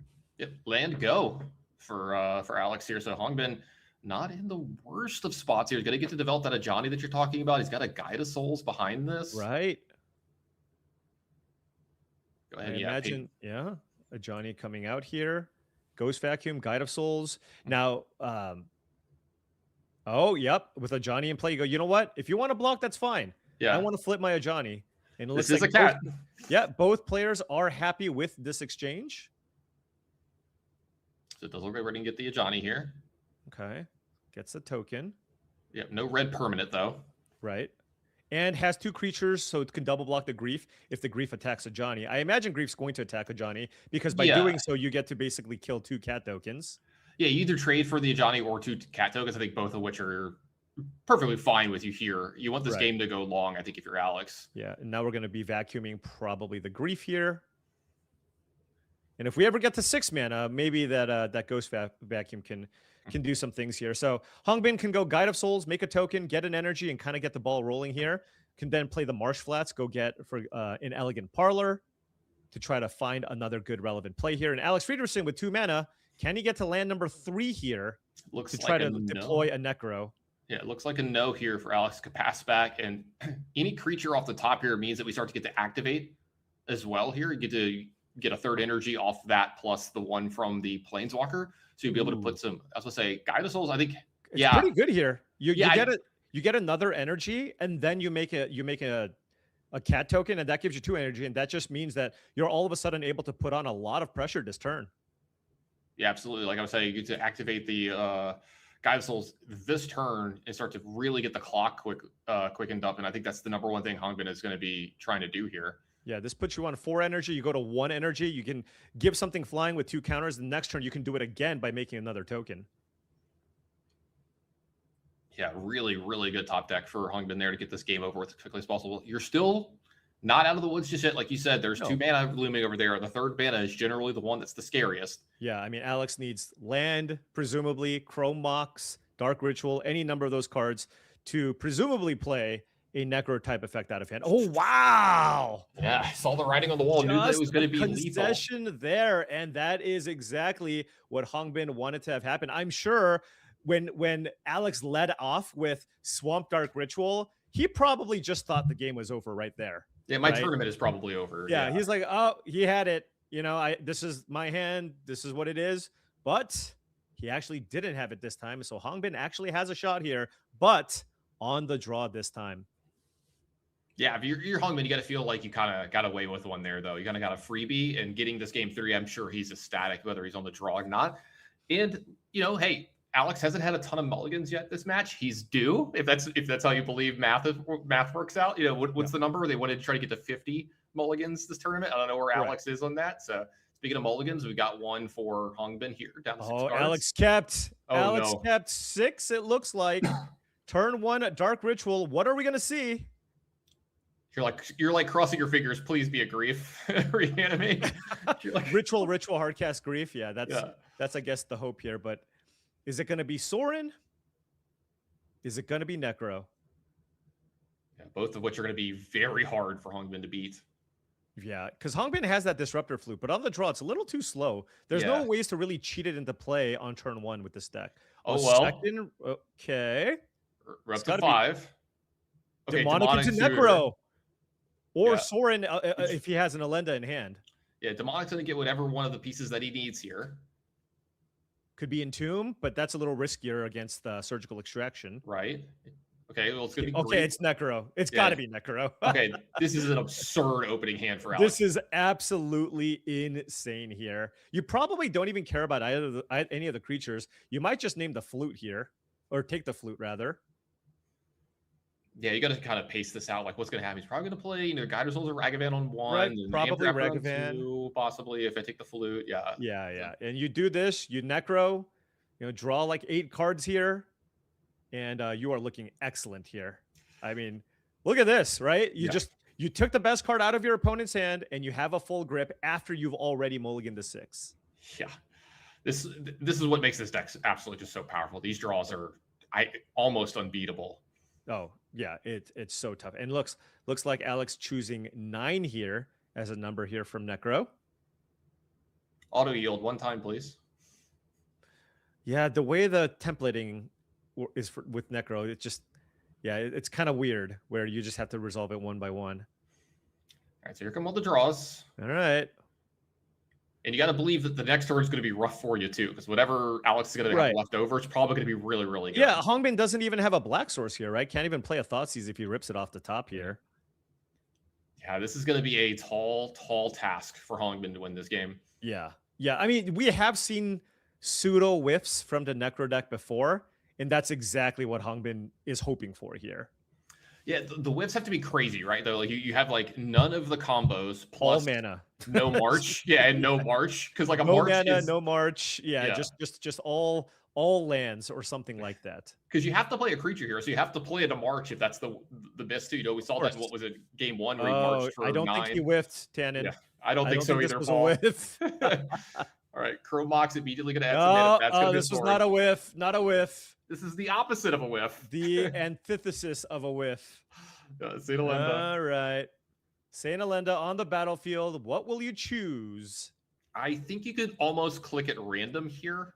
Yeah, I mean, you want to. Yeah, it's probably either make a 3/2 or Fate's Fetters or Ragavan. Right. Both are totally fine options here.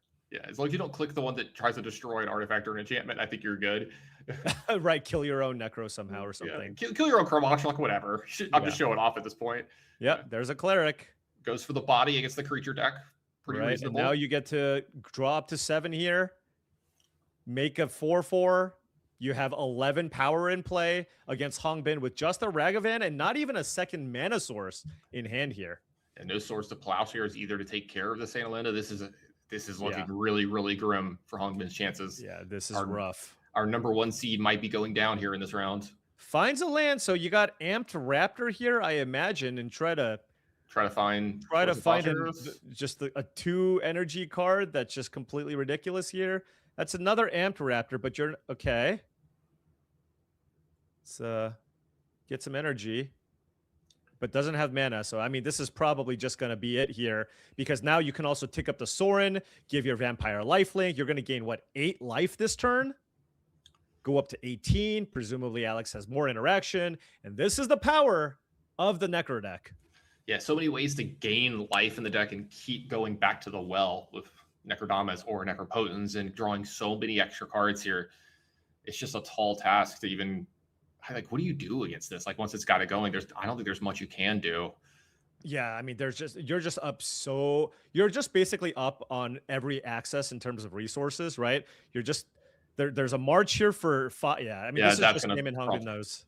Yeah, it's going to prompt the concession because that's going to bring Alex back up to 20, remove one of his blockers. He's going to gain even more life. Going to be able to draw 10 or 15 cards in the turn if you'd like.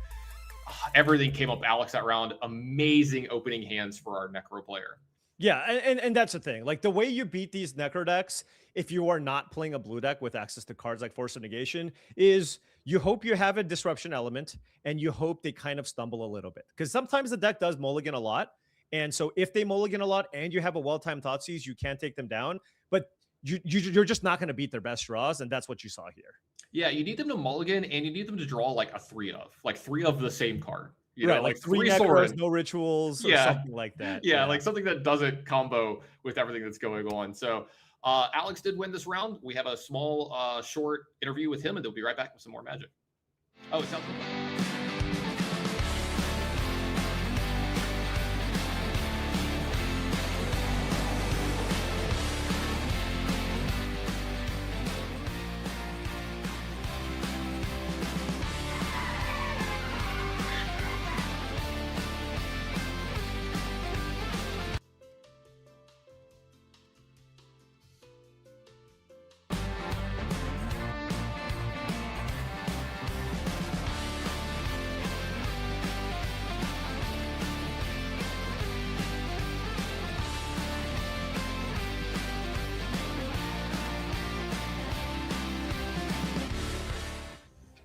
Hey, welcome back. Sounds like we're going to be ready for our second match here in this top 8 playoff, and it sounds like we're going to be joining this one during play as well, Paul. So it sounds like we're already got into game number 2 here for this round.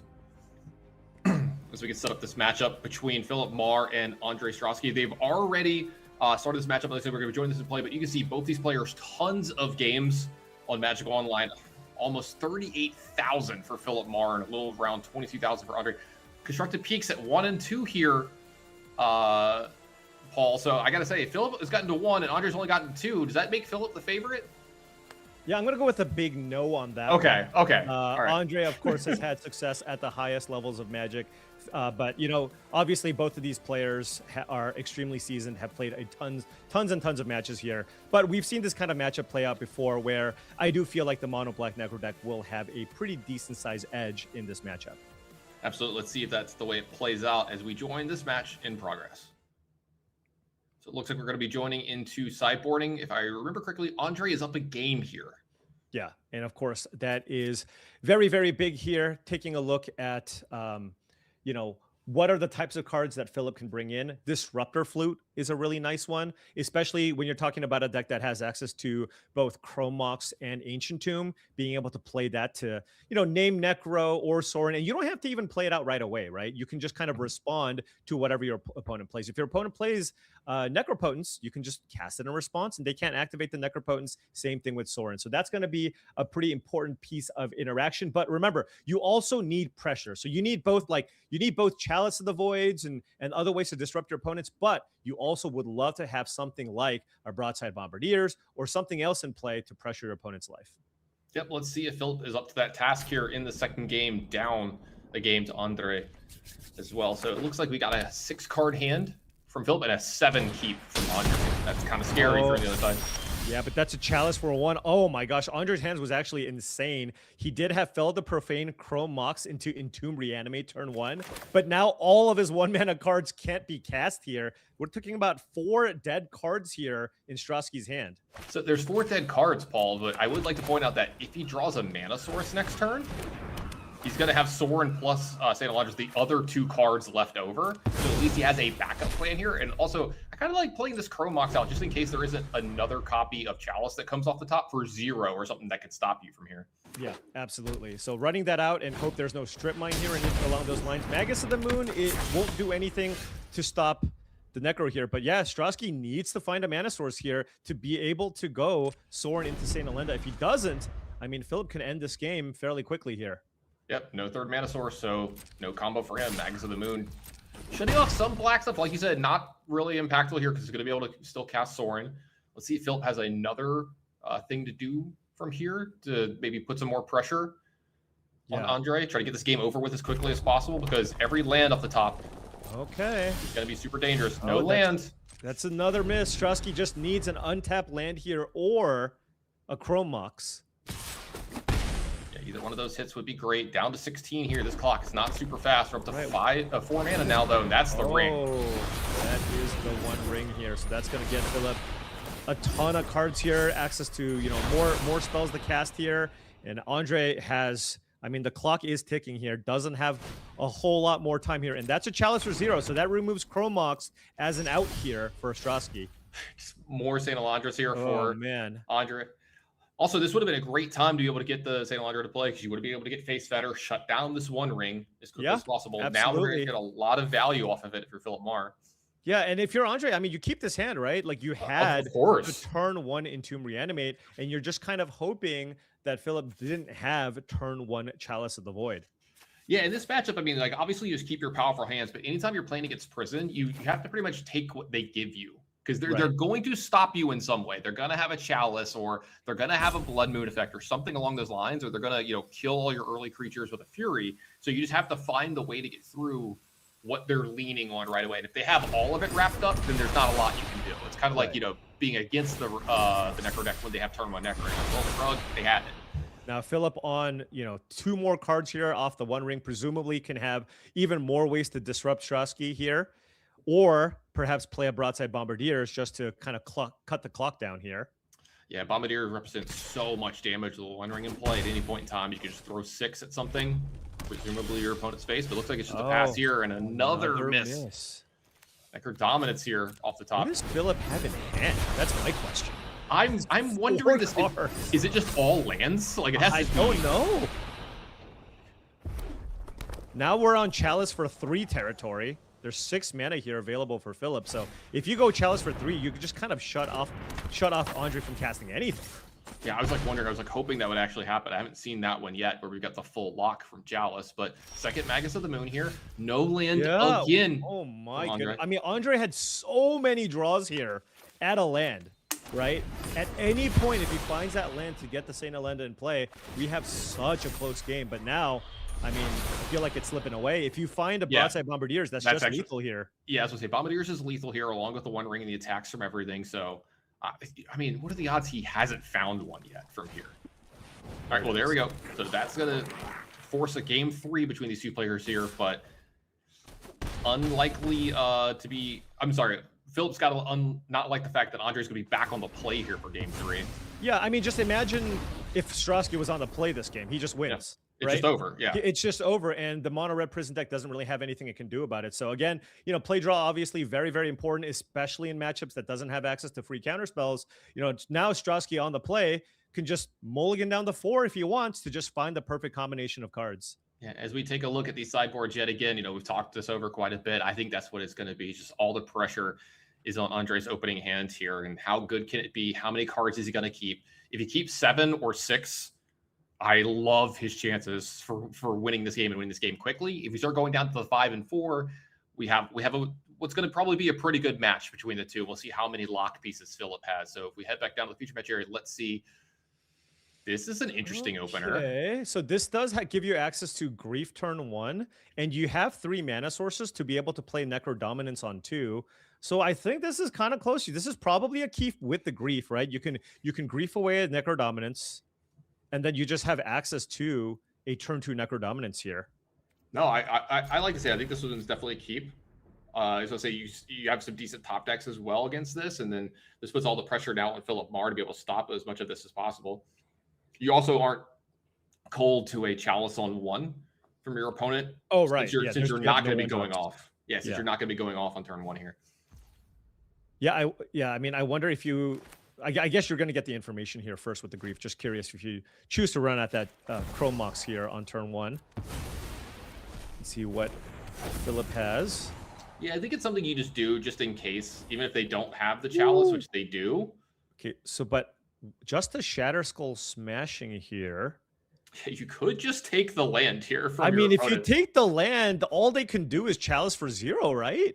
Yeah, if they don't Like, top deck a land, they have nothing. Yeah, they and then have to they're- top deck. I mean, Ancient Tomb, I guess, would be the best possible draw. Oh yeah, Ancient Tomb would be the best. Right. But you have redundant copies of Disruptor Flute, so it's not like you really can take a flute here. So I feel like taking the Shatter Skull Smashing and then just playing out the Chromox here sets you up really, really nicely for the next turn. I agree with everything you're saying here. If an Ancient Tomb comes off of the top for Philip here, though, this is going to be one hell of a game. Right, but Andre knows about the flutes, right? So if he goes Ancient Tomb pass, yeah, it's going to be interesting to see how Andre plays around that. But yeah, he does go for the Shatter Skull Smashing. No mana sources here for Philip.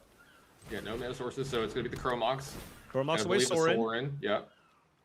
Pass. And all right. Can he find fade one top Ancient deck. Tomb? Yeah, fade one top deck of Ancient Tomb. Philip, did you get us? Did you get it? I mean, he's tanking.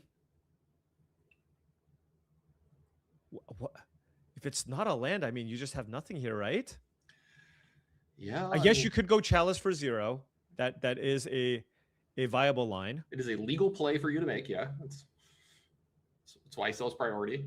Yeah, I mean, given how much mana, or given how many action spells he has, if he doesn't find a land, he might want to just run out that Chalice. Because if he gets to 2 mana, he's probably going to be spending that mana to run out those Disruptor Flutes. Oh, it was an Ancient Tomb. Oh my God, Paul. No way. Paul, why is it all us? Why is it okay, but he goes Chalice for 1 here. Okay. So Andre can just run out Necro Dominance here and draw some number of cards here. So that's what the thought process was. Like, what do I do with my Ancient Tomb? Yeah. Right. Wow, what a draw here from Philip. But Andre going to draw at least 5 cards here off of this Necro Dominance. Yeah, and by the way, Necro Dominance is not like Necropotence.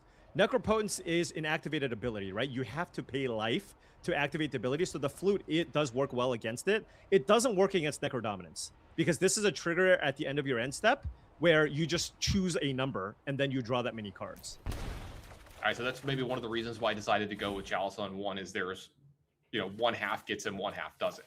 Right. Yeah, interesting. Okay. Okay, and so Duress, of course, turned off because of the Chalice for 1.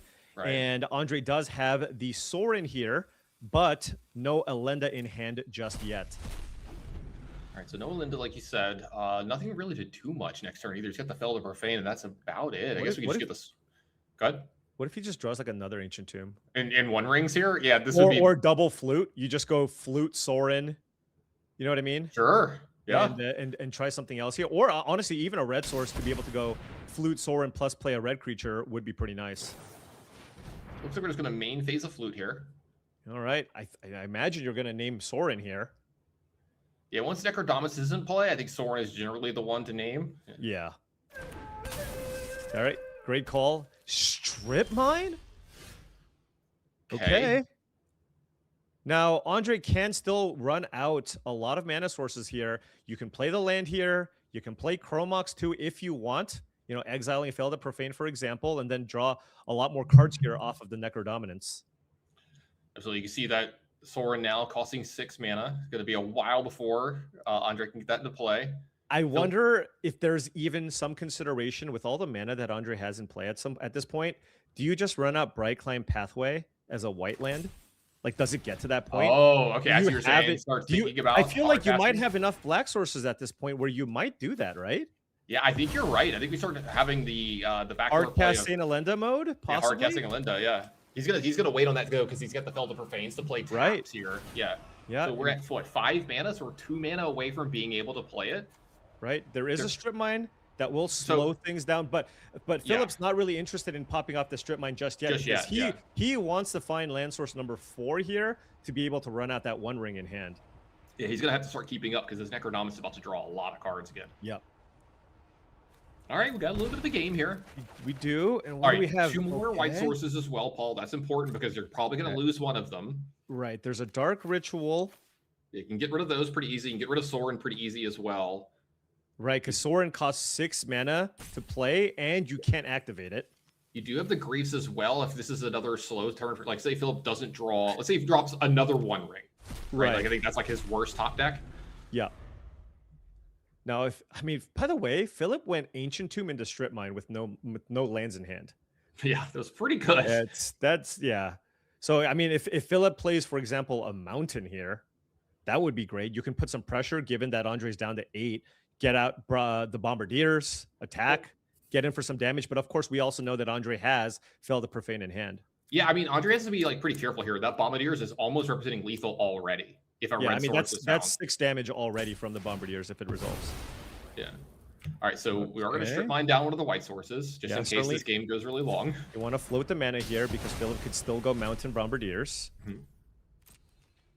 Okay. Looks like a pass. All right, so we're going to be able to hard cast this Grief. Yeah, sure. It still doesn't block a Bombardiers, though. Right. So Andre might not be able to draw too many. He could draw, what, 1 extra card here? If he goes down to 6, he could just die to a red source.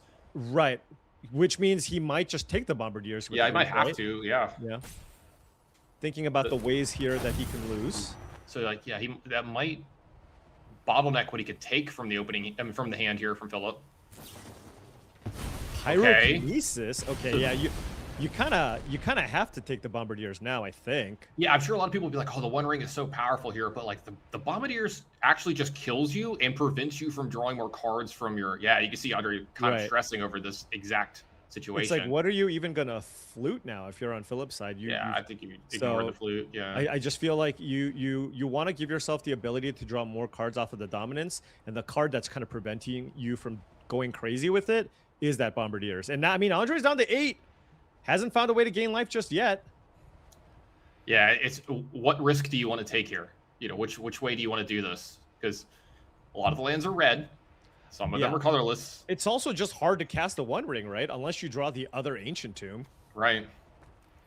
Oh, he actually takes the flute here. Okay. He's still got a Grief here if he wants. He can Grief and pitch Fell the Profane and take another card here if he wants. Yeah, absolutely. That is absolutely an option here. Or he could risk it, draw a bunch of cards here, and maybe he draws March. So if something with Broadside Bombardiers does happen, you have March for max. If he leaves up this mana. All right. Yep, he's gonna go. We're going all in. 7. All right. Let's see what happens. Down to 1. He got a March. Okay. He did hit a March. That is huge here for Strasky. All right, so he's gonna keep. There'll be black cards in his hand, right? Like, there's no way you don't keep all black cards here. So I'm assuming the lands are probably going to get pitched here.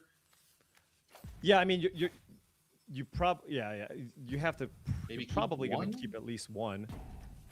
I mean, remember, you have to go down to 5 cards. So you have to pitch a ton of stuff here. So he kept 1 land. He can pitch 4 cards here if he wants to march. Yeah, probably not going to pitch 4 cards though, given the demonic tutor in his hand. There's the red source. There's too, the red source. Play. But Philip doesn't actually run out. So the Bombardiers gear is a really heads up play from Philip. This keeps Andre from being able to march and gain life here. So that means he can't use his Necro Dominance at the end of turn here. And Philip is getting towards the One Ring and can maybe start to outpace him on card quantity here at this point. Okay, but hold on, Tandon. Hold on. Because Andre can play Grief this turn, right? Yes. So you can slow things down that way and just try to win with the cards that you have in hand. Here's so you can just play the Grief, actually probably don't even get the Bombardiers, right? You just play Grief, take the One Ring. Take the ring. You have the answer already for the Bombardiers, and I think that's going to be the line that Andre's looking to take. 100%. And then if worst case scenario happens, you can march your own Grief. Like, you have a target in play.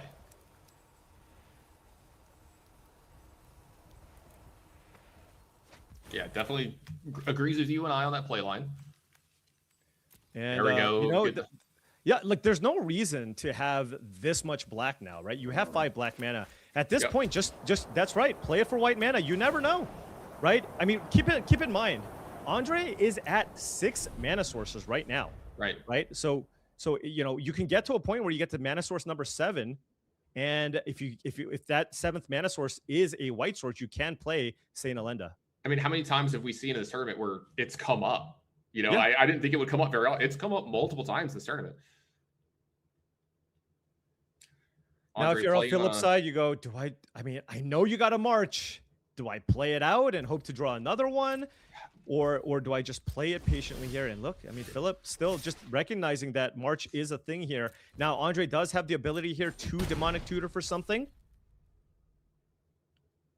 Can actually get another Grief, but if you cast that Grief, you will be tapped out for the turn. Yeah, you can't play the March then, and then yeah, you would die to a second Bombardier or any card that could deal damage. A Ragavan, maybe. No, then you have Grief to block. It's a rough spot.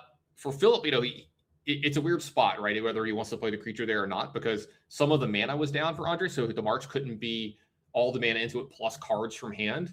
But if he does it then you get the cards out of hand, and then he gets to draw extra one. So it's like it's a good give and take there to have to weigh on when you were to play this Broadside Bombardier.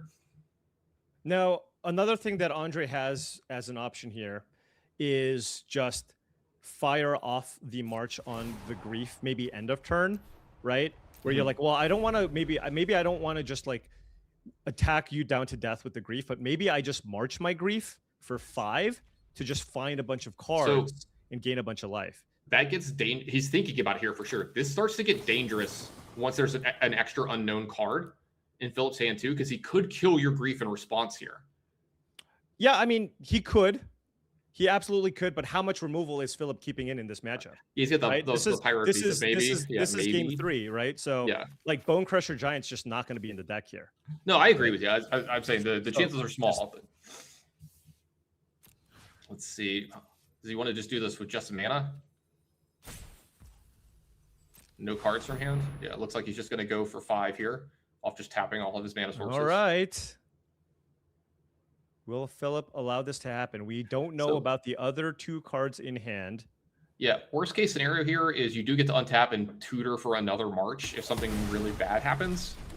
But yeah, I mean, you can tutor for March and then still draw a bunch of cards off the Necrodominance, right? So that can easily be something that Strasky goes for here. Yeah, I'm wondering if there's something he wants to tutor for here, or if you just go to the end step, draw a bunch of cards, and hold up Philip the Profane.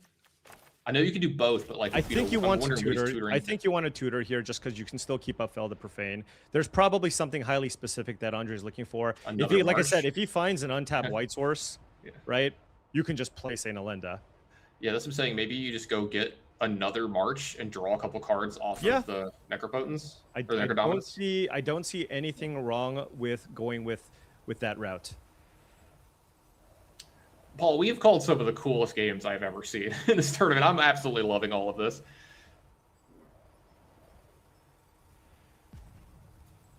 All right. This is a big decision here. What can Andre get? Is he just, you know, Saint Alenda, you're pretty likely to find, and he goes for the March, and this is absolutely what you should be probably looking to do here.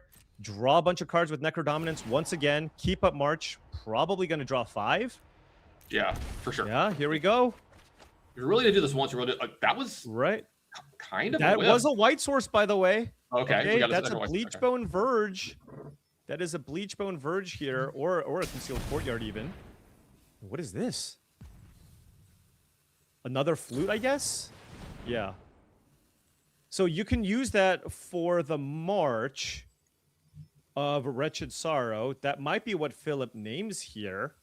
But I believe, can you pay for the extra cost by exiling a bunch of black cards? You know how it costs 3 more? Yes. Yeah. Oh, okay. And Philip actually named Saint Alenda here, recognizing that we are getting to the point where Andre can actually hard cast Saint Alenda. So, Philip also playing this game very, very tight. Yeah, Andre pitching a black card there over the 3rd land in the hand is a little interesting because you could have maybe pitched that to March, but I think this is just fine. Yep. Pay 0, go. Yeah. With the way How is Andre going to win this game, though? Eventually he'll find something to play, put a March into play, something. What if Philip doesn't? He's not drawing any cards, though. What if Philip doesn't play a creature? Oh, you're exactly right. Yeah, like actually, he might just be stuck here. Yeah. So can Philip win this without doing anything or doing multiple things in one turn? Yeah, I mean, it would involve. Wait. The thing is, you can't chalice. Yeah, Magus of the Moon doesn't get it done. Yeah. Magus doesn't get it done with the black sources. So Philip, like he has to play things, right?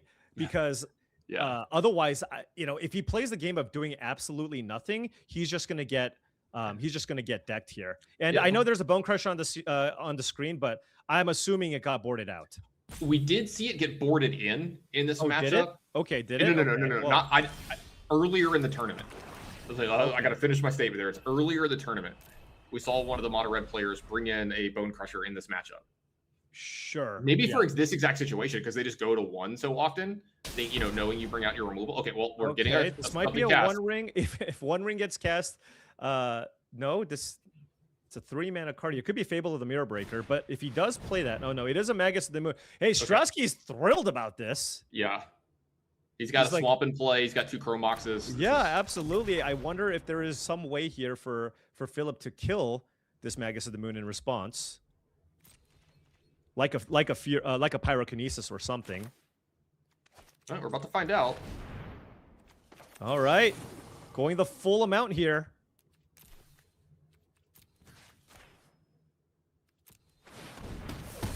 Okay. All right, so you can see sigh of relief. That is big. And now, by the way, Disruptor Flute makes things cost 3 more to cast. Andre already has 9 lands in play.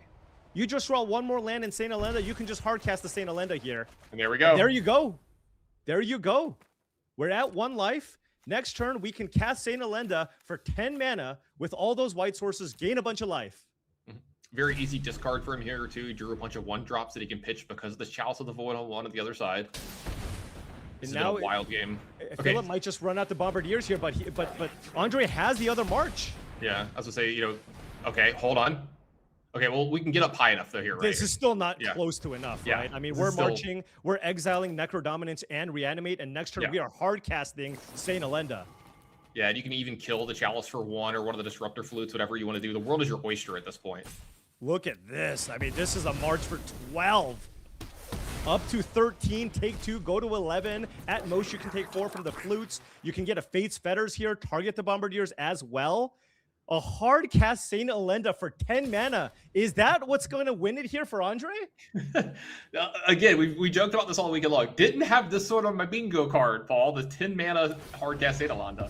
I mean, look, you play the black-white lands in here for a reason. You know, you got it for the sideboard cards, but you have to think. Sometimes the games get a little grimy, right? You got to do what you got to do, and Andre's going to pull it off here with Saint Elenda with Philip at 5 life.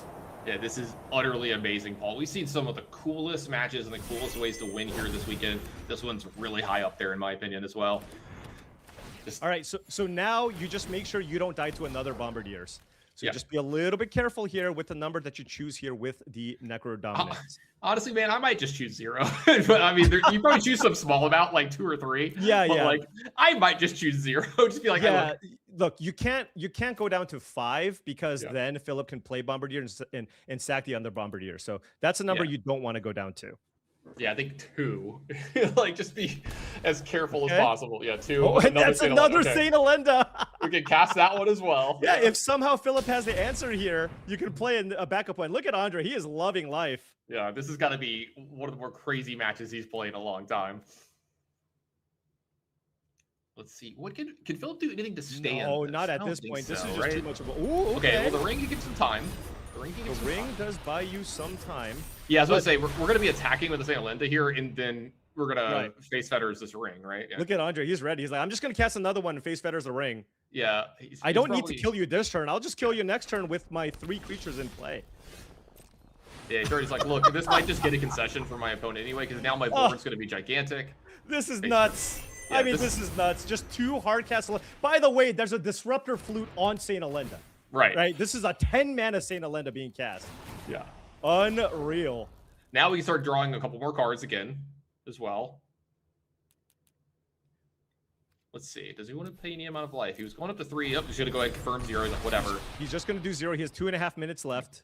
Yeah, the ring will actually kill Philip Barr here at some point as well. Right? Absolutely. Fate's Fetters is so good on the One Ring. If he somehow finds a way to not take lethal from all these creatures. Yeah, I mean, look, Shatter Skull Smashing doesn't get it. You have Ancient Tombs. You're already down to 2 life. I think this is it here for Philip Marr. Yeah, you can't even tap these Ancient Tombs anymore. Yeah, great tournament for Philip Marr, but Andre Strasky is going to be moving on here, and you can see the grin on his face, Paul. Who had it? One of the ways we're going to see somebody get a definitive win in this timeless tournament is hard casting a 10 mana Saint Elenda. Paul, Hey, you called it on like turn 4. That's what I'm saying. Like, Yeah. look, I'm just saying it can happen, right? And we were talking about those white sources and the Necro Dominance and the March. There's a lot of little things there. But Andre, and this is not the first time that he's done something like this in the top 8 of a premier level event. He did something, I can't go into detail, but he did something equally crazy in the top 8 of the World Championship where there was a learn effect. But apparently when you learn something, you can actually choose to rummage instead and then drew the one outer to actually win that game. And this is reminiscent of that too. He's like, you know what? I mean, why don't like, he couldn't even draw any cards, right? He had to cast the March to be able to draw the cards and then to hard cast the Saint Elenda. I mean, Andre always just kind of finding the ways to win. And this is just another super impressive victory for somebody with already a very, very impressive Magic the Gathering resume. Paul, you put the cards in your deck so you can cast them. I mean, That's it's like right. you said, it's why they That's put right. the in there, exactly. So great match from our competitors here. We're going to be taking a small break. We'll be right back. The other casting pairs will come in and finish off this top 8.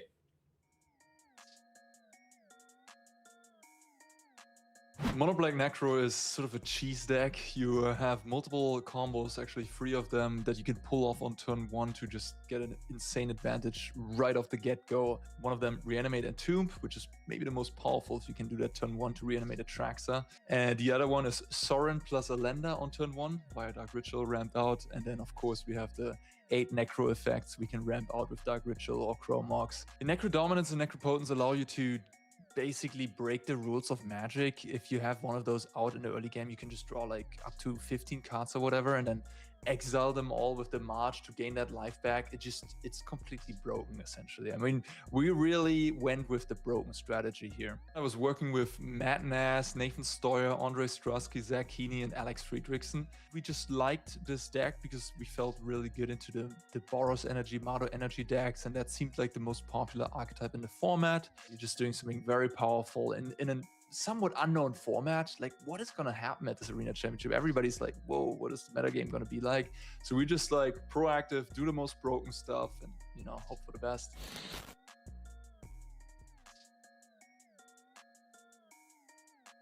In particular, using Strip Mine with Blood Moon effects, because a very common counterplay to Blood Moon is you fetch basics proactively, or you like hold up a fetch land.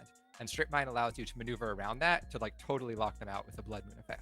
But now, the threats that we play to go with those prison elements are way more powerful, and that's what makes this deck so much more exciting, quite a bit more pushed. So cards like Ragavan, Fable of the Mirrorbreaker, Broadside Bombardiers are really good at closing games quickly, while you've made your opponent not able to play the game.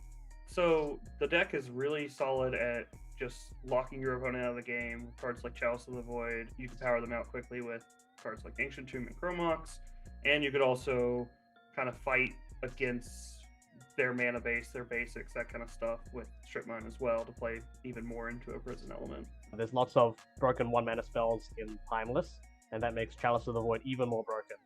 So how do we build a deck that uses Chalice of the Void very well? I like that this deck has like a plan for every matchup. So you have like between Chalice and Magus, you cover most of the unfair matchups, and Fury and Pyroglyph cover most of the fair matchups. So you kind of cover all your bases there. This deck has just a very powerful engine to actually close out games while locking your opponent out. It made me continue working on the deck and gave me a lot of faith in it going forward into the later stages of testing. Hey everybody, welcome back to coverage of Arena Championship 10. Maria Berthaldi here, hanging out with you as we work our way through our quarterfinals here on day 2 of competition. We started this tournament with 110 players. We only have a few left, and we've got 2 spots to the World Championship to give away, as well as a whole heck of a lot of cash.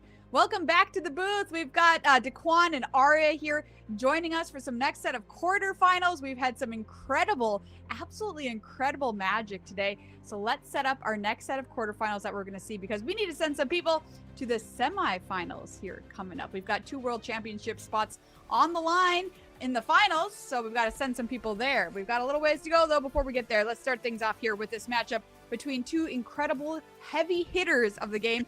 2 guys who just keep on winning in the past few tournaments. Michael Plummer, who's running Mono Red Prison, up against Matt Nass on Mono Black Necro. Incredible win rates from both of these players as well. Let's take a closer look at Michael Plummer here, your Pro Tour Edge of Eternity's champion. 63.8% win rate with a relatively small sample size on Arena here. This guy just seems like he cannot lose matches of Magic recently. Let's take a look at this mono red prison list that I have personally been incredibly impressed with, Daquan. Yeah, and he might just be running hotter than the sun because he seems to keep finding it done even this week, getting it done this weekend. And truthfully, we've seen how this deck can hold up very well against the Necro match. And if he hits all of his cards locking down his opponent, this could be a path for him to get to the finals eventually. So this could be really sweet to watch.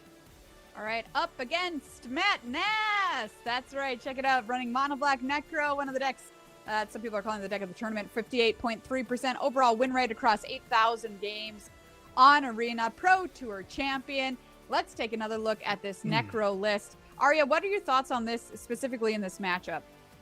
So this version of the list, very combo centric, has all the A plus B combos, Sorin Lenda, Dark Red into Necropotence, Necrodominance, into Reanimate. So in this matchup, you really want to pull off one of your combos before the mono red deck can lock everything down. Generally, given the amount of different combos you have, it's a little hard for the mono red deck to lock down all your angles of attack, with Necropotence in particular being problematic game one. And then post-board, even when they have Disruptive Flute, they have to hit Sorin Lenda, hit Necropotence, hit the Entomb Reanimate angle. So you want to get down early, you want to sneak some combo or the other through the mono red deck's early game. You want to be on the play, which is bad news for Matt because he's not. But aside from that, it's all about being as fast as possible. There's no hand attack, no counter spells from the mono red deck. So really, you just want to try and keep a hand that has fast combo. Hope that your exact combo lines up well against whatever hate pieces the mono red deck has kept in their opener, and ideally get out under them before they lock down the game or before they apply a lot of pressure, because the mono red deck is really good at leveraging the pressure it applies off cards like Broadside Bombardier to decrease the amount of life you can actually afford to pay to things like Necropotence and Necrodominance. So you want to get down before your life total starts getting too low in this matchup. All right, two absolute heavy hitters in Magic the Gathering Pro Magic right now. Let's find which one of them is going to be a semi-finalist. Daquan, I'll pass it on over to you. All right, Arya, we're going to be sending one of these players on to the next round here. And honestly, this is one that we might have started out saying, hey, this looks like this favored the Necro deck, but then we've seen a couple of matchups where the mono red prison deck puts up a real fight here. Yeah, it's a pretty close matchup, particularly when mono red is on the play. When mono black is on the play, it definitely favors them, though it's not nearly as lopsided as some of the other matchups we've seen. I'd guess it's like 60-ish% maybe for mono black on the play. And on the draw for mono black, when mono red is on the play, it's a much closer matchup. I still wouldn't go so far as to say that mono red is favored, but I would say it's close to even with mono red on the play, given how big the play draw advantage is in this matchup. You know, I'm actually looking at the mono red prison deck now and realizing kind of throughout the weekend, it feels like we've seen all the cards be impactful except for Pyrogoyf. We really haven't seen that. I think we saw it cast once on camera maybe this weekend. So it's kind of interesting how literally every other card, though, seems like it's really beneficial in this type of matchup. Yeah, Pyrogoyf not its best against Necrodominance because they're not playing a creature-based game where you get value out of your Pyrogoyf by killing their creatures, so it often gets sideboarded out or trimmed on. But particularly game one, when there's all 4 copies in, it does represent a lot of damage out of nowhere, and that can matter a lot when the Necro deck cares so much about its life total.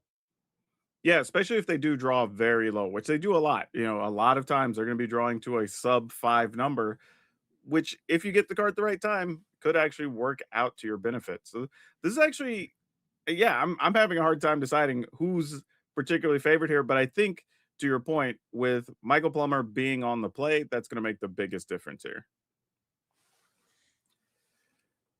So yeah, getting into the mulligans here, this is actually a pretty solid keep if Matt wants to go for it. You do have a Dark Ritual, you've got a Demonic Tutor, you have Grief to clear the way a little bit, and you do have one half of your Entomb Reanimate combo in hand.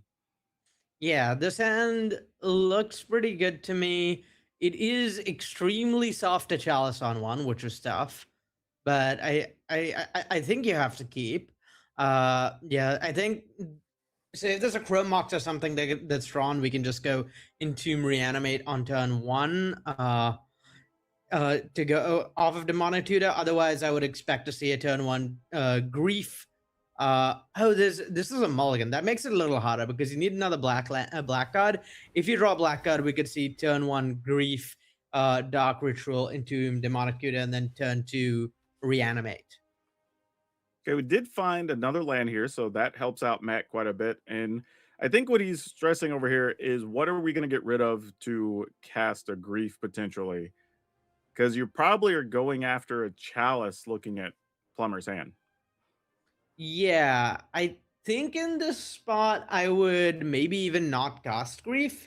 Because if you don't cast Grief, you get to go Entomb and then next turn Dark Ritual, Demonic Tutor, Reanimate. But you need all 3 of the black cards in your hand to be able to go for the Entomb Reanimate line. So it's kind of tempting to not cast Grief here and not even cast a Dark Ritual and commit to the Demonic Tutor. Because what you can do is if you play land, pass, planning to Entomb on their turn, and then their Chalice for 1, you can then pivot your entire game plan, Demonic Tutor for Sorin instead of Reanimate, and then have Sorin land out on turn 3.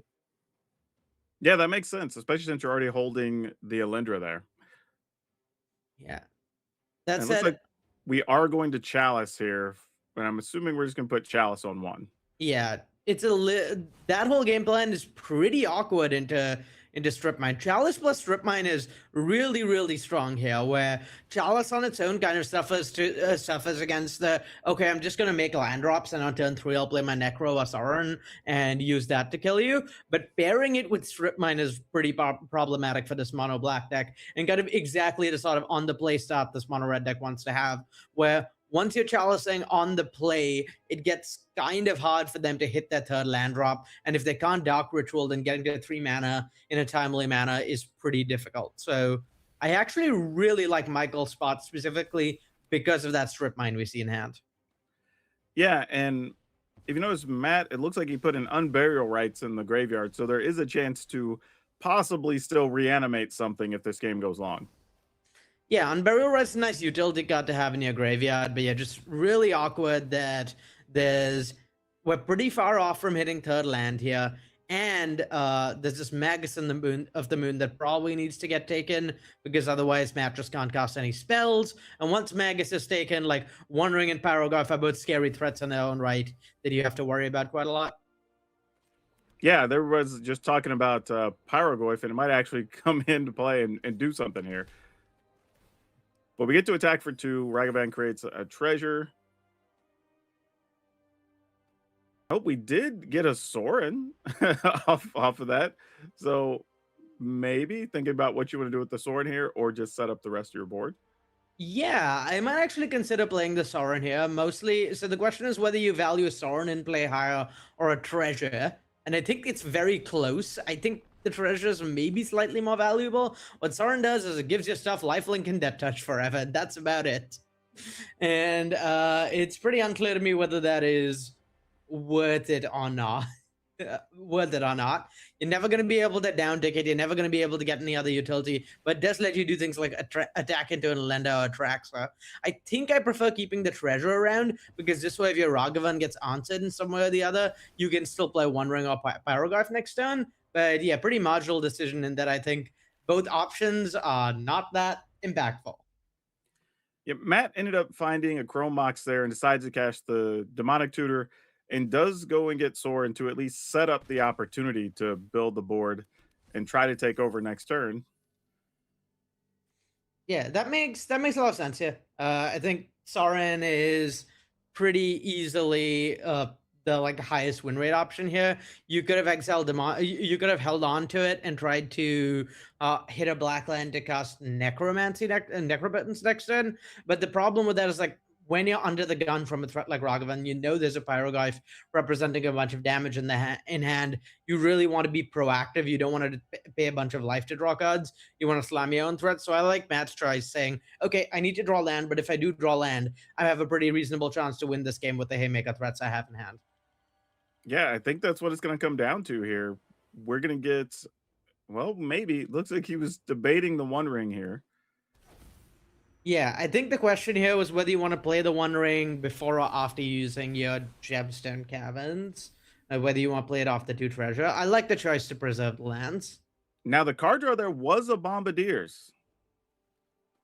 I believe that's a Sundering Eruption. Oh, that actually. is. It is a Sundering Eruption, not the Bombardiers. And unfortunately for Matt, missed a land drop on a pretty key turn there. Yes, and I believe the game is pretty close to over now. Even if then Alenda comes into play at this point, I just think Alenda is going to lose the heads up to the combination of Pyroglyph and the Pyrokinesis and Bombardiers. So there was a few turn window where Matt had some chance.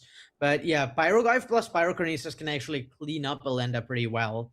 So yeah, it's looking pretty tough for Matt. I think this is kind of exactly what the mono red deck wanted to see in this game 1. Yeah, so that's 4 with Matt going down to 10. We're choosing to activate. Well, we highlighted the Bombardiers, didn't activate it yet. Yeah, I like activating the Bombardiers. I wonder what's in both players' graveyards. Like, maybe there's an angle where you sacrifice your Chalice and then reanimate something. I don't think there is. No, I don't believe so. Yeah, if there'd been like an Atraxa reanimated, it would be a different question, but... I mean, I guess there's the Magus, but that doesn't really do anything with the Chrome Mox. Yeah. With the Chrome Mox out, Magus is not doing that much. It's a consideration, I think. But yeah, the appeal of Chrome Mox would be that you can prevent land Necropotence, but Necropotence doesn't matter here. Matt's life total is too low. So I think I probably just end up flinging the One Ring here, just to present lethal with the Pyroglyph next turn. Yeah, it sort of feels like that's what was being debated here. So you get in for 4 plus 2, so that puts Matt down to 4, and that's going to do it. Yeah, nothing to really cast there on that turn. The Dark Ritual that was drawn was locked down, so we're going to be moving on to game 2, and that looked pretty decisive for the Benedetto Plumber here. Yeah, I mean, this is why being on the play matters. A hand like that would have just been much too slow against Matt on the draw. But yeah, on the play, if you can get your lock pieces out early, that's really, really good for you. Yeah, and this is sort of what we talked about in the opener there. You know, you see all the Pyro Ghosts going out for a lot more just lockdown action here to just try to turn off as many cards they can from the Necro side. But Matt's not really changing much about the deck. You see the Atraxa going out along with the Unburial Rites, and then just bringing in some ways to deal with these artifacts. Yeah, and that's something I'd expect to see a lot from these mono black decks is Atraxa is in there as an Entomb Reanimate target that draws you a lot of cards and matchups, so that matters. But there's some decks that just can't really beat a Saint Helena on the fair, and mono red generally falls into this category unless they've basically already won the game. And so if Saint Helena is always going to be enough to win anyway, you don't need to Entomb Reanimate Atraxa. You can just Entomb Reanimate Saint Helena. Yeah, that makes sense, right? While you do often like the utility from the Atraxa, it's just not necessary here. Exactly. All right, so looks like we're ready for game 2, and the players are kind of resolving their mulligans here. Taking a look at Matt's hand since he has to choose first. Not too aggressive, but you do have an Entomb and a Reanimate together here. Yeah, so looking at Matt's hand, I think the question you're asking yourself is, okay, am I going to keep a hand that beats Chalice on 1? Because this hand does not beat Chalice on 1, but you have like does not mean multiple Chalices on 1, I guess, or like multiple Graveyard Hate pieces, but you have turn 1 Grief plus like Entomb Reanimate, so I don't think you could really ask for much better. It even beats Magus by having a basic Swamp, so I really like this keep from Matt. Yeah, now Matt's having to make a decision with the Grief, and there's a lot to think about here. He's like, do you take a Chrome Mox to slow the opponent down? Do you take...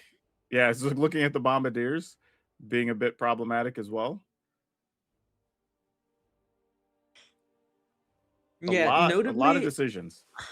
So notably, I think Matt only has 1 land. So I think if he just plays land and passes and it gets strip mined, he's hoping for another land off the top, which is pretty awkward. That's true. because Plumber's hand here doesn't have a lot of mana either, with one of them being the strip mine.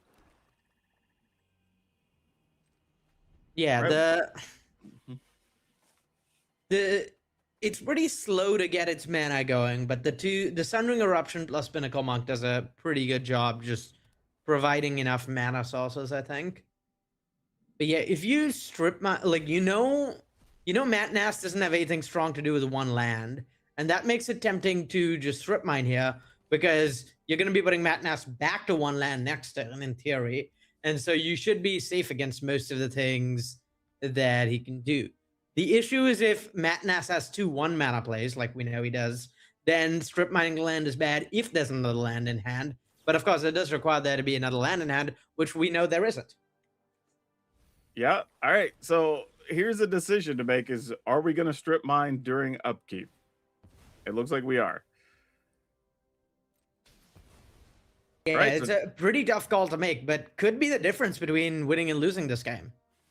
And we did draw the land, so we're going to reanimate for sure, getting out St. Alendra, and this puts a lot of pressure toward ending the game here. Yeah, I no longer think Michael's decision will be the difference between winning and losing this game. Yeah.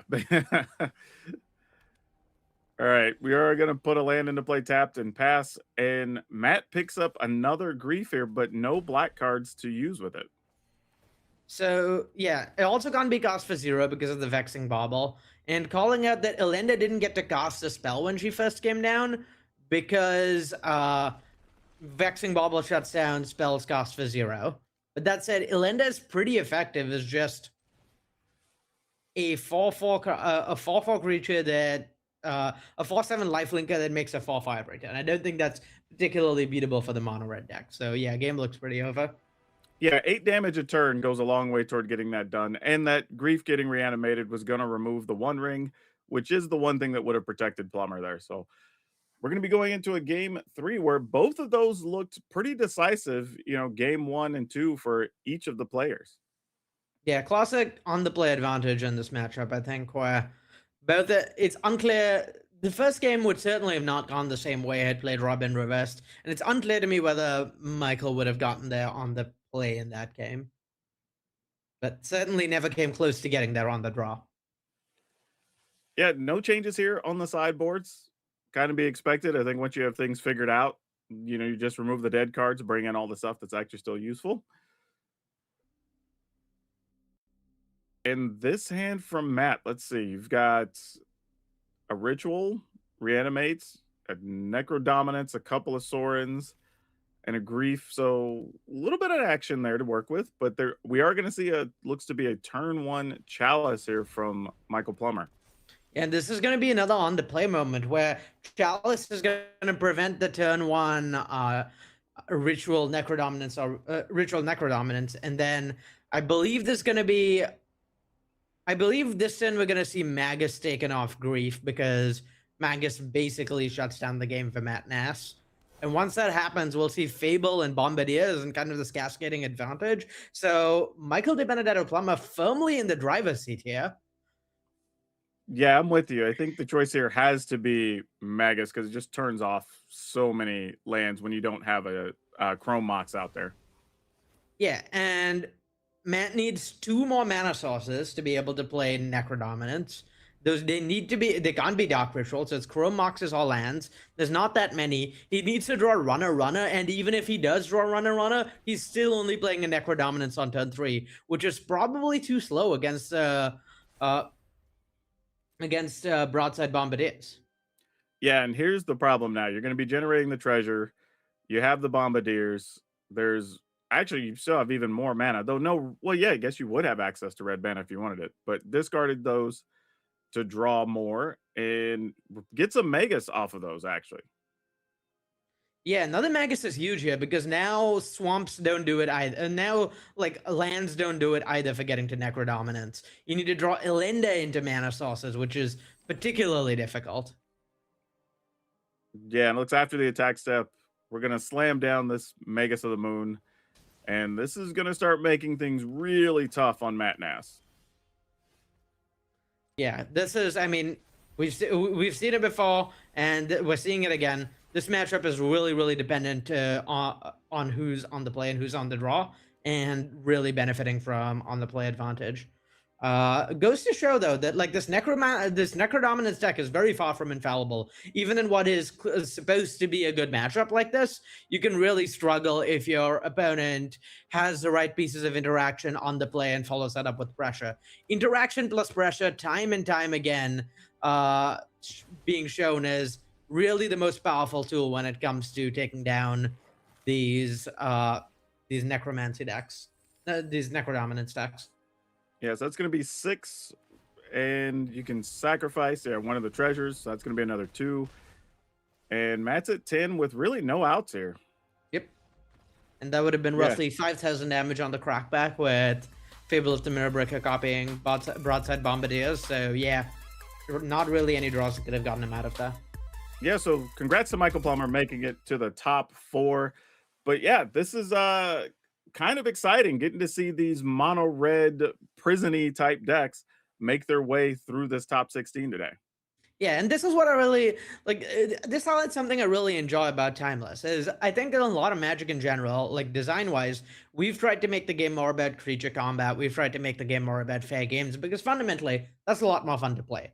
And for like, if that's your that's a much better bread and butter than these non-interactive combo decks. You want more games to be about that. But what's really cool about Timeless is there is still a place for those weird non-interactive, non-standard play patterns that some of us really love. Like Designer hat on, I don't love the non-interactive play patterns. I would not want them in standard, but player hat on, I love them, and I love that there's a place for them in competitive play. And if that's your sort of thing, if you love strip mining people, if you love challenging people, if you love playing these lock decks and these insane combo decks, Timeless is a format where you can come to for that, and I absolutely love that. Yeah, I have to ask you, Arya, is there something that the Necro decks can do other than just be on the play and hit your dark rituals, in this type of matchup? Because it looks really bad when you're on the draw. It's pretty tough. You gotta hope. I think it doesn't look quite as bad. I think it isn't quite as bad as it looked in those games because they sort of like try and have the right answers to line up with Necro's combos. Given that Necroman's deck has so many different combos, you're far from a lock to guarantee that your answers line up to the threats. So that happens some of the time. In those games, you pretty easily win even on the draw. But beyond that, that is the cost you're taking by playing a non-blue deck in Timeless, is you're losing some agency. When you don't have free spells like Force of Negation, you are sometimes going to struggle against hate pieces game one when on the draw. And so that's the cost you take by trying to play a deck just as all in as Necropotence says. If you want to play like a more agency-heavy version of this deck, you're probably better off playing a blue deck, either maybe some sort of blue build of the Necrodominance deck, or more likely a blue deck running like Show and Tell or some other combo backed up by Force of Negation. Yeah, and I have to ask, like, you being an R&D member, you kind of get to see a lot of, modern and standard and historic get played. We don't get to see that much Timeless. So how exciting is this for you and others in the department, like keeping eyes saying, hey, we get to see all these cards we made get to show off here? For me, personally, it's really, really exciting. Timeless is like a nice bridge of cards I've worked on versus cards I've seen versus cards I've never worked on, and seeing them all come together in interesting ways is really cool to me. Like you said, I get to see a lot of things I don't normally get to see in my day-to-day work. A lot of the alchemy design is handled by the Arena team. They have a separate team of designers and developers who work on these cards. So while I see them, I don't do that much work on them. And seeing these unexpected interactions that I hadn't thought of before, because these cards a lot of these cards can't be played in their current form much of anywhere else, is really cool. And getting to see all these strange, weird play patterns, which I personally love, I'm a huge weird play pattern fan, is a lot of fun for me. Like, this is one of the most excited I've been to cast a tournament that I can remember, and it's definitely held up for me. I love all the insane gameplay. Well, fortunately, that's transferred over because it's been exciting to watch entirely this weekend, but we're not done yet. We will have more exciting Magic to watch right after this break.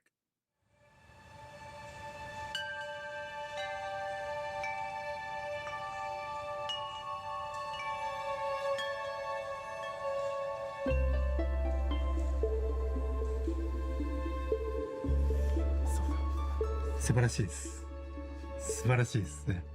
やっぱりファイナルファンタジーはね、やっぱりずっとやってきてるし、自分がギャザリングの絵を描けるのっていうのがちょっとびっくりしまして。マジック・ザ・ギャザリングがレジェンド中のレジェンド、FF っていうのもすごいタイトルで、その2つのゲームが出会ったっていうのは本当に素晴らしい企画だと思いますし、マジかって感じでそこに僕が描かせてもらえる、すごい光栄だなって思いました。そのゲームの中に私の絵が1枚居場所があって、そこにカードとなって手元にあるっていうのはやっぱり感動しますよね。小さいんですけども、すごい重みがあるというんですかね。商品としてのすごい完成度の高さにちょっとびっくりしちゃって。カードだとか、ああいうものの開ける時の喜びっていつになっても変わらないのでとにかく早く手元で開けてみたいですね。普段とは全然違うこのワクワク感がドキドキします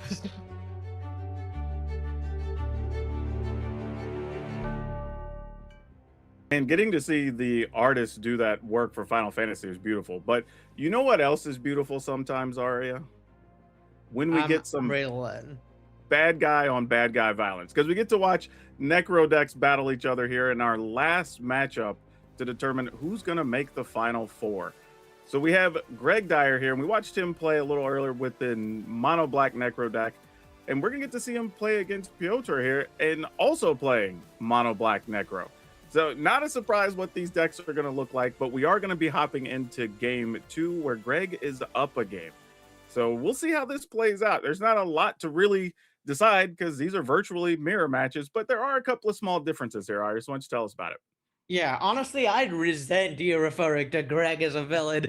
Greg is my hero in this top 8 with that Besieged General's extra combo. Saw this deck with 5 combos and was like, I'm gonna throw a 6th one in. I respect that and love that.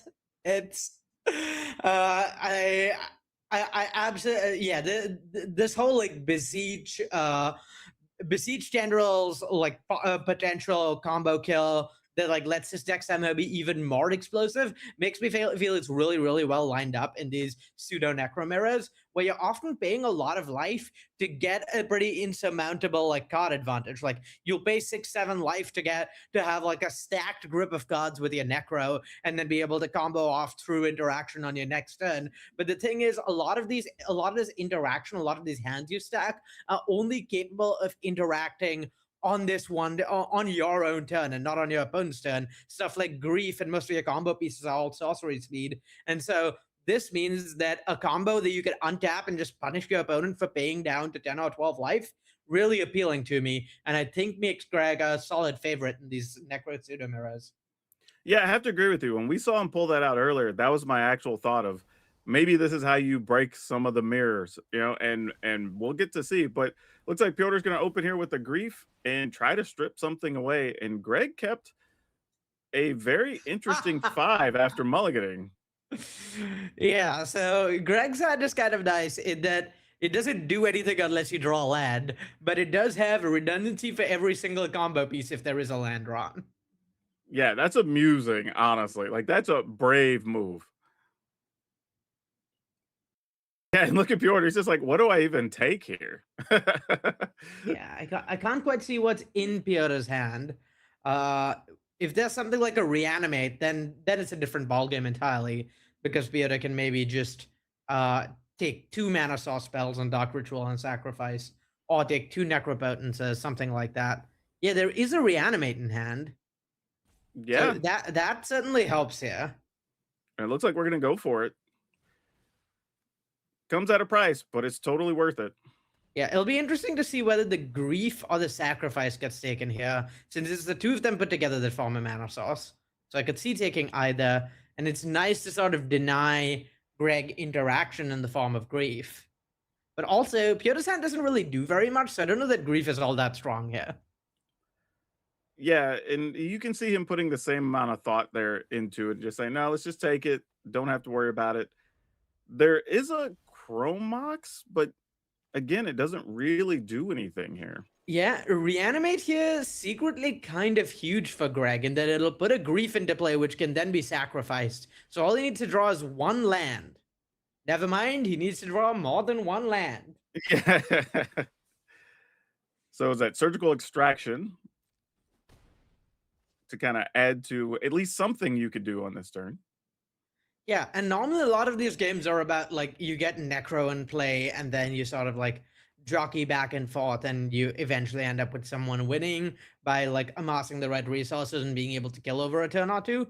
This is maybe not going to be what this game is about, because we're just maybe gonna see we're maybe just gonna see Greg run out of life with this grief chipping away turn over turn.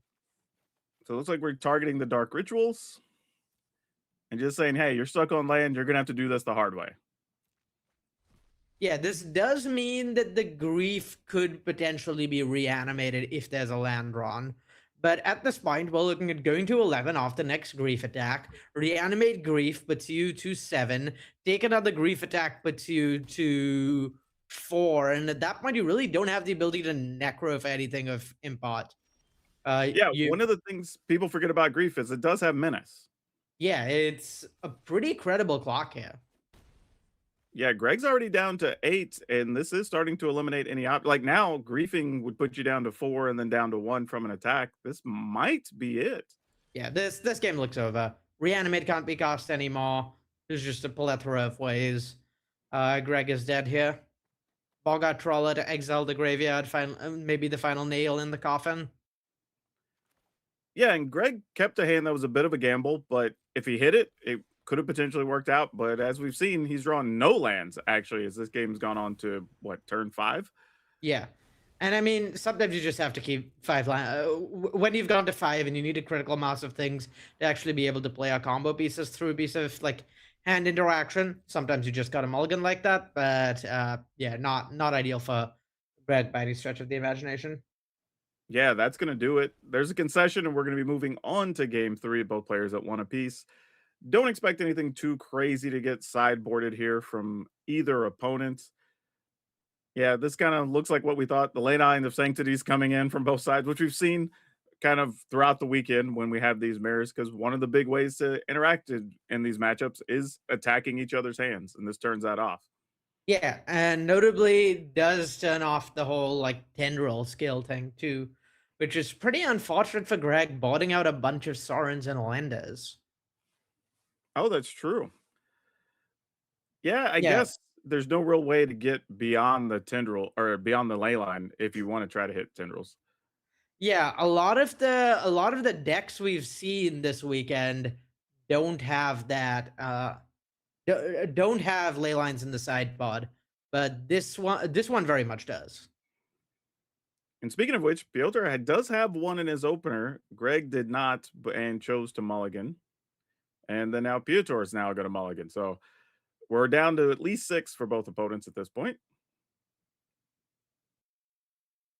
Yeah, this hand looks really good for Greg, though. This is a turn 1 hand that has a ley line and starts with turn 1 Necro Dominance. Like, I don't know what more you could want. It even has a grief. This is just the perfect hand, honestly. Like, Greg assembled this thing in a lab. And you see that he did double check everything, though. It's like, what's the sequence of me playing all this?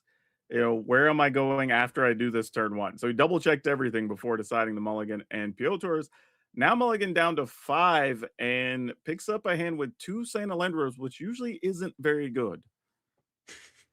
Yeah, multiple Saint Alendros, no Sorens, not great. No lands, also not great. So we might be seeing going to 4, and that's brutal. Particularly because either you have a ley line, then you're down a card, putting your ley line to play, or you don't have a ley line, your opponent's going to grief you on turn 1, you'll lose the game. So, you know, no real moves here for Piotr. Yeah, so effectively, you keep 4. You're hoping to mulligan to 3, technically, because you'll have to hit the ley line. Yeah, and of course, Piotr doesn't know he needs to hit ley line. He may just have to hope that his opponent does not have a grief. Wow. All right. So I keeping a hand with no lands lot. here. Realizing that, okay, I'm probably going to get griefed on turn 1 because many of the strong hands involve turn 1 interaction. And so what I'm going to do is I'm going to keep a hand that doesn't do anything, but does have a ley line. So if my opponent kept on the back of interaction, that doesn't do anything. And then eventually I will reanimate Grief, and I have Surgical for if their line to win here is Entomb Reanimate. Yes, we're just going to pick a number here. Probably just reload your hand. So I would assume 5 will be the first go. Yeah, we've seen Greg be really aggressive with life payments, more so than any other players at this event. And that's in part, I think, because of deck composition. Like when you're running the 10 rules version, you just want to find your hand that will literally one turn kill next turn. With the ley line in play, I think it's a little more complicated. And I'm curious to see if Greg will go with the heuristics we've seen many of the players follow, which is just like a little bit over max hand size, or whether he'll go all in. It looks like he is following the heuristics many other players do. Yeah, the other thing to note too is with the ley line out, he also is sideboarded out, according to our graphics, the Sorin combo. So he doesn't even have that right now to lean on. Yeah, it's a little unclear to me how Greg actually wins at this point. Because he only has 2 copies of Sorin Linda, so he has to draw those. He can't Entomb Reanimate because he has a Necro Dominance in play. So I have to draw Sorin Linda, I guess. I mean, we go along with the griefs and just attack. We saw that happen in a previous matchup. Right, we're going to take this turn, do surgical extraction, the dark rituals, and get those out of the way. Yeah, And I like just get it. You have a second surgical. I like just knowing your opponent's hand, playing with full info. Yeah, there was one also in hand, so that one goes away. Yeah, and I guess you're just trying to pay towards Sorin Alenda here. Yeah, I think that has to be the plan. Yeah, it's kind of tough. This Entomb is a dead card, and the Beseech is not doing that much. The Beseech will eventually get a Sorin into play, but Greg has just so many mana off of being able to do that. Yeah, I think we're going to see an Entomb here to get rid of a card from the deck. Yeah, he says, let me just remove something. Necrodominance, unlike Necrobatance, isn't only cards you discard. It fully just Leyline of the Voids yourself. So yeah, just moving a card from library to exile to make Necrodominance slightly more impactful. You only have at most 11 more draws this game, so you want to make them count. You want to make sure maximize your chance of hitting cards that matter. Yeah, and those cards weren't bad. I mean, you did pick up more mana, which is the kind of the main thing I think Greg was going to be looking for here. Yeah, more lands is really what this is all about. Interesting to see Greg keep the Leyline of Sanctity. Yeah, I was noticing that too, because I mean, I guess if you're worried about the game going long, there is a potential chance your other one could be removed. Yeah, it's pretty hard to cast, though. In fact, I don't even know if it's possible for Greg to cast at all.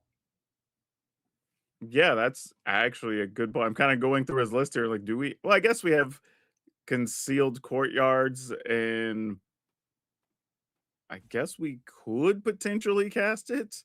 But Yeah. and with Chrome Mox, well, you'd have to put a white source under it though.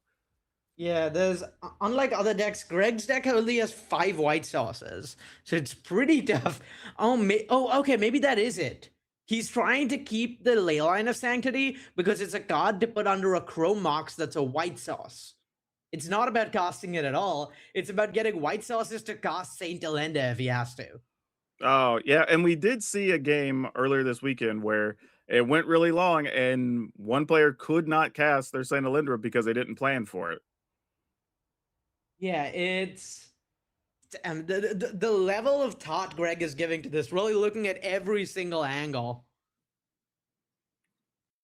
Yeah, and we can also get out from under the Necro Dominance with the Beseech the Mirror if it comes down to that as well. Yeah, I have to imagine that's on the docket at some point. In fact, probably next turn. Yeah, Yeah, I suspect we'll see Grief. Now the question to me is, does Grief only target opponents? Grief surely only targets opponents.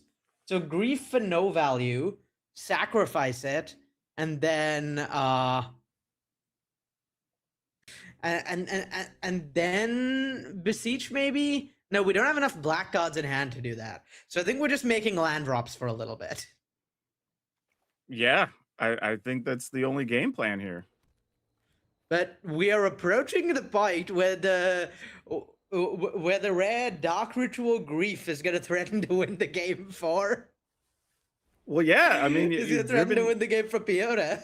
Yeah, Greg has driven his life total down to 5. I mean, this is only a couple of attack steps to get the job done. Yeah, now Greg's gonna have to really come up with something here.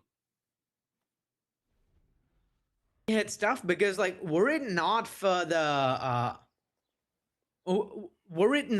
ley line, Greg would just have been able to win a long time ago. Oh, here's part of the problem. He can't. I was thinking you could try to get the beseech, but he needs the land to be a black card here. Yeah, he's currently one black card short of pitching Grief, sacrificing it, and beseeching. But also, I don't know what he'd even beseech for at this point. Okay, that's a black card at least. Yeah. Now, Piotr also picks up an Entomb, so that was interesting on both sides. Yeah, that's an Entomb Reanimate for Piotr if he wants it. All right, tax Greg's down to 1. And Piotr's thinking about something. He says, yeah, let's go ahead and Entomb and let's see what we got. Good old Iona. Yep. That's game, right? I don't think Greg's deck can beat an Iona. I think that's just game that. Yeah, literally can't play any spells that are black, assuming that's what we're going to call here. Yep, that's going to do it. And Piotr punches his ticket into the top 4. That is a crazy way to win that matchup. The way that started with Greg having pretty much the right hand to lock things up. Piotr really didn't even play anything other than the ley line until turn 4 or 5 it was. So that was really impressive to just have, wait, I can still go get Iona and then just lock you out of the game. Yeah, the realizing his deck was he'd sort of locked himself out with his opponent's ley line of Sanctity plus his own Necro Dominance was pretty tough because he bought it down on Sauron Lenders. He needed to get lucky after he had a fantastic start. He was really far ahead, but he really needed to find a Sauron plus Lenda in the top like 20 cards of his library. He just didn't, and that's sometimes how it goes. Yeah, and I have to say, I do still really like the Beseech the Mirror just for the ability to go find part of one of your combos, right? Even if it's not Tendrils, just okay, I'm gonna go get rid of one of these artifacts or enchantments and go get like a Sorin or whatever, and then be able to pull away there. I think that could be a really cool addition for these Necro decks after this weekend. Yeah, the Beseech deck is really smart. I really like it from Greg. It just gives you more redundancy on having Necropotence, which is nice. And on top of that, like, yeah, the Tendril skill is sort of incidental. And notably, like, Piotr was running full Leyline of Sanctity. Most people are not running very many Leyline of Sanctity. And against those lists, Greg would have been much better positioned. So unfortunate really for him for it to end this way, but a good run and a really strong deck that was really intelligently constructed.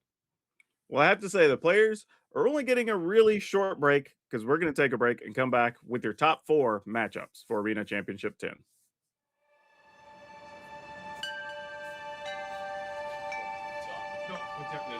ファイナルファンタジーはね、やっぱりずっとやってきてるし。そうだ。あ、こっちはもうね、なるべく非常識の絵を描こうっていうことで、とらわれないで描きました。これはもう状況がもういっちゃってるんですよね。炎の中に入ってるっていうんですかね。ケフカはもうめちゃくちゃですね。狂った色、いろんな色が入った方がいいんじゃないかなっていうイメージみたいなぼやっとしたものがあって、それを形にしていく。その行為が楽しいというか。まずその通常のティナは剣持ってて空挺がいっぱいいてっていうファイナルファンタジーの世界をちょっともう一回表現してみる。こっちの変身後の方は最初にキャラクター作った時以外はあんまり書いてないんですよね。あの時はもう少しこう腕フォルムされてましたから、これはちょっとリアルにしたんですけども。おー、かっこいいですね。素晴らしいです。素晴らしいですね。へえ。小さいんですけども、すごいこう、重みがあるというんですかね。マジックとファイナルファンタジーのコラボレーション。皆さん楽しんでください。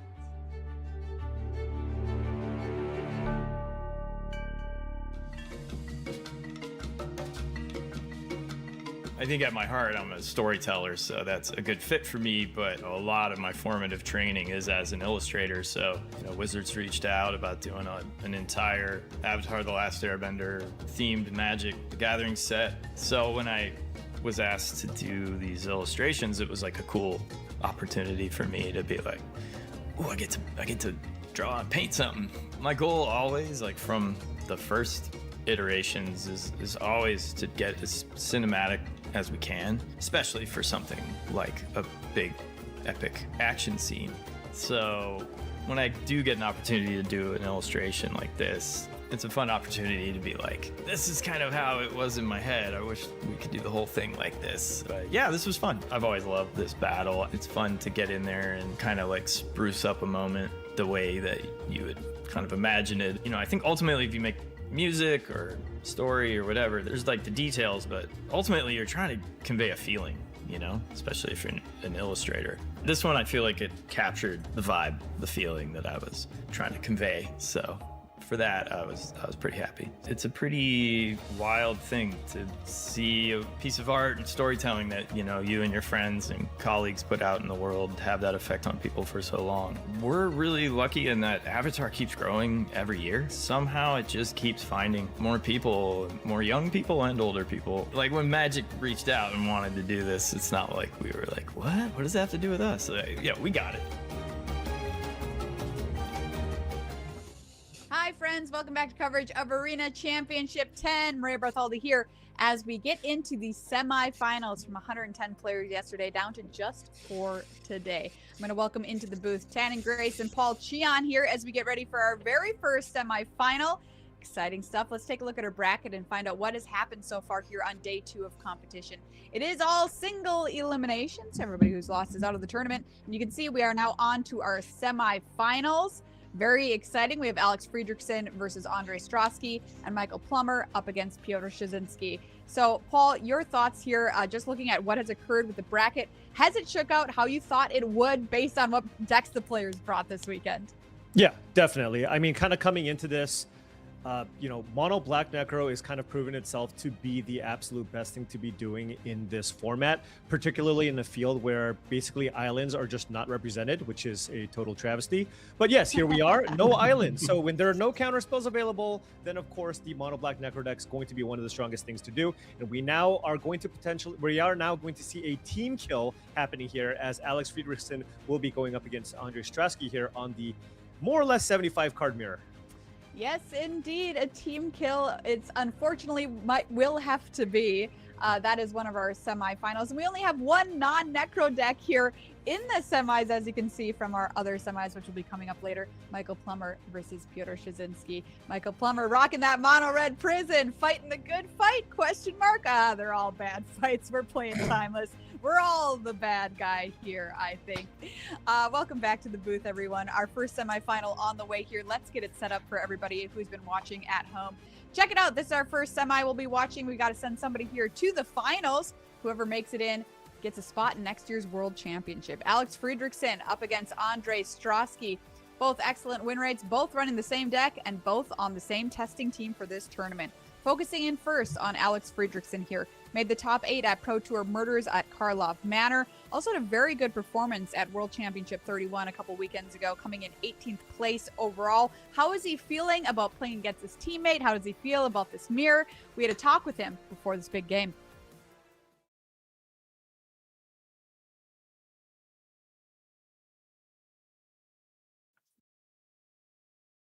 Alex Friedrichsen, congratulations. You are into the semifinals of Arena Championship 10. How's it feeling? I'm feeling great. I'm feeling really good. Love to hear it. You now have just one more match to get through to lock up a spot in the World Championship. You are either going to be facing off against another Necro mirror match or Mono-Red Prison. Objectively and subjectively, who would you like to face? It's a tricky one. I want Andre to win because we prepared together and I'm rooting for him. At the same time, I think that Mono Red might be a little easier for me. So, it's kind of a win-win. Well, I do think that whatever you face off against is going to be one hell of a match because both of these players have been putting on excellent performances so far. But you have had an incredible weekend thus far. Your team has had an incredible weekend. But yeah, eventually you're going to have to face off against each other. So, Alex, Somehow best of we've luck. dodged up until this You- point, which is pretty incredible with 6 people going into this tournament. Yeah, and then 4 made it into day 3. Okay, sorry, into day 2, and eventually you'll face each other. So let's see if that happens. Best of luck for the semis, Alex. Thank you. And indeed, it has happened here as Alex will face off against his teammate Andre Strosky. Here's his list. Might look very, very similar to the list we're about to see in a few minutes here. Tannen, what's your favorite thing about this mono black Necro busted build? I just like how different it can come at you from all the different kind of angles that it can do. I mean, Dark Ritual, obviously the key card. Every time it's an opening hand, I feel like this deck can't lose. But it's got a bunch of different ways of winning with the Dark Rituals. You've got the Reanimate and Tomb package, along with Soren bringing in, say, Melanda. Then you've got any version of Necro in this deck as well. But then it's got the robust way of forcing stuff through with Grief, Duress, Thoughtseize, those kinds of effects as well. This deck, hard to beat, as you can see with its results. Well, one of these 2 Necros is going to come out on top. Will it be the one in the hands of Alex Friedrichsen, or will it be the one in the hands of Andre Strosky, the opponent here? You can see him with more than 21,000 games played on Arena, maintaining an excellent win rate with that large sample size of 63.7%. Andre, no stranger to Magic. He had a great breakout season in 2014-2015, made the top 8 of 2 Pro Tours in that season. Turned that into a good performance at a couple of back-to-back World Championships as well. How does Andre feel heading into the semifinal matchup? Let's hear from him right now.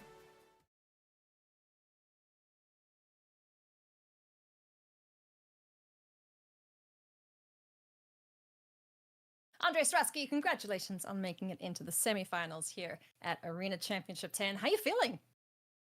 Well, that last game was crazy exhausting. So I'm really kind of excited to just play the mirror where it's gonna be really fast. I'm on the play, so obviously a huge advantage. If I get some good hands and some turn 1 kills, that would be awesome. Yeah. Now, speaking of your next matchup, it is against your teammates. You're playing the same deck. What was your team's preparation with the understanding you could possibly face each other in the tournament? Yeah, well, I honestly didn't play very many mirrors. I think it's more like a luck-based matchup. I think the die roll obviously is incredibly important. If you go first, you just do your thing turn 1. Your opponent doesn't really interact. That's one of the reasons why we have the 2 surgical extraction in our sideboard. It's like one of the only cards that can interact on turn 1 in this matchup. If you're on the draw. So yeah, I mean I'm going first. So it's a pretty big advantage, but I was really impressed with Alex while testing. I've never met him before, and every time he said something, I was like, okay, this is really smart. So it definitely won't be easy, but yeah, I'm excited. World's on the line, so I'm really happy to go to either me or my teammate. Absolutely, that's a bittersweet victory or defeat, whichever way it goes. But Strosky, Andre, best of luck. Can't wait to see which of you or your teammate pull it off, and yeah, should be a fun one. Plenty of necro dominancing happening, I'm sure. Good. Yeah, for sure. All right, thank you. Plenty of necro dominancing indeed. Here's Andre Strosky's list. Looks very similar to Alex Friedrichsen's here, teammates, testing partners. Tell me, Paul, if Andre's on the play, that's where he wants to be. Obviously, that's where this deck shines. What else can he do to get an upper hand against the opponent in this matchup, in this mirror? Yeah, well, I mean, both players are, of course, fantastic players. Alex Friedrichsen already playing in the most recent World Championship. So I think if you want to, there's not going to be a significant skill edge here. It's really just going to come down to, we mentioned many times before, die roll, who goes first. And, with Strosky, he has the advantage because he's going first. Not only can he look for hands that involve having Dark Ritual plus Necropotence, he can also just look for a hand with maybe just Disruption, right? If you have an okay hand, but you have a Grief in your opener, perhaps you can keep more hands. So I think Andre does have a pretty solid advantage, but of course, you can mulligan to Oblivion and still not find what you need, so it can really go either way. Yeah, we should have tracked the number of mulligans this weekend to find out exactly how many millions it was. All right, here we go. We're going to send somebody to the finals and to next year's World Championship. Let's find out who it is. Tan and Grace, take it away with our first semifinal. Hey everybody, welcome back to Arena Championship 10. We're going to have our first semifinal here, Alex versus Andre. Paul, the winner of this match, more than money on the line. It's a world championship berth here. So this is the match that's probably the most important for all the players here, right? Yeah, of course. I mean, it's always nice to have the title of course, the Arena Championship champion. But I think, you know, for most competitive players, I mean, if you've seen even interviews from yesterday, it's the qualifications that really matter the most to them. That's why you play competitively. So step one was making it into day 2 to qualify for the Pro Tour in Richmond. But now we are just one step away, one win away from locking in a berth into the World Championship in 2026. Yep, we're one step away from sending one of these players into that. So let's go ahead and head on down the feature match area, see how this mirror match and teammate match works out. All right, what does Strasky have? Oh, he's got literally everything, and this is what you're dreaming of when you are looking to play for a slot at the World Championship. Friedrichsen down to 5, and Strasky has turn 1 Grief, Dark Ritual, Necropotence. Yeah, you definitely said it there. A 7-card hand versus a 5-card hand here. Going to be one of the biggest telling cards of who's going to be ahead here. And when you see this kind of hand revealed, is there anything that you're actually looking to take here? Yeah, I mean, this is actually just insane because Andre actually has double Grief. He can go Grief twice with Ritual into Necro. So I imagine you might want to take the Reanimate here because there is the ability to play Reanimate on a Grief, right? So that's certainly something that you can consider here. But yeah, I mean, Andre's certainly going to run out the Necro here. Curious to see if he goes for the second Grief here because he is going to be looking to kind of refill his hand. Oh, actually choosing to wait, being a little bit patient here with those Griefs. Yeah, let's see how many, let's see how greedy he's going to be with the Necropotence. How far do you think you're going to go on your first one here in the mirror match? Yeah, I mean, we've seen a wide range. We've seen players draw up to 8 cards, drop to 10 cards here. You know, Andre has a lot that he actually needs to find here. He needs mana and one of his combinations here. In addition, he's going to need to try to find a way to fight through Alex Friedrichsen's Reanimate, because I believe Alex Friedrichsen can cast Reanimate on the Grief in Strasky's graveyard. Yeah, just a casual 12. Yeah, Paul. That should be enough. Maybe try to find a little bit of redundancy here as well. Let's say we're still in the first main phase here too. Oh, excuse me. Okay, so still just doing it. Sure. Okay. Just a casual keep 7. I have no cards left at the end of my turn. There you go. Hey, this is something that I thought Andre was going to do anyways. So he just kind of wanted to draw the cards here first, I guess. Yeah, just wanted to get through all the clicking first. Sure. Yeah. All right. So there is a Reanimate for a Grief. And there's a Sorin and a Saint Alenda. So does have one of the combo pieces here. And man, look at all those cards. Yeah, I picked up a copy of Grief, Reanimate, Entomb, Chrome Mox, a whole bunch of stuff. That Sorin and that Saint Alenda, though, definitely stick out like you were saying. Yeah, and I mean, if you're looking at possible top decks here from Alex, it's like, what are you even looking for here? Perhaps a Reanimate just to try to see if you can get a Grief into play just to make it so that Andre maybe only has a 2-card combo in hand and you can maybe break that up and force Andre to draw a few more cards.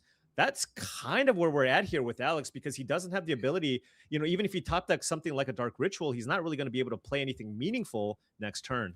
Paul, it's turn 1, and you're already talking about what does he need to top deck to get out of this? Like, well, this is, you know, we are wild. playing a very powerful format. So, yes, here we are. Yeah, I was going to say, I don't know. Rip. Turn 1 Necro, GG. Yeah, I was going to say, like, even if he were to draw the Reanimate, get the Grief into play, is that even good enough at this point? Like, well, look, I'm just trying to find something here for Alex because he kept a fine hand here, but Strasky literally had the perfect hand here for the first game. Yep, Sorin off the top. That is not something to get into play right away, but we are going to go ahead and develop this Chromox. It looks like getting one of the Sorins beneath that. Have 2 sources of mana, but nothing to really do with any of this. Yeah, but Strasky has what? Dark Ritual, Sorin, get Saint Alenda in play, and also has a Grief to get that Sorin out of the hand. So this is just everything, and I believe that we are going to be quickly moving to a second game here. Yeah, I was going to say that, you know, I always tell people get comfortable, get ready to watch these semifinals. I don't even know if you have time to get fully comfortable. We got an Entomb here. It looks like we're going to have a Reanimate happen. Oh, sure. I mean, you can do this as well because you do have access to the Grief. Looks like we're going to Reanimate the Citraxa. Sure. This is going to find another Dark Elenda, Ritual too. Dark Ritual, that's the big thing, because then you can also go Dark Ritual, Sorin, Elenda, and that's just game. Yeah, it's just way too much, I think. Yeah, I mean, that's the thing too, right? You can Saint Elenda and then pick the disenchant effect and kill that Chrome Mox on Alex's side as well. Oh, even deny mana from Alex. Yeah, just, absolutely. All he'll have is a singular concealed courtyard. Yikes. Yeah, this is you're really seeing the power of the deck here. Especially, you know, we talked about this earlier, when Andre keeps a 7, that's got to just be the scary, like, you know, right? Like, you're like, yeah, I'm probably dead. You're like, oh, you're 100% dead here. He knows about Saint Elenda. All right. I've seen enough. Everybody's seen enough.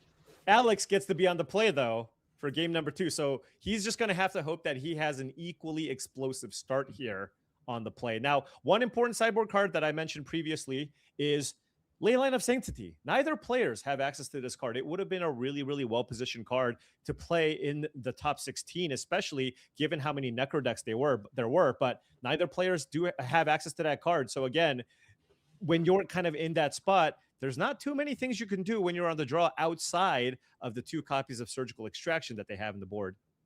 Yeah, I was going to say that, you know, we got the exact same sideboards from them here. You know, what are they going to do? And does it change depending on if you're on the play and the draw in this matchup?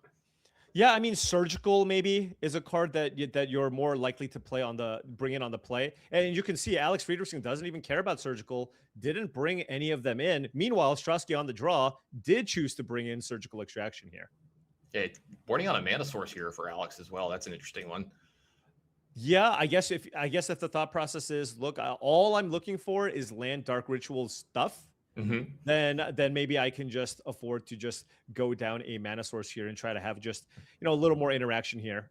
Yeah, both sides bringing in Iona too. This could be really cute if this comes up. All right, let's head back down to the feature match area, see if this game 2 is a little bit, maybe a little bit slower than game 1. Maybe we can have some play back and forth. Yeah, that's a mulligan from Friedrichsen for sure. Both sides, no ritual here. That's another mulligan here for Alex. Yeah, we're on 6 at the least, or sorry, the most for both of these guys.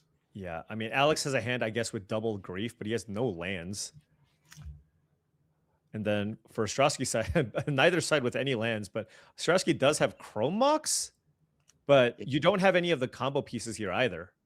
At least gives him something to think about, though, right? You know, he's at least got mana sources and powerful spells. He's got a Surgical and a Grief as interactive effects, right? And he does have Sorin Saint Elenda, excuse me. So he does have that as an option here as well. So Andre thinking, if I draw a land, is there a world where this can be good enough?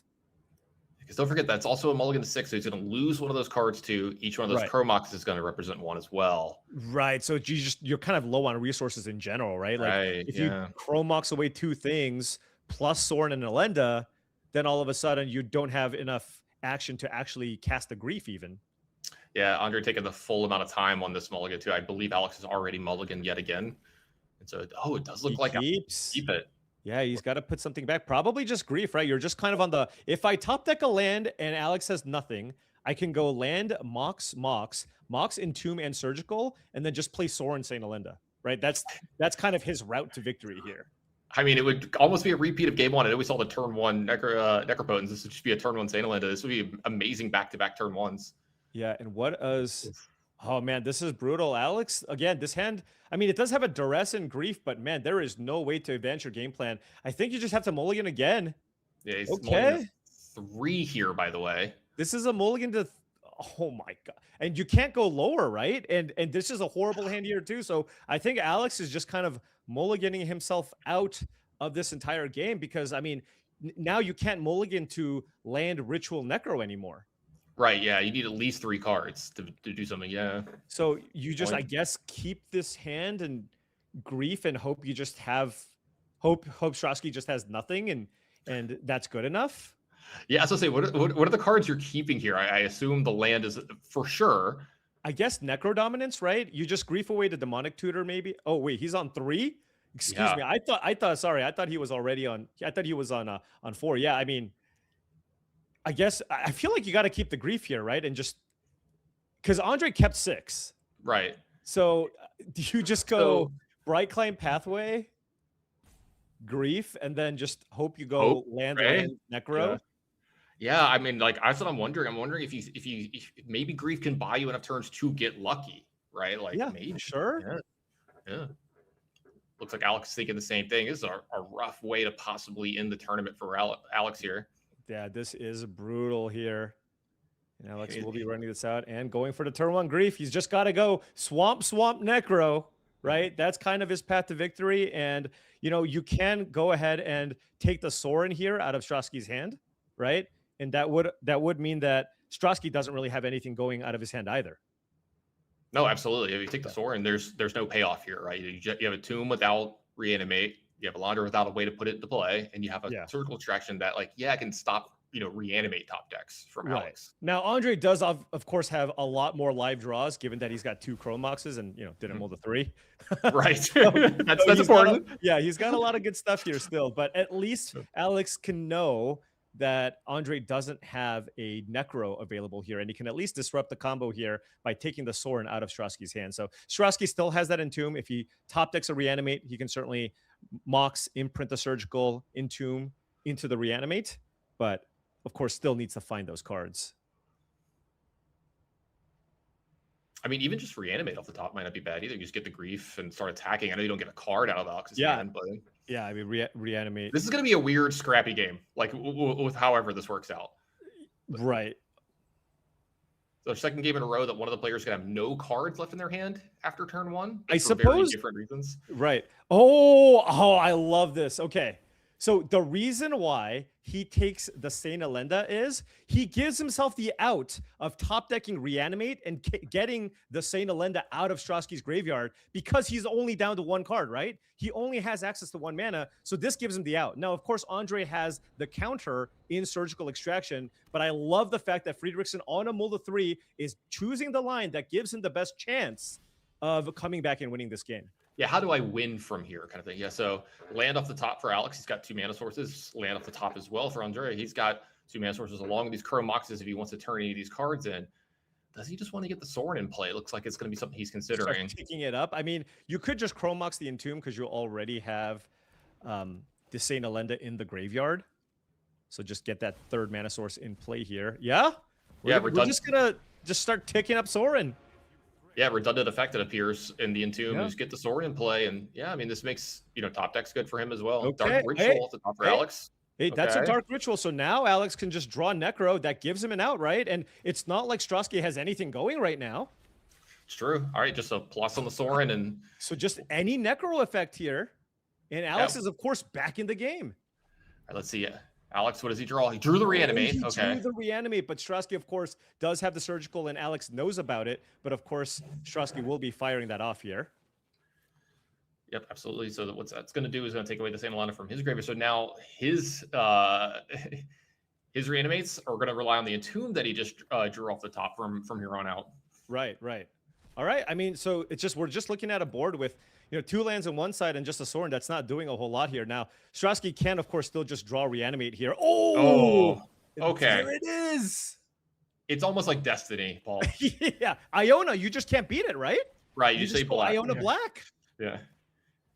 And this might be a really quick one for Andres getting his World's Invite here. It looks like we're going to have a concession from Alex. A thumbs up to the camera. I'm sure he's very happy for his teammate, but that is a victory for Andrei Strasky, and he is going to be punching his ticket for the World Championships.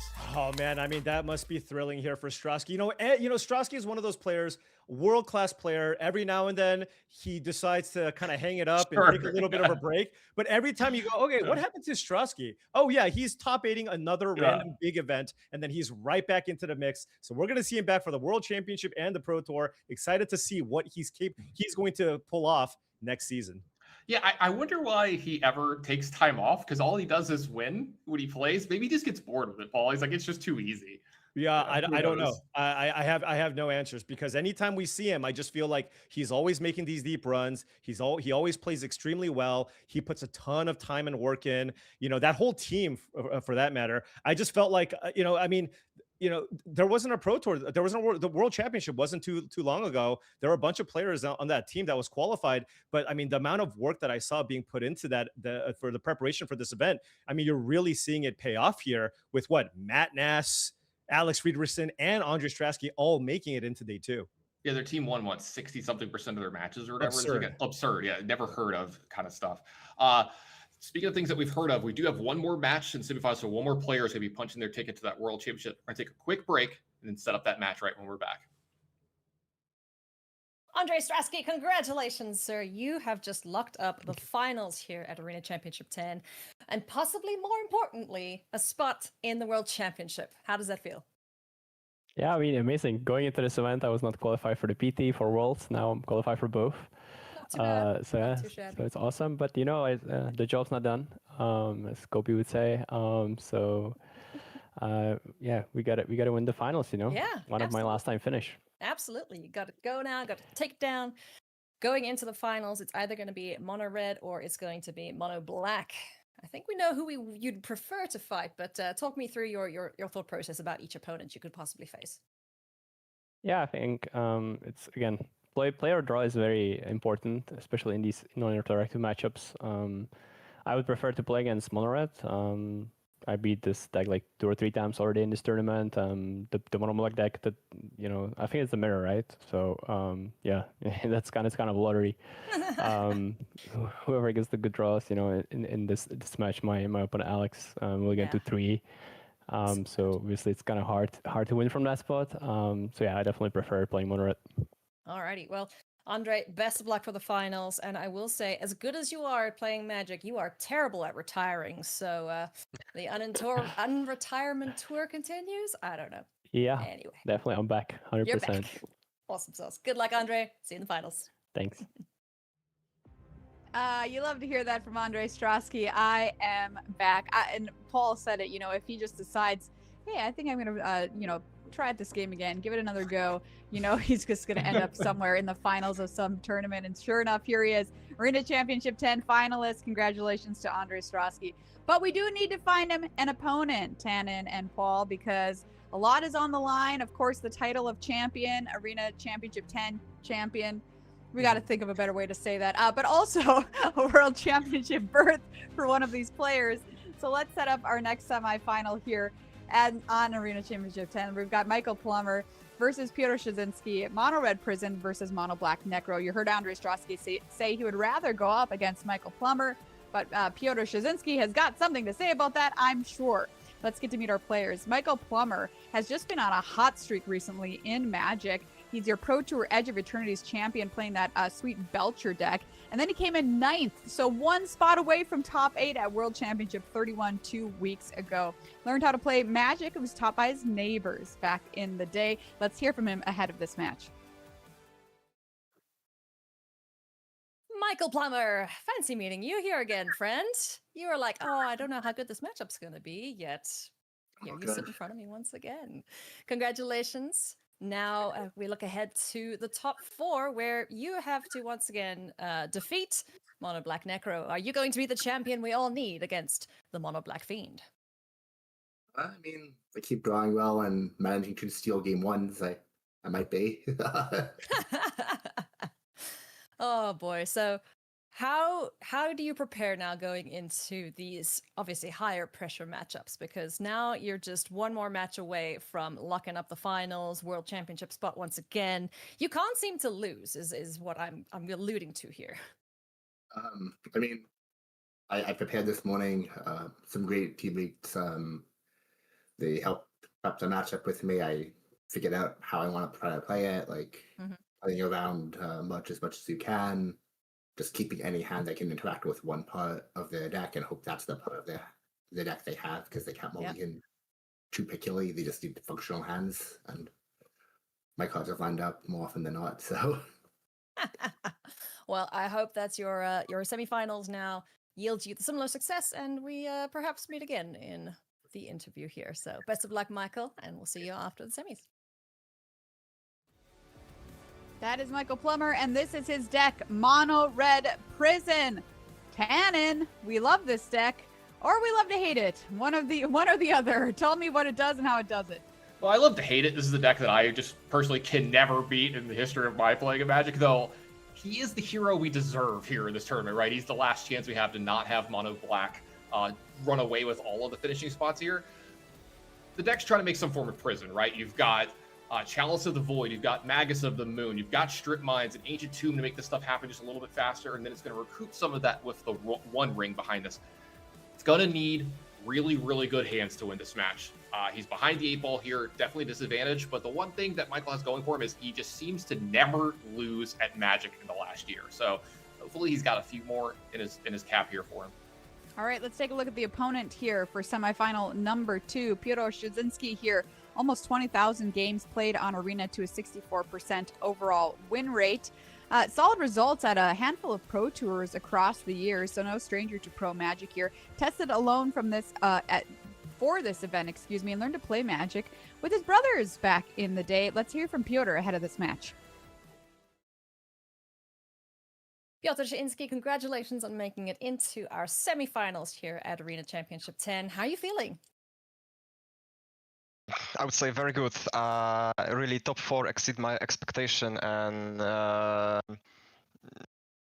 taking part in this tournament, I didn't think that I would make that high in the ladder. Well, you are now 1 match away from making it to the finals, which locks you in for the World Championship. You're either going to be facing Mono Red Prison or Mono Black Necro. Which one would you prefer to face? Probably I would prefer to face Mono Red Prison. I already beat 2, probably 3, 3 of them in the day 1. Of course, problematic in this deck.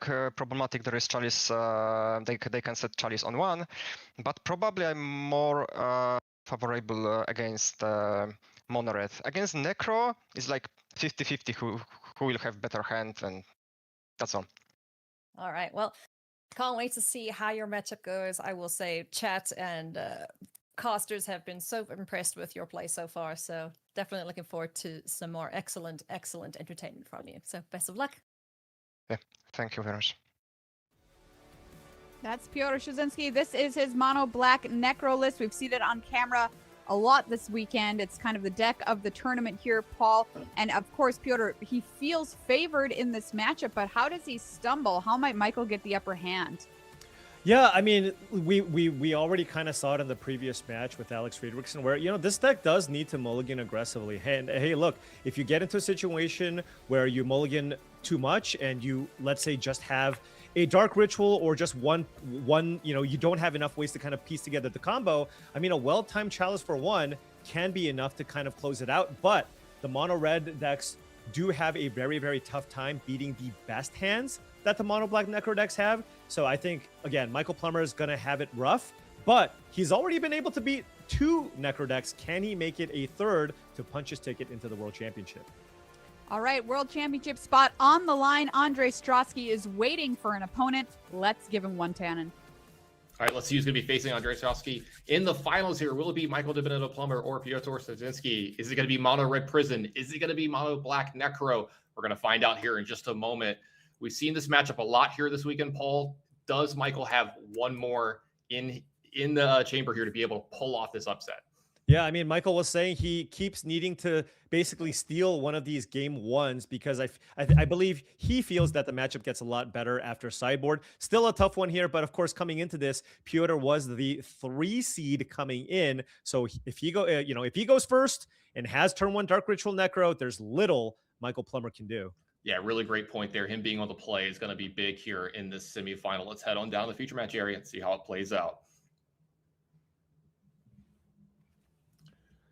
Okay. Looks like we got our mulligans.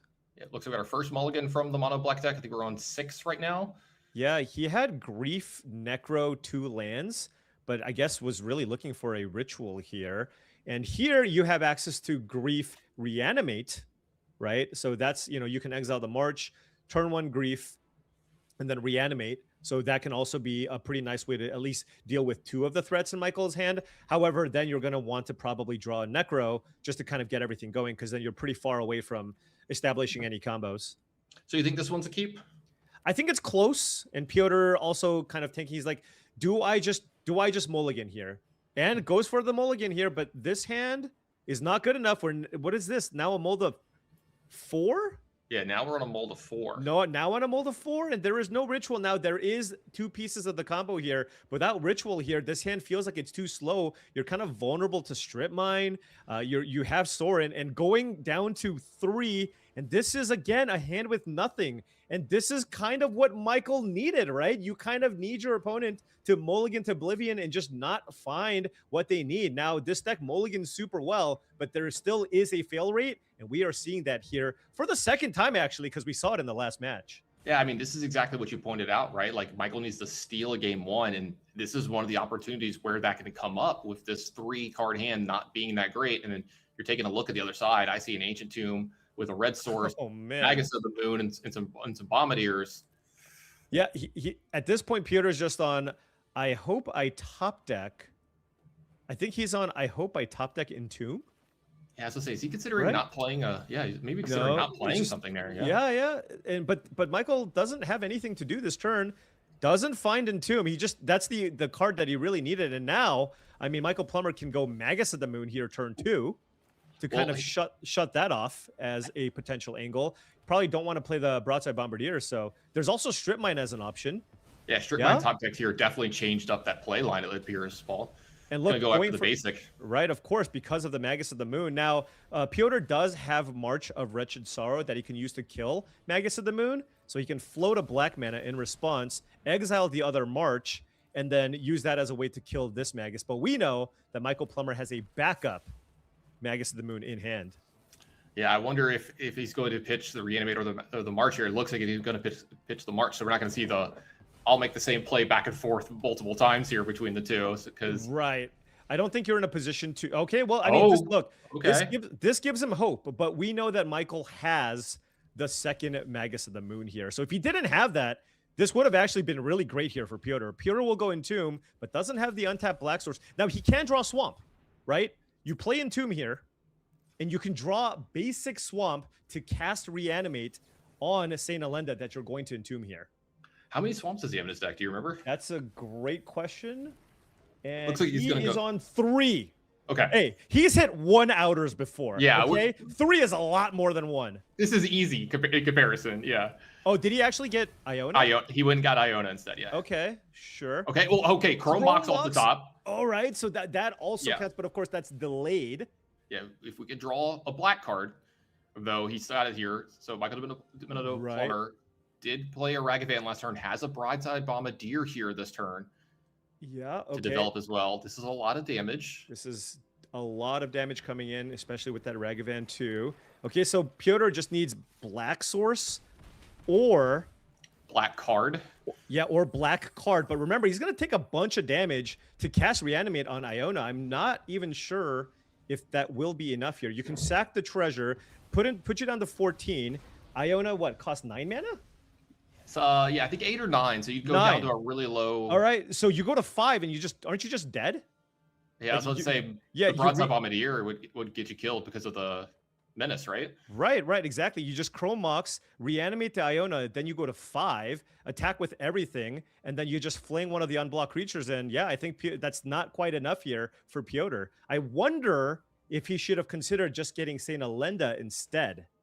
Yeah, that is actually a really good point. I mean, even the One Ring in Michael's hand is good enough to just get the game over with after the reanimate. And look, I think he's saying the same thing. Reanimate's not gonna Michael's like, what the hell? Yeah, nice little shrug. He's like, okay, I guess I win. And all right, he said it in the interview. He's got to steal one of these game ones, Paul. Hey, check mark on that.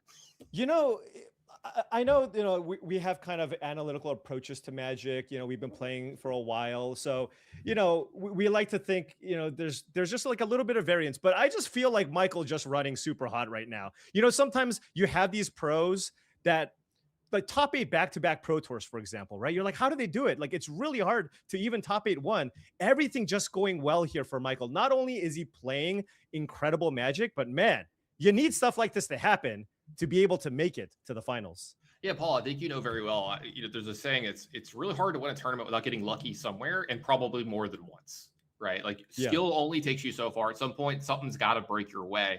And it just seems like a lot of stuff is breaking Michael Domenico's Plummer's way. And not to take anything away from him either. That's not us saying that he's not a good player. He's actually a great player too. Right. And look at Michael boarding in 10 cards. All right. Hey, he said the matchup might not be great, so might as well bring in a bunch of stuff, right? We see these fleets do some decent work, right? Yeah, and actually bringing in Bone Crusher Giant. Now, remember, had the previous mono red player kept in the Bone Crusher Giant, Strasky, remember, Strasky couldn't have done anything. He could have just waited till he found the Crusher and won the game that way. Yeah, absolutely. So maybe that situation will come up again, and this time Maybe he they'll get saw. punished. He's like, ooh, okay. I Took saw a what note. happened there. I'm gonna keep one burn spell in my deck just in case. Yeah, he's gonna wrote down, play Bone Crusher so I can shock my opponent. Yeah, Right. exactly. Shock for the win. So let's hope for Michael De Benedetto's sake, he can shock the entire tournament and make it to the finals here. But let's see these opening hands. And we've got some no-landers. Yeah. Well, yeah, but this is a turn 1 Necro Dominance, right? So I imagine you're going to probably keep this hand. Yep, that's a keep on a 7, and you can see Michael's reaction. Not happy about seeing that. Yeah, in this hand, what has a Chrome Mox and a Pinnacle Monk, you do have the ability to play a turn 1 unlicensed Hearse, right? And you do have, if you can draw something like an Ancient Tomb, that would be great. But yeah, again, Michael's just going, I hope you don't have it. Yeah, you probably have it. Yeah, you can see he's kind of nod his head like, yeah, I expected this. When they snap keep a 7 like this in these matchups, what do you do? Like, there's not even a hand you can mulligan to, right? Yeah, you just kind of hope they fizzle and plan for game number 3. Where you're on the play, maybe have a little bit better of a shot. Okay, yeah, I can see that. Right. All right. So yeah, Entombs become dead cards here once Necro Dominance is on the battlefield here. So I can imagine some number of those going to the graveyard here. No real way to cheat Iona into play from hand. So we might see that one also get exiled here. Yeah, I don't think we're going to see the big white creature get cast in this game like we've seen earlier. Yeah, well, you never know. You never know. Okay. I'm not ruling anything out. Yeah, the way this tournament's been going, I wouldn't rule anything out. Yeah. But Piotr certainly just on the lookout here for basically a mana source plus Saint Alenda, given that he does have that Sorin in hand. Yep, absolutely. So it looks like a Tomb, Double March, and a Sorin left over, but we still get that end step, but we still have this Necro to draw a bunch of cards. Yeah, and Michael also just needs to find a land here, right? Just to get anything going. There is that Broadside Bombardiers or Fable that he wants, but only 2 mana in play. Yeah, definitely has to find a mana source of some kind here. I feel like you need to be kind of aggressive here, right? Don't you? Like, you really need to find. Okay, just doing 3. I mean, not finding anything here. I suppose this keeps you open to casting March, which would then allow you to draw a bunch of cards. So Piotr taking a more measured approach that we've seen previously. If you're in Michael's spot and you see the game playing out this way, are you gonna like try to play around March if you can? Yeah, especially when you see Piotr not drawing that many cards, right? You have to think, oh, well, does he just have a removal spell here? Is he just trying to kill a creature that I play? And if that's the case, should I do something? But now it's Michael's turn to not actually be able to get anything going here. Literally has 3 3-drops and 2 4-drops and no mana to cast. Yeah, no land, a big problem for Michael De Benedetto Plumber here. But we're back over to Piotr's turn. He's going to do nothing as well, but maybe draw a few more cards off Necro. Yeah, this is getting kind of dicey. Piotr really wants Michael to actually play Fable of the Mirror Breaker here. Yeah, he's like actually rooting for Michael to draw the land here. Look, just only drawing 1 card? Yeah, I think Piotr's it looks like he's just trying to be a little careful, right? Just make sure. Yeah. Okay, that was a flute drawn by Michael. That was a flute drawn. So now you can play the flute here and name Sorin, and that makes it really difficult for Piotr to actually win from that axis as well, especially with unlicensed Hearse in play. Looks like going to draw just 1 card again. Yeah. So we're down to paying for our draw step now. Well, Necro Dominance doesn't require you to pay, I don't believe. I think this is probably going to name Sorin, would be my guess. Yeah. No, it just meant he's just drawing 1 card a turn. Sorry, I was just making a reference to that. Oh, sure. I see. Okay, so yeah. So he named Sorin. So now, I mean, how does Piotr win? It's going to take some time. Are we getting to the point where, I mean, he can't even gain the life here? And will Michael play it a little bit more? I mean, well, he can't actually play anything here, but just curious to see how patient Michael is with the threats that he deploys here. Yeah, I was going to say, maybe drawing 1 card a turn from your turn, he could maybe find a Grief, cast that, and then maybe march his own Grief. I'm not even sure. Yeah, I guess so. But right now, I mean, you can't even Sorin into Saint Alenda because of that Disruptor Flute. So Piotr now just going, I guess I'm just going to keep playing lands here. Yeah, I was going to say, do you have to just play it and then hope next turn you can activate it? Is that a play line that you can make here? I mean, there's just no way to get Flute off the battlefield, right? Yeah. The Flute is just, it makes things more expensive and is a pithing needle effect. So it's just really, really tough. Oh, drawing 0 cards? Okay. I mean, this is going to give Michael Plummer plenty of time here. So again, if you're Michael Plummer, do you just not play a creature? Yeah, right? That's the question I was going to ask you. I was Yeah. like, what does Michael do You here just with his wait. hand? I mean, he's not doing anything, so you can keep waiting. Yeah. I love this from Michael Plummer. He's like, look, if you're not going to draw cards off Necro and pass, I just don't have to play any creatures, right?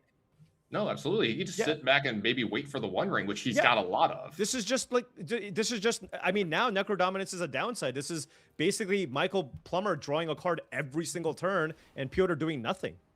He has to draw something here. Yeah, I was going to say, you draw 1 here. Okay, well, he drew a Grief finally.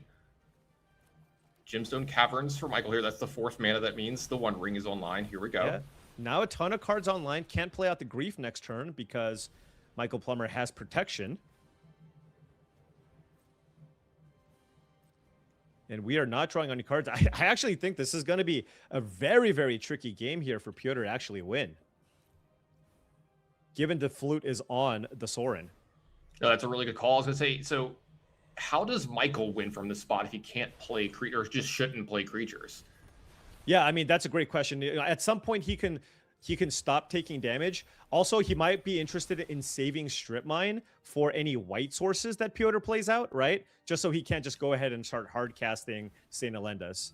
That's actually a really good point. We don't want to see that again, right? We've already seen the giant creatures have to be cast from play, but it's a lot harder for Pyotr to cast this here. He's only got, I think, 4 sources of white for lands, and then the Chrome Moxes. Yeah. I mean, just taking a look here, it's like, how can he actually get damage through is the question. Yeah, I mean, both of these guys are in really weird holding patterns, right? Right. Yeah. Well, remember what we said before? There is a stomp. Mm-hmm. So if Pyotr goes down to 2, Michael could just wait till he finds a stomp and get it over with. And of course, he can legend rule his own One Ring, so he won't just straight up die to his One Rings. Yeah, that's a really good point. Having the second copy of One Ring here definitely protects him from the burden being too much. Right. Now we're going to see a Grief from Pyotr. Okay. Disruptor Flute. Let's see if it gets named this time. You could name March to make that more expensive. Kind of slow things down on that axis if you think that's Yeah. There you go. Look at that. It's like Michael just sees Pyotr's hand, or you know what I mean?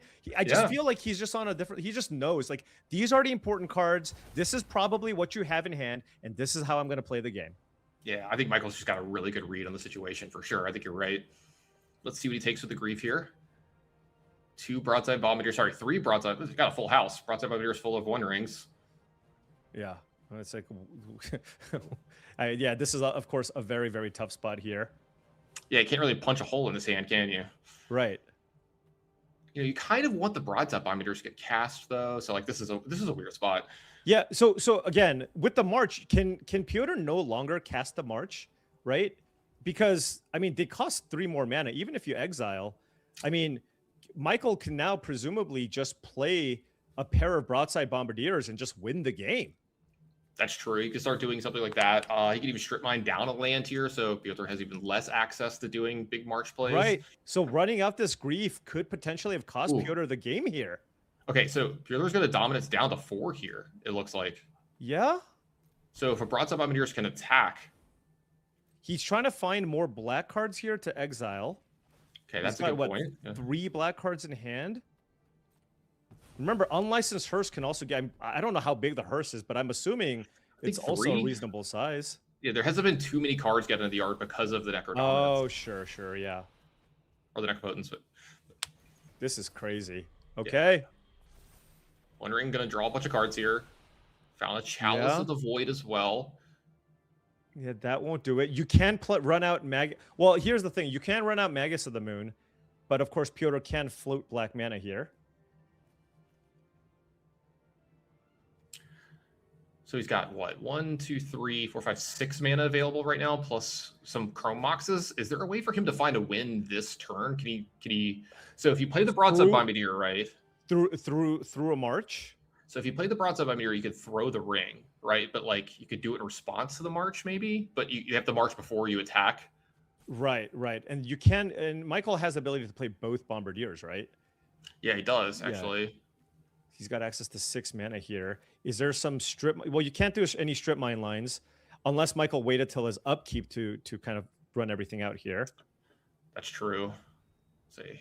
Someone's gonna figure it out. It's gonna be Michael, though, so hopefully he figure it out. But Michael recognizes this is probably one of the most important turns here. This is we're playing for World Championship here. This is huge. That was a really great call on Disruptor Flute. He had the read. All right, 4th Chromox into play, full set. Well, with One Ring, you have so many cards, right? Yeah, I know, right? Fable the Mirror Breaker looks like it's going to get imprinted here, so... All right, Michael does need to make some game actions here, and he's going for it here. Double Broadside Bombardiers. You can fling, of course, that One Ring here to deal 6 damage. All right, so the second one here. And this is, by the way, just a lethal attack by itself. So it kind of forces Piotr to be the one that has to attack, that has to cast the March before it blocks. But if you cast the March, you still get to attack with one of the Broadside Bombardiers, and then you can fling the One Ring for what? That's 8 damage? Yeah, I was going to say, is this actually just lethal with the Flute slowing down March? So let's see, you can cast a March for basically 4, right? So that would put you up to 8. That would put you up to 8, then... But so that's just lethal, right? I think so, right? Like, yeah. If you tap out and exile all 3 black cards, which he has to, I think. Yeah, then that's a March for 4. Then you hit them with the Bombardiers and you fling the ring, and that's exactly 8 damage, Tannen. Yeah, it looks like we're might possibly have Michael make it into the finals here.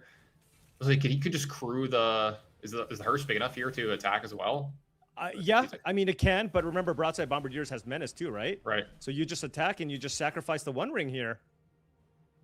Yeah, so the ring will bring you down to 4. Bombardiers will bring you down to 2. Wow. Michael Plummer, the Necro Slayer here, finding the line here through a turn 1 Necro dominance on the play.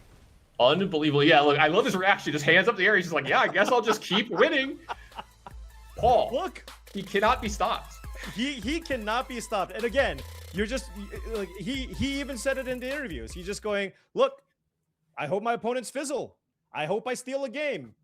It both happened. Right? Yeah, I know, right? He stole game 1 and his opponent fizzled in game number 2, and he was able to get it done. So once again, we will be seeing Michael Plummer in World Championship 32. It's one of those things where I have a feeling we were going to see him there anyway with the way that he's playing and the way the year was probably going to play out. But it's nice to just get it out the way. Go ahead, stamp your ticket to the World Championships. He's going to be there. He's signed up. He's ready to go. And now he's got one more match in front of him, playing for quite a bit of money, a little bit of extra cash, and the title of the champion of the Arena Championship. Yeah, I mean, what an incredible tournament this has just been. I mean, we've seen some just absolutely insane matches. Because I mean, if you think about it, these are just kind of like 2 players of destiny. Michael Plummer basically being a player who never loses, and then Piotr just finding just the most unlikely wins multiple times over in tons of different matchups. So I mean, it's just basically kind of 2 unstoppable forces going at it, and then Michael Plummer finally coming out on top. But yeah, I mean, what an incredible event it's been so far, and once again, congrats to Mike Plummer. Yeah, absolutely. We've seen some amazing wins over this weekend with plays we didn't see were possible. We've seen 1 hours off the top in spots where they had to happen or the match was over. Yeah, just unbelievable stuff. So that's actually going to be the end of the day for yourself and I. And the final's going to be coming up with the other casting pair right after this. But for Paul and me, thanks everybody watching. It's been a blast to bring you this tournament. One of my favorite formats I've been able to cast in a long time, and one of the most fun to cast in a long time. Paul, do you have any parting remarks for this? You know what? It's been an incredible ride. I'm really curious to see. I actually like both of the players in the final. So I'm really curious to see kind of what happens. You know, I think both players, honestly, probably just are happy that they got that World Championship slot. But, you know, coming into this, I wasn't really sure what to expect. And this format exceeded my wildest expectations in terms of just the craziest things that we've seen happen, which I just haven't seen in other formats. And yeah, it's just been a total treat to be kind of a part of this experience. Well, hopefully this tournament has one more crazy thing up its sleeve. Right after this small break, we're going to have the finals. We're going to crown a champion. Don't go anywhere. Michael Plummer, are you in a hurry to get somewhere by any chance? Because good grief, that was a fast match. Yeah, I try to get my roommate his room back. He's generous enough to lend me his computer. Well, that's very, very kind of you. But I will say, if there was ever any doubt about your world's qualification, there is not any now. What, you're double queued? Possibly triple qualified? I'm triple queued for the next PT, I think. But this... Unbelievable stuff. Now, this matchup is supposed to be one of your worst, is what you've told me, but it hasn't looked like that in the matches that you've played. Tell me a bit about them. Well, I have a plan. I decided just to keep any hand that looks close to a hand of magic cards and like just assume that whatever my hand is doing, it will line up well. Like 1 in 3 times will be right, and it's been happening more often than not, which is nice. Past that, like Necro Dominance is a lot worse than Necropotence because it like is the Leon of the Void. It's really hard for the deck to actually do anything if you like disrupt a Flute or Sorin when it's in play. Yeah. So like in game 2, I was just like, yeah, Flute Sorin, like I'm going to draw cards eventually, and I have to set up like a hand with multiple Pyrokinesises to play around much, or like flute the March of Retrosar, which happened in that game, and you eventually win. You don't need to do anything for a really long time. Well, you are facing off against another Necro deck as you go into the finals here now. Any thoughts coming up into this matchup, or just same old?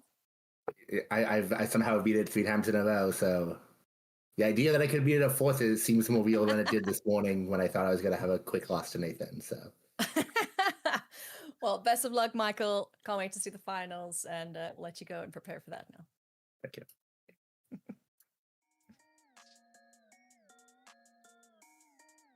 If I had to describe Timeless in a word, say fast. I think I'm used to, I usually mostly just play standard and limited, and this was very, very different. I don't even play much Legacy, so this format is just blazing fast. Like sometimes you look at your opening hand, you're like, okay, I think this game is probably over.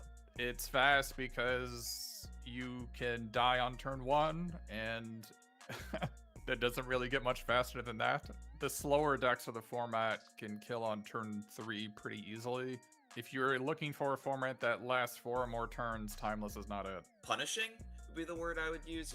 If you stumble on mana, you can get strip mined out of the game. If you don't have the right piece of interaction in the first turn or two, like a deck like Reanimator or Necro can like push you right out of the game. So you don't have a lot of time to set up. So a lot of the gameplay is kind of centered in the first few turns, and it's really punishing if your hand can't keep up.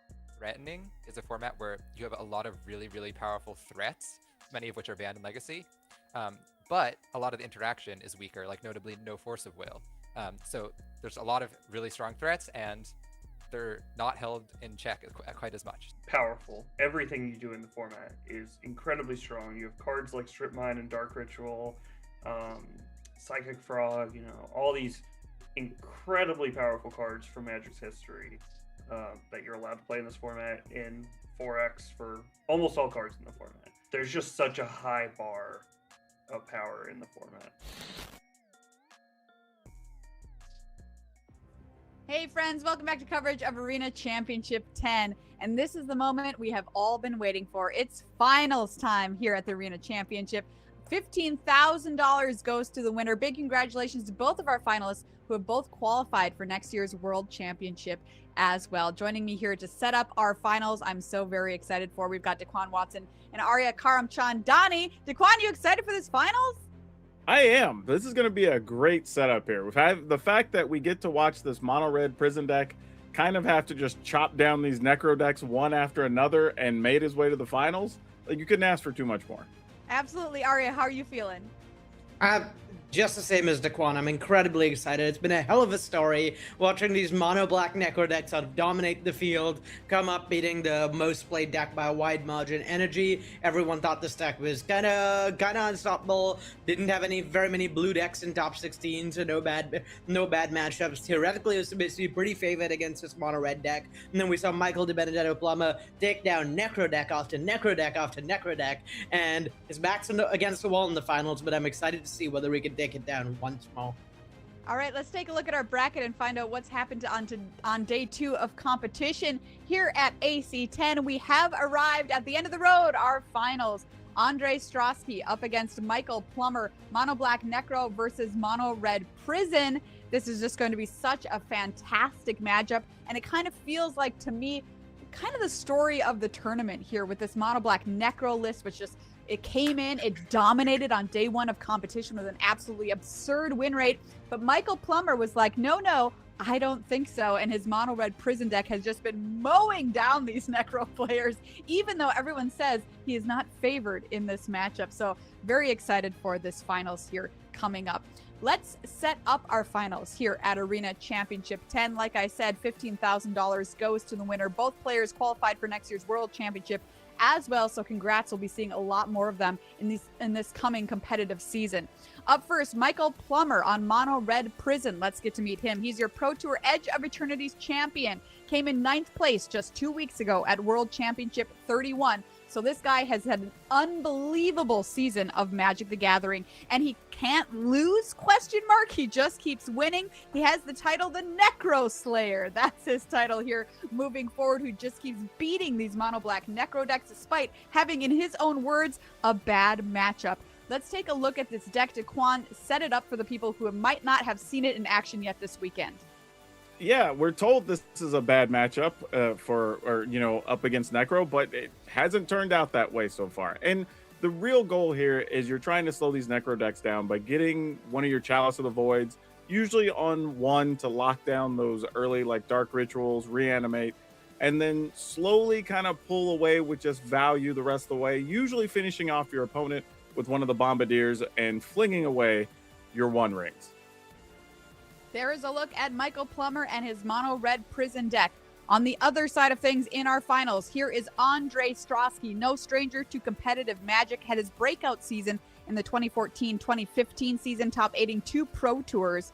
And then he had back-to-back excellent finishes at 2 World Championships in 2015 and 2016, after which he subsequently retired. Well, guess what? The story of Andre Strosky is do not count him out. He is back, baby. With almost 22,000 games played on Arena, brought this mono black Necro deck here at this tournament. The team tested and thought, hey, this is broken. We think we have found it. Arya, what does this deck do and how does it do it best? So this deck is really just a set of A+B combos, sort of all squished into one deck list, and they work really well together. You've got the whole Dark Ritual, Necropotence, Necrodominance. It lets you draw a ton of cards on turn 1. You have Entomb Reanimate for Atraxa, and you have Sorin plus Saint Olander is like the last final combo that ends up actually winning the game for this deck. It's really powerful.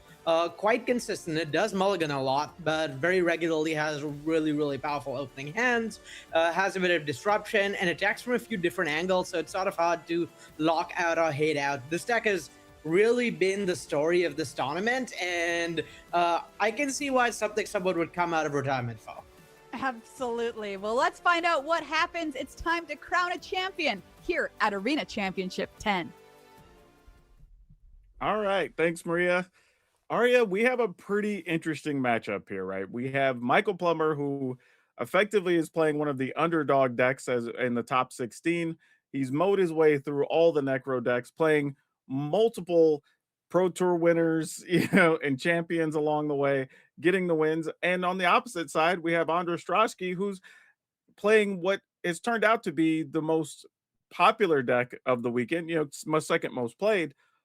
But honestly, he's kind of just been the guy that's like, I'll show up, play some Magic, and we'll see what happens. And lo and behold, he's winning Magic again. So this is just an interesting situation here with these two players. And we'll see if Michael's luck doesn't run out here in the finals, and can he take down yet a 4th Necro deck for the day? Yeah, it's a pretty tough spot for Michael being on the draw here. You really, really want to be on the play in this matchup. It's sort of your significantly ups your odds. There's a lot more hands that can get locked out on the draw than there are on the play, and so stuff like Chalice on 1, Magus of the Moon might just not be enough if you're on the draw for Michael. But there is an inconsistency rate to this mono black Necro deck. Sometimes you mulligan into Oblivion. And there are a lot of really powerful cards from this mono red deck, as well as the ability to sort of out of nowhere pressure your opponent's life total with Broadside Bombardiers. So there's the ability to punish Andre for going really low on life total to Necro. And I think that gives Michael a pretty good fighting shot, even on the draw here, though of course he'd much rather be on the play. Yeah, and credit to both of these players. They are already qualified for the World Championships, but we're still playing for a big $15,000 first prize. So there is a lot at stake still here, even with those World Championship invites already being in their pocket. Yeah, And we are there's seeing a pretty quick mulligan here from Andre as well, but keeping what looks like it's going to be 2 rituals, an entomb, and a necropotent. So going for that turn 1 necro, which is obviously what he wants to be hitting. I hear good things about this Necropotence card. This is about as good as a start as Andre could get, particularly looking at Michael's hand. There's not any graveyard hate to stop Entomb Reanimate, should Michael roll into that. And Magus of the Moon, there's no Chalice to stop that either. Magus of the Moon is the main piece of counterplay we see in Michael's hand, and Magus of the Moon doesn't matter when you have a Chrome Mox on black. So this is kind of ideal for Michael, and goes to show why this deck is so powerful. You can mulligan to Oblivion, and as long as you have a turn 1 Necro, it doesn't really matter because you get to draw infinite cards anyway.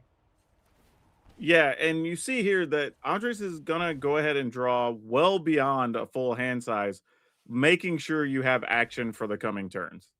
Yeah, and this is pretty different from how many of his teammates have approached the deck, but we've seen Andre go for it time and time again, being a little more aggressive, trying to minimize the fizzle rate. Normally what you'll see is draw to just 1 or 2 above hand size the first turn Necro comes down, and then on the subsequent turns pay down to 1 once you have a march and a target for it.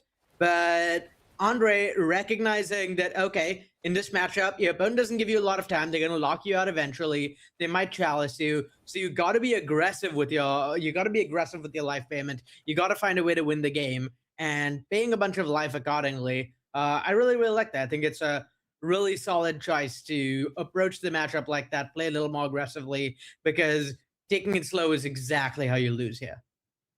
Yeah, and can't really complain. He had found just about everything you want. Got a couple of lands.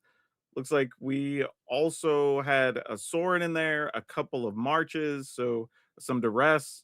So a little bit of everything in those cards, in those 12 cards. Yeah, the only thing that's actually missing is a way to kill his opponent. There's no A plus B combo in there. There is Sorin, but no Saint Alenda. There is Entomb, but no Reanimate, I believe. So lacking a way to actually win the game is pretty tough for Andre. You looked at a lot of cards, and you'd expect to get it in this many draws, but no dice. Yeah, another thing to point out too is, like you're saying, no way to win the game, but also might be a little stuck here if you don't find something else to do because you're not drawing any more cards without paying the life for them. Yeah, and this is where we start to see those interesting positions where the red decks sort of get pushed into spots where they don't even play out creatures. It's going to be interesting to see whether or not Michael chooses to play out a turn 1 Ragavan or not, whether to deploy to start snowballing and applying pressure, or whether you'd rather just make sure that March from Andre does not have any targets. Well, it looks like he's just playing a tap land, so Michael's going to take his time here and just say, all right, until you present something that can actually kill me, I'm just going to take time to set up. I really like that from Michael. Yeah. I really like playing it slow, recognizing that, okay, the main way I lose is to my opponent drawing a bunch of my opponent getting a bunch of life on March. Right now they have a fizzle rate. If my opponent has like Sorin Elenda or like some way to cheat a large creature into play, I'm not beating that anyway. Ragavan's not helping me beat that. But what this does is it increases my opponent's fizzle rate, so I can hope they just end up in a spot where the deck doesn't function. And I think you made a good call earlier that while it might be good most of the time to have a Magus of the Moon, it actually doesn't do much here when your opponent leaves land untap and can use a March, but also has a Chrome Mox on the battlefield. Yeah, the Chrome Mox doing heavy lifting here, was before the swamp, making Magus pretty irrelevant, I think. Particularly given Magus is sometimes good at helping shut off Necropotent specifically, even through something like a Chrome Mox, because you need a lot of black pips for that. But oh my god, that's no Saint Alendas and no Tutas. Yeah, I was gonna say nothing to do. I mean, you don't even have a way to get there's no reanimate. Oh, there is. He has a but there's nothing in the yard currently. Well, he's I guess also at 1 life, so he can't cast reanimate. Yeah, and if you discard, they're getting exiled to the Necropotence. So we have reached the spot where Michael the Benedetto Plumber's line to winning this game is to do nothing. Yeah, basically. Like, If he wait plays until out you. the future, he's in a ton of trouble. There's going to be so much life gained by Andre Strasky. But if he doesn't, Andre can take no more game actions this game. He cannot draw cards, and he cannot.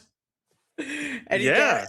Yeah, he's, I think, just out of ways to win here, out of ways to take action. So I believe there's one copy of Unburial Rites in his deck, but I don't think there's any creatures in his graveyard right now. No, the only one he had, he actually ended up having to exile to the Necropotence. So there's nothing there.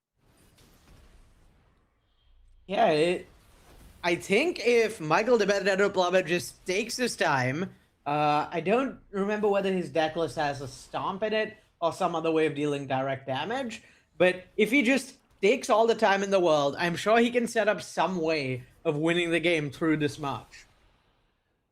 Yeah, I believe he only has the one Bone Crusher Giant in the sideboard, so there's nothing main deck.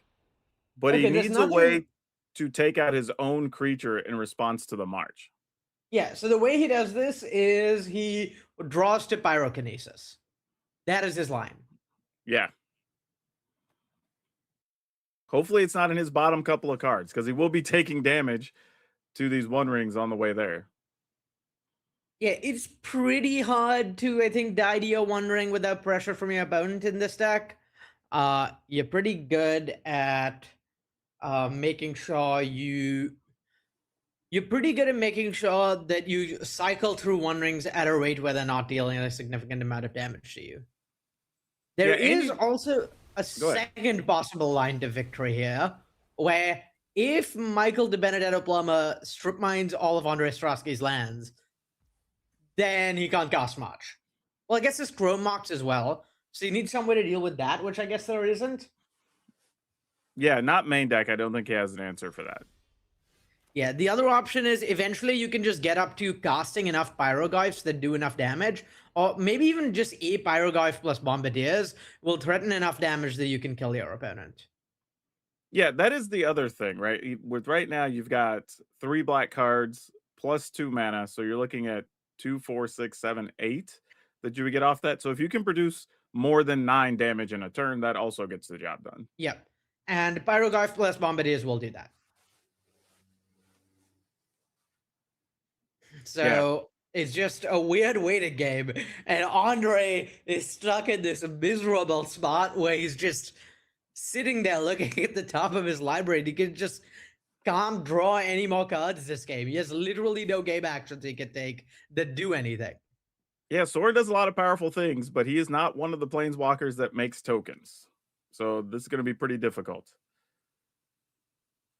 And the tough part for Andres is the only way he gets out of this is really waiting for Michael to effectively make a mistake. Hold on. Can March hit your own planeswalkers? I don't believe so. But that's a good question. Let me check on that. Yeah, So, it looks like March can hit your own planeswalkers. It's not really clear to me that that's a winning line. He gets to draw a few more cards, but the problem is he just can't really afford to go shields down for a turn. Fair. But that yeah, at some point, that's got to be his best bet. Yeah, you're right. There is a point where the game will get too far away where you have to recognize where you're maybe one turn away from losing, and then you just fire off the march anyway. Okay, Michael's going to go for it here. Okay, and this is actually pretty good for him, right? Because yes, he can't deal lethal damage here, but what he can do is attack with the Bombardiers. One of the Bombardiers gets shot for, I believe, 9, bringing Andre to 10, and then the One Ring gets sacrificed, shooting Andre back to 4. Andre cannot draw enough cards to have a march that will let him survive the next turn. Well, he doesn't need a big march. He would only need a march for 2. Well, there's to going to be be able to get- another Bombardiers coming out Oh, next turn, plus that's maybe true. another One Ring. So there's going to be a lot more damage represented next turn. So I don't think he can survive through this next two turn cycles. Well, if one of the cards is the Alendra, we'd be able to put that into play, gain 4. He wouldn't be able to do that because he can only draw cards on end step with Necropets. Oh, that's true. That's true. Yeah, this should be a winning line here for Michael. Yeah, so this will get Andre to 2. There's not a card he can draw, I don't think, that with 1 life that saves him from this. And yeah, that should be game. Yeah, and he had to use every card in his hand to stay alive there. Yeah, you just draw the 1 just because, you know. Oh, it's just a land. That's not going to do it. What a strong first game win there for Michael, especially with that start. We're like, oh, well, you get in there, you get the Necro out early, and sometimes Necro just draws blanks. Yeah, the classic getting stuck behind your own Necropotence. It's not the first time we've seen it happen this tournament. Hopefully, it's something Michael de Benedetto Plum is definitely hoping to replicate with Disruption Flute at some point. And yeah, I mean, those are the beats with this deck. It's really, really powerful, but sometimes you do have a fizzle rate. You can mulligan to 2. You can get locked behind your Necro and not have a way to win, and that was very much what happened here. And credit to Michael also understanding that, okay, my route to victory is just not do anything, right? Like just let you sit there till I can get 6, 7, 8 mana and can do multiple things in a turn that is just too much damage for you to recover from. Yeah, it makes you wonder whether, like, maybe Michael could, whether Andre was supposed to maybe go for like a smaller March on a Sorin. By the time we found the line in the booth, it was certainly way too late. But yeah, it's strange interaction that I have to imagine doesn't come up much. Only way I can possibly see of like digging out of that situation. But yeah, it's really hard to deal with having with being locked behind your own Necro, particularly no extra Entombs or anything to try and find Unburial Rights plus Creature to get back. Tough spot, certainly, Andre. Yeah, that just felt like a sequence of cards that just left Andres with no real outs at all there. And again, credit to Michael, played it perfectly well, set up till he had 3 Bombardiers effectively saying, okay, I'm going to get this done on back-to-back turns.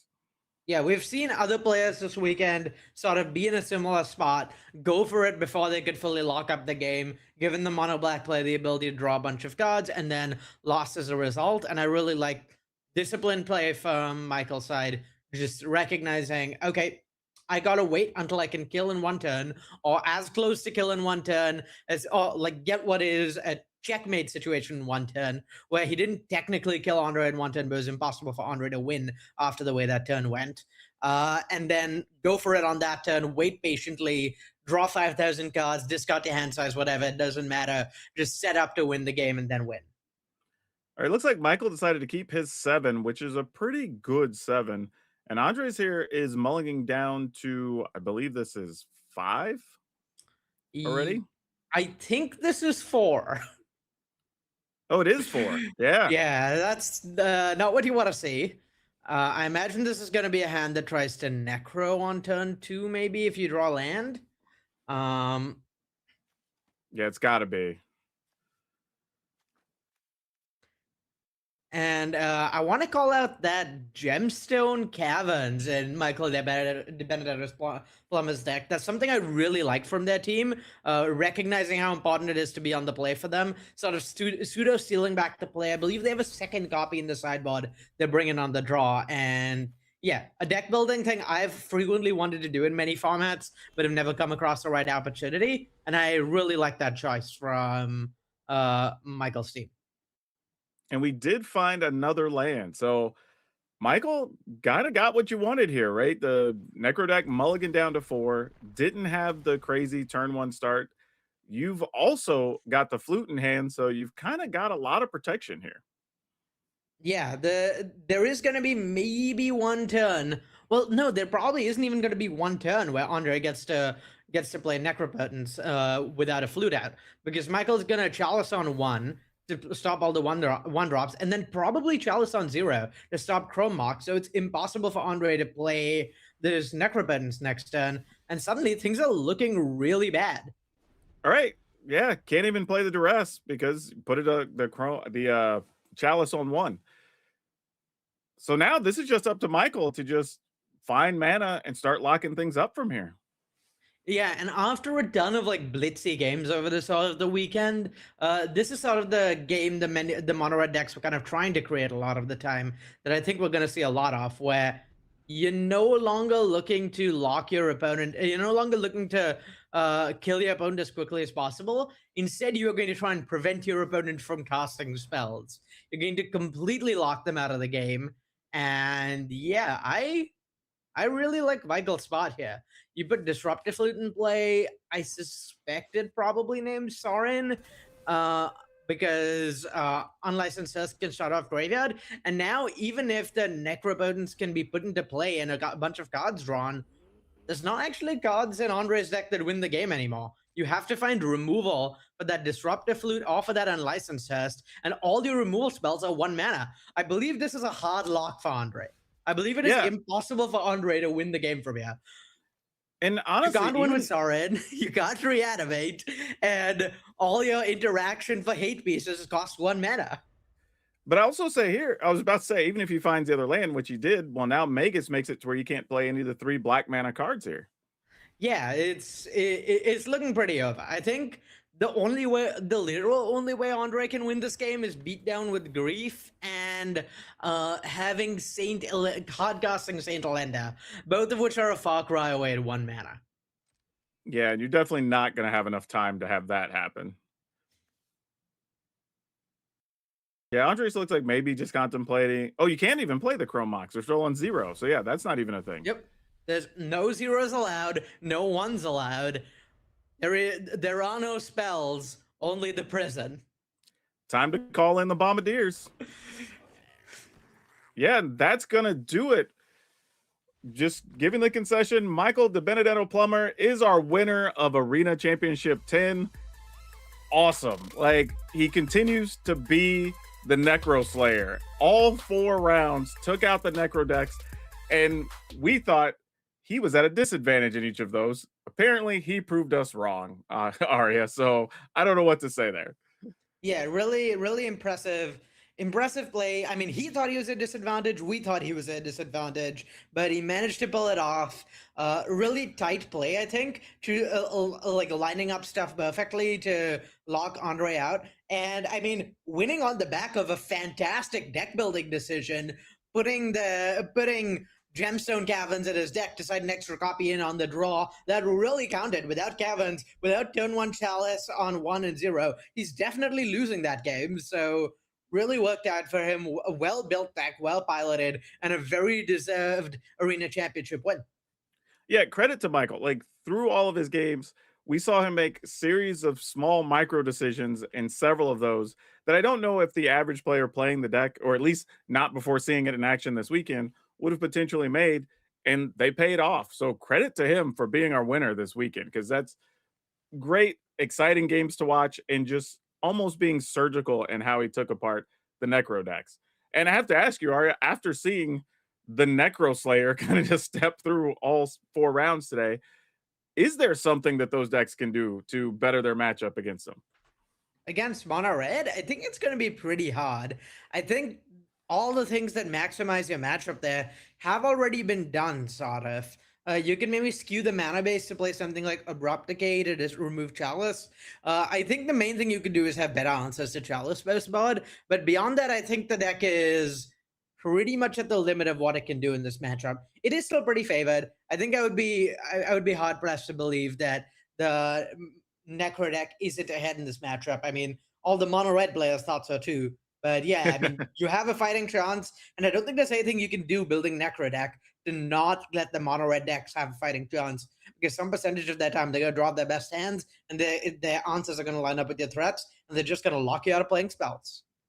I think the other thing I like about today is we got to see while, half the decks were Necro-based decks, we got to see a lot of variety of other stuff in the Golgari decks, the mono red, the Mardu energy decks. Like this says a lot for Timeless that there's still this variety and things we can do, and it's not all ultra powerful Necro value decks. Yeah, there's a lot of different play patterns in Timeless that you don't really get to experience that much in Broader Magic, and I really appreciate that variety. One of my favorite things about the format. We saw some of the blue sneak and show deck, sneak attack decks. I expect we'll see a lot more show and tell decks. I suspect we'll see a lot more of those pop up, as the Necro players pointed out that blue decks with falsification are their main weakness. So I expect to see a healthy churn in Timeless and continue to see a lot of fun and novel play patterns emerging. Well, the finals match was fun. It was cool to see Michael come out on top, but we have an interview here with him to kind of get his words after that win. Michael Plummer, once again, I meet you here in the winner's interview, and this time you are the champion of Arena Championship 10. Congratulations. Thank you. I watched your match, and every single time you pick up the win, it's genuine disbelief. You're like, what? Excuse me? Let's talk about this match. Game 1. You were doing nothing for the longest time. Yeah.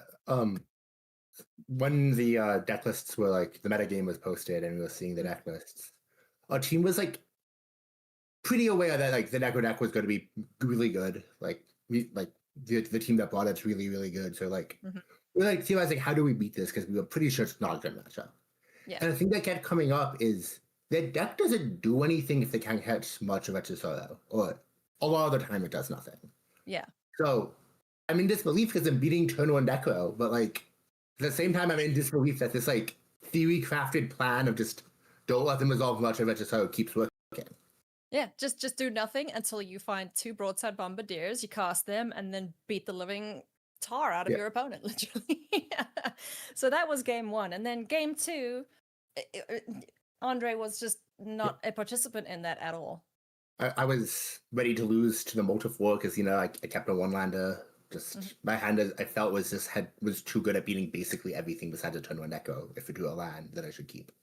Yeah, I mean, because you went Caverns and then Chalice, and then Flute, and then from there on, it's just, he could do honestly nothing. So, Michael, your deck did extremely well here this weekend, even more so than I thought you and your team expected it to do. And, you yourself, again, you've just added another accolade to an already impressive string of successes so far this year. So, congratulations. Thank you. Still in disbelief. This has been a dream year. Just everything's broken my way. So yeah, Michael Plummer, congratulations! You are the winner of Arena Championship 10. Thank you. Congratulations once again to Michael Plummer, the winner of Arena Championship 10. What an utterly fantastic season he has had this year. Welcome back to the booth, Daquan Watson and Arya Karamchandani. An incredible run. We have a Pro Tour champion here. He is the Arena champion. He came in 9th at the World Championship just a couple of weeks ago. Just utterly fantastic. Let's take a look at our bracket here so we can kind of review what's happened here on day 2 of competition and get your final thoughts.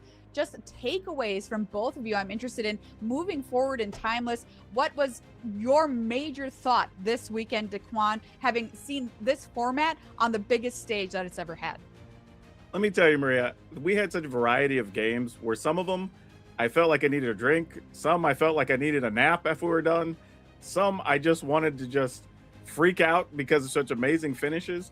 And I think it just showed us that this format does have a fair amount of diversity into it. Even though we didn't see, 20 different decks necessarily this weekend, there's still a lot of room for this format to expand. And we just kind of are at the tip of the iceberg. And it was cool to get to showcase Timeless on this type of stage.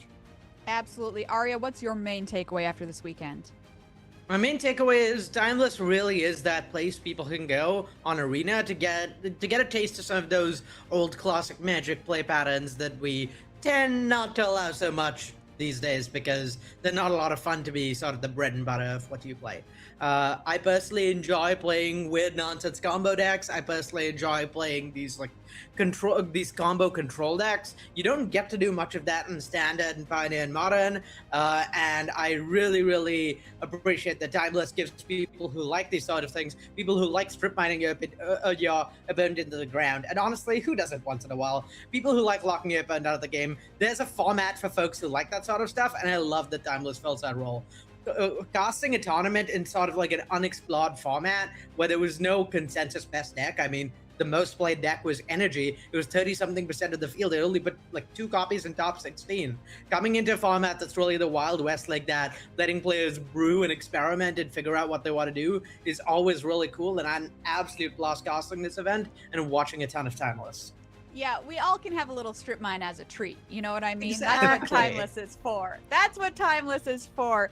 Congrats once again to Michael It's like Plummer. dessert, right? We want a little bit of it because it's nice and it's fun, but we don't need it all the time every day, right? Yeah, sure. There's something for everyone in the Feast of Magic the Gathering. Hey, and there's more coming up next year. If you like this Arena Championship, everybody, check it out. We've got 3 more tournaments coming up. The next one not too far away in February. That's going to be Standard. So any of your Standard fans here, Arena Championship 11. Then we have Arena Championship 12, which is going to be historic on May 23rd through the 24th. And then we take a break, come back in October 25th and 24th and 25th. That weekend is Arena Championship 13, and we are back to playing Standard. And hey, you can scan that QR code on your screen right now to find out how to qualify for Arena Championship 12 and 13. If you're a historic player, if you're a Standard player, we would love to see you here in one of these tournaments. The prize pool is no joke, $250,000. We're giving away spots to the Pro Tour. We're giving away spots at the World Championship. So hey, if you like playing Arena, why not try and qualify for one of these big tournaments? There's also the Arena Limited Championship, which is coming up next year as well, which is going to be in the later half of the year. You can type !ALC in chat to find out more about that if you are a Limited fan. What a fantastic weekend we have had here overall. Michael Plummer, the Necro Slayer, who many times it looked like he could see his opponent's hand. His play has been absolutely pristine, and what a wonderful capstone to a terrific season that he has had as well. So congrats once again to Michael Plummer, our Arena Championship 10 winner. I want to say thank you to everybody for tuning in and watching this weekend. Thank you to all of our casters, all of the players, and of course all of the crew working tirelessly behind the scenes to bring you this broadcast. And thanks to everybody for watching, and remember, keep your land safe out there. Strip mine cautiously. All right, everyone, have a great night. Bye-bye. There's one grief left. Okay, right? one grief All left. 3 griefs we've seen. Okay, what do we got? Oh my god, no way! Oh my god! No way! This is not Are you real life. serious? This is not real life. This is crazy. What? Yeah, this is insane. Fury killing all 4 of Federico's creatures is backbreaking. I don't think he whiffed, Tannen. Yeah, I don't think so this either, was Paul. a whiff. All right, Chromox immediately going to add some mana. That's gonna be this was story. not a whiff. Not a whiff. This is the opposite of a whiff. The antithesis of a whiff. Strasky can, of course, still just draw Reanimate here. Oh! Okay. There it is! It's almost like Destiny, Paul. Yeah. Wow. Michael Plummer, the Necro Slayer here, finding the line here through a turn 1 Necro dominance on the play. Michael Plummer, congratulations. You are the winner of Arena Championship 10.